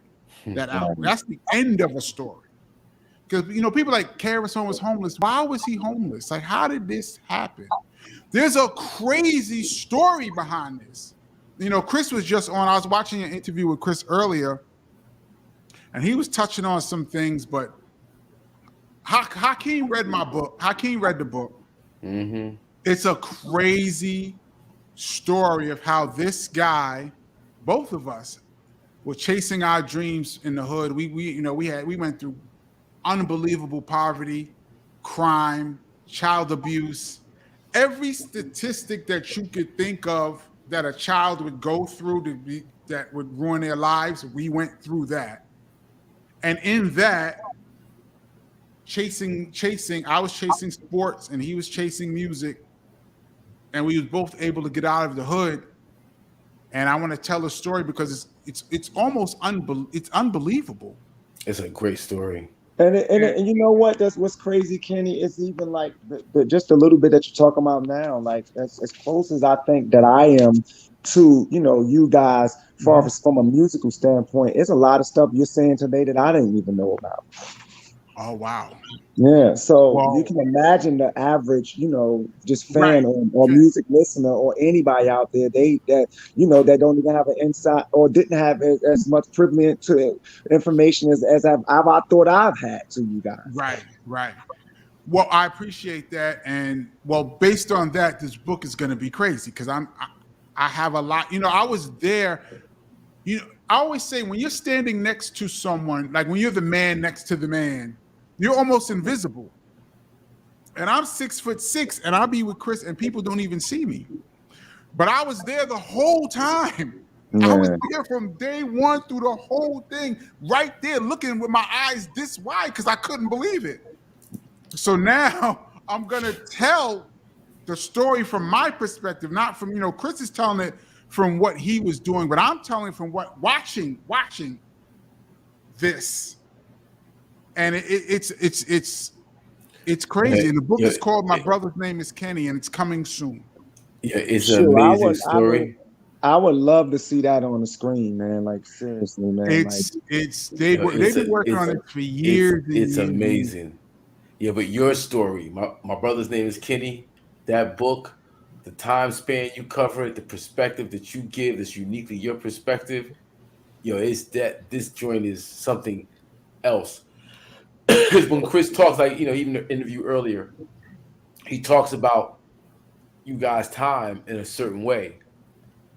You talk about it more differently. You talk about it. There's more details to the way you discuss it, and I think that's why this book is going to be a must read for everybody. I appreciate that, Hawk. I had to let you see it early. You got the raw, and. For a lot of things for Chris, I guess for him was normal. So it didn't seem that outlandish to him. But watching it, you're thinking, this guy is out of his fucking mind.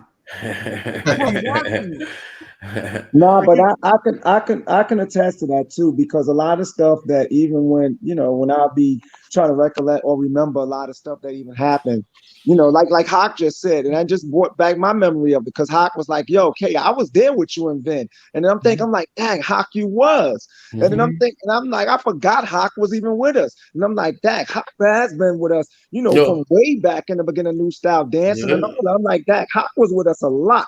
Yeah, but there's a lot of times that we think of, or I'll think of stuff, and my brother or even fam or one of the other guys will start telling the outside story and be like, "Nah, but remember this happened, this happened." So other people see it from a different perspective and see it entirely, not totally different, but they see it a lot more detail than you do.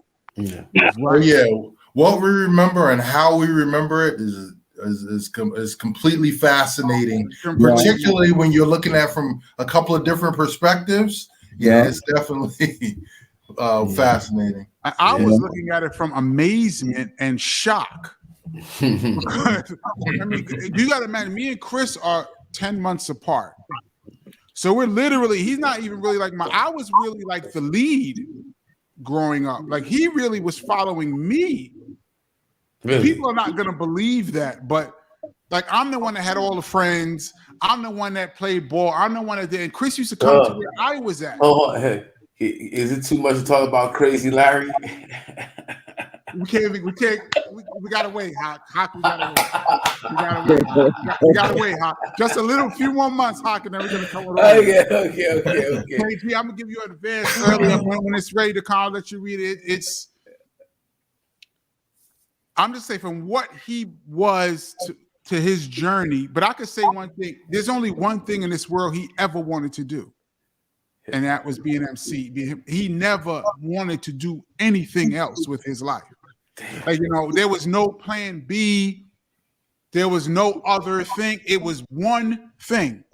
I'm going to be an MC when there was no MCs. He was out of his mind to us. To me, for sure. Me and him used to argue. I used to tell him he was crazy every day. But, you know, as it turned out, I'm still going to say he was crazy, but it turned out well. But Right. let me not fuck with Chris. But no, but, you know, like I say, a lot of things that second nature to you, like, for example, Naughty by Nature, like, you might have a show, it's like a regular show to you. I seen y'all do some amazing shows. Shit, you don't even, I was like, yo, I was at the Naughty show. I remember we did a show with y'all when OPP was out at a college. Y'all threw on OPP and destroyed the place. And then y'all rewinded back and did a new verse. Yeah. And destroyed it. Then you rewind it again and did some other verse. Yeah, I'm like, yo, these dudes are murdering the place. We gotta go on after this. Like, yo, to you, it's probably just a regular show. Right. To me, waiting to go on. Oh my God! First time I saw you guys at the Apollo when you did Guard Your Girl, Knuckle Up. First time I heard that track, I'm like, yo. And I want to say this to you while you're on. I'm not just saying this because you're here. You're one of my favorite producers of all time. I appreciate that. And I don't think people mention you as much as they should, because in the 90s, you had just as many big records as anybody else that was super doing producer. it. And as me as a DJ and producer, I studied you, and I'm very well aware of your sound. Even though he's from Jersey. Even though he's from shockingly, a guy Go Jersey, nigga. What? Shockingly, a guy that's not from New York. No, but as a person who studies, I study. But not only do I love it, I'm deeply rooted in New York, though. Don't forget, I am deeply rooted. I'm Jamaica Queens deeply, though. Yeah, I just wanted to say that because, you know, you've made tracks over the years. Like, to you, Cruise Pop is probably just a track. Yeah. To me, that beat was ridiculous. Thanks, you know what I mean? Man. So, and I'm bringing this around to say, watching somebody like KRS-One from being right there, but watching him, things that he probably think is just, he wouldn't even bring up because it's just regular to him, to somebody like me who was right there watching it, is amazing. And I want to tell everybody what I saw, because you're not going to believe how this whole thing went down. Right. And I use an example by Nation. I've seen you guys, you know what I mean? We've done a million shows. I've seen you guys perform probably 24 times at least. Yeah. And at least. And, you know, I remember all kind of shit. So I just want to say that to you with respect to you, man. I think. KG's the one who put me on the Boogie Down Productions, Criminal Minded. Well, I tell the story all the time. Walking in the homeroom class, 1987, Miss Lemmy's class. He's sitting there, Kenny. He's sitting there he got the 4-finger ring. He got the Cleopatra, Nefertiti. What year was this? Oh, Criminal Minded. 87, right? Wow. Yeah, he got the hot, he got the hot tie fade. He got the joint. Oh, you right? was doing it. Yo, this nigga was the epitome of the culture. This nigga KG. He's sitting there, he's DJ KG. Got the album Criminal Minded on this. So I walk in. I'm into like Depeche Mode. You know, I was into the Beastie Boys like real hard and shit. Yeah. Wow, Hot. Spandau Ballet. Spandau Ballet and shit. So true. Wow, Hot. I'm down with Spandau Ballet, but wow, Hawk. I'm still saying right. You know, me, Hawk, you know the stuff I listen to, but go ahead. Yeah. So I walk in the homeroom and he's sitting there with these jokers on the album cover with guns. And I'm like, who's this?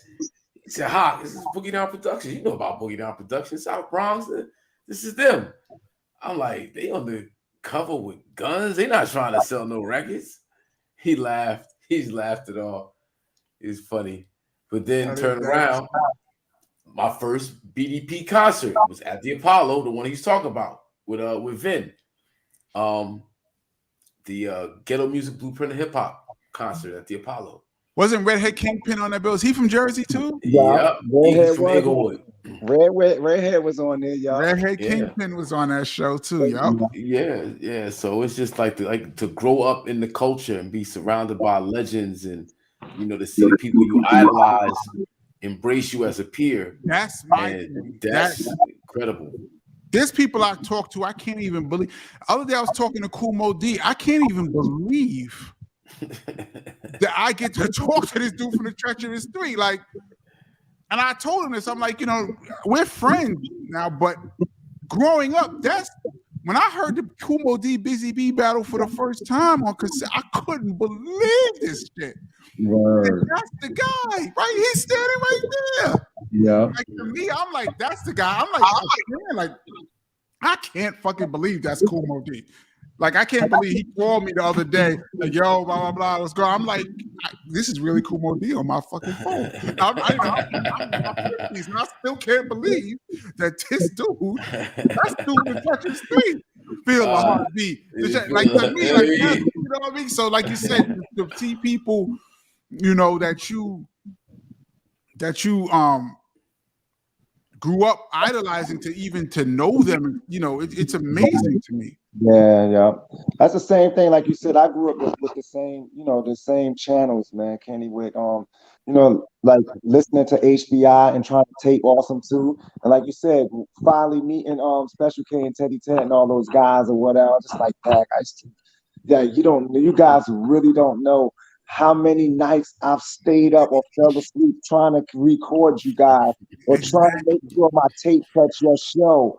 And all of that, man, it's just crazy, man. And then you finally get to meet you guys, like you said, man. You just be like that, like people don't really realize it's still like you with them, but they still, they're still idols of yours at the same time. Absolutely. You up in this game with them, man. And that's why I say, like, with you guys, man. Like, honestly, man, like, we might not be too far away from you guys from an age standpoint, but like just the blueprint of what you guys were doing, us, trying to get in, man. Like, I'm telling you, me personally, I was watching, yo. Really watching, yo. Chris, yeah, he's truly the teacher. Yes, I've been watching you guys, man. When Chris was on, he was talking about Super Rhymes. I met Super Rhymes. Wow! I took a picture of it and put it on my wall because I could not believe Super Rhymes. Me and Chris used to sit and listen to this record over and over again. And I was at a party, and there he was. I couldn't believe. I'm like, please, sir. I said, excuse me, sir. Can I please take a picture? Are you Super Rhymes? The one with the 5-woman lowest line? I had TV like the float like a butterfly sticking out Ali. He said, yes, my man, if you show me you can. I was told you had the master plan. So I rocked the mic for Howard Cosell to show America how I rock so well while I rock the mic. This is what I said about. Come on, I know the whole joint. He did like 5 styles on that record. Got the Latin. Deep in the desert city, Baghdad. He left it. You know they say you leave it all on the court. DJ, he left it all on that. He did every style that he had on that song. Right. He was Dracula, a genie, singing this DJ. When I rock, he said, he did everything on that record. Man. I put this dude picture. I couldn't believe it. I couldn't believe this dude, bro. He was the king in 1980. Like to me, like that. To me, that's the epitome, And even Chris, I text the picture. I was like, yo, Chris, I met Super Rhymes. I was like, yo, because Chris is, he's KRF, but I know we was little kids. We couldn't believe. If I ever met Spoonie G, I think I would pass the fuck out. We used to listen to his records over and every day after school, every day after day after day. Yeah. Yo, it hurt me when KRS dissed Jimmy Spicer and Out of Here. Yeah. You know what's the funny part about that song Not is Jimmy Spicer. that song is the Spicer. watered down version. Oh Lord, God. There's a version when I was in the studio when they were recording that. There's a version with other names. He's going after niggas. He wasn't this. It was just like, do you remember so and so? And he's out of here. Remember so, but it was other names. And this version is the let's scale it back version because That's there was crazy. other. He said a bunch of people in that record. Wow, who got the master? Preem probably. Preem probably got that. Put an NFT that joint. Preem definitely. CK, right? Wow. That's the new beast right now. And Remember NFT all. how long Super Rhymes was, but he fell off. Chris used Super Rhymes on like 3 of his records. He's over the years he said super. He used. I'm telling you, man. I am telling you. We was together. Like couldn't believe this dude. Damn. Rest in peace, Super Rhymes, man. Yeah, man. Yes, sir. Yeah. But yo, we've been rocking out for a little bit. You know, I appreciate y'all having me. Hawk, I've been telling you for a while I was coming. Yes, sir. Yes, sir. Yes, sir. I know I love to talk sports and just talk shit. Yeah, and I knew I could get you to go other places that you didn't expect to go. Yeah, you know, I'm trying to wait. I bet you. There's a little thing. I love, I have a million of those kind of stories. A million. Oh yeah. I have a million of those stories. I just because it's so. I was just standing there in amazement with so many. I seen so many stupid little things that you would think is stupid, but it's really like, Nah, like that's the thing about like coming up in the culture, right? There's certain situations that happen. For better or for worse, good or bad, move the culture forward. Yes. To be there, to have experienced these things, and to be able to look back and detail it with a clear memory is a good thing. It is. A lot of us aren't here anymore, and that's how we honor the memory through these stories. Absolutely. Yeah. There's a lot of great artists that don't get mentioned that much that I saw the Crash Crew perform a few years ago. Mm-hmm. They're walking down the street with your box in your hand. High power rap. Kidding me? That record was so ridiculous. Yeah. People you wouldn't even think about the Crash Crew or somebody like that. Just little groups like that to me shaped my life. But so I just like to bring up stuff like that. I'm just a student. I'm just a student of game. That's it. Yeah. So, and we all should be. I appreciate you, Holly. I appreciate you having me. KG, Clifton, thank you so much. I know I went long. Nah, man, this is great, Kenny. Like you said, man, it's just great to share these kind of stories, man. And I know you can go all day with them, man. So it's great. Yeah. Oh, and we will have you back up on the platform soon. In a few, because then we're gonna really get in. Yeah, get in. Talk about that book. My brother's name is Kenny. Yo, got DJ Kenny Parker on MAD IZM Sports. This is Hakeem, Cliffy, KG. And we're gonna wrap this up. Yo, big shout out to everybody in the building, man. It was thick the whole night. Star Child, Daryl, Kimberly, Will, Jay, Tony. Star Child, Daryl, we grew up together. My mom was in the building. Aaron Rice, big shout out. Kimberly Thornton, DJ Wise, Will. Everybody that tuned in, man. It was a great show. Great show. Absolutely. BDP night. This is MAD IZM Sports. We out. Peace out. All right, guys. Peace, y'all. Peace, y'all. Peace. Just Ice voice. Peace.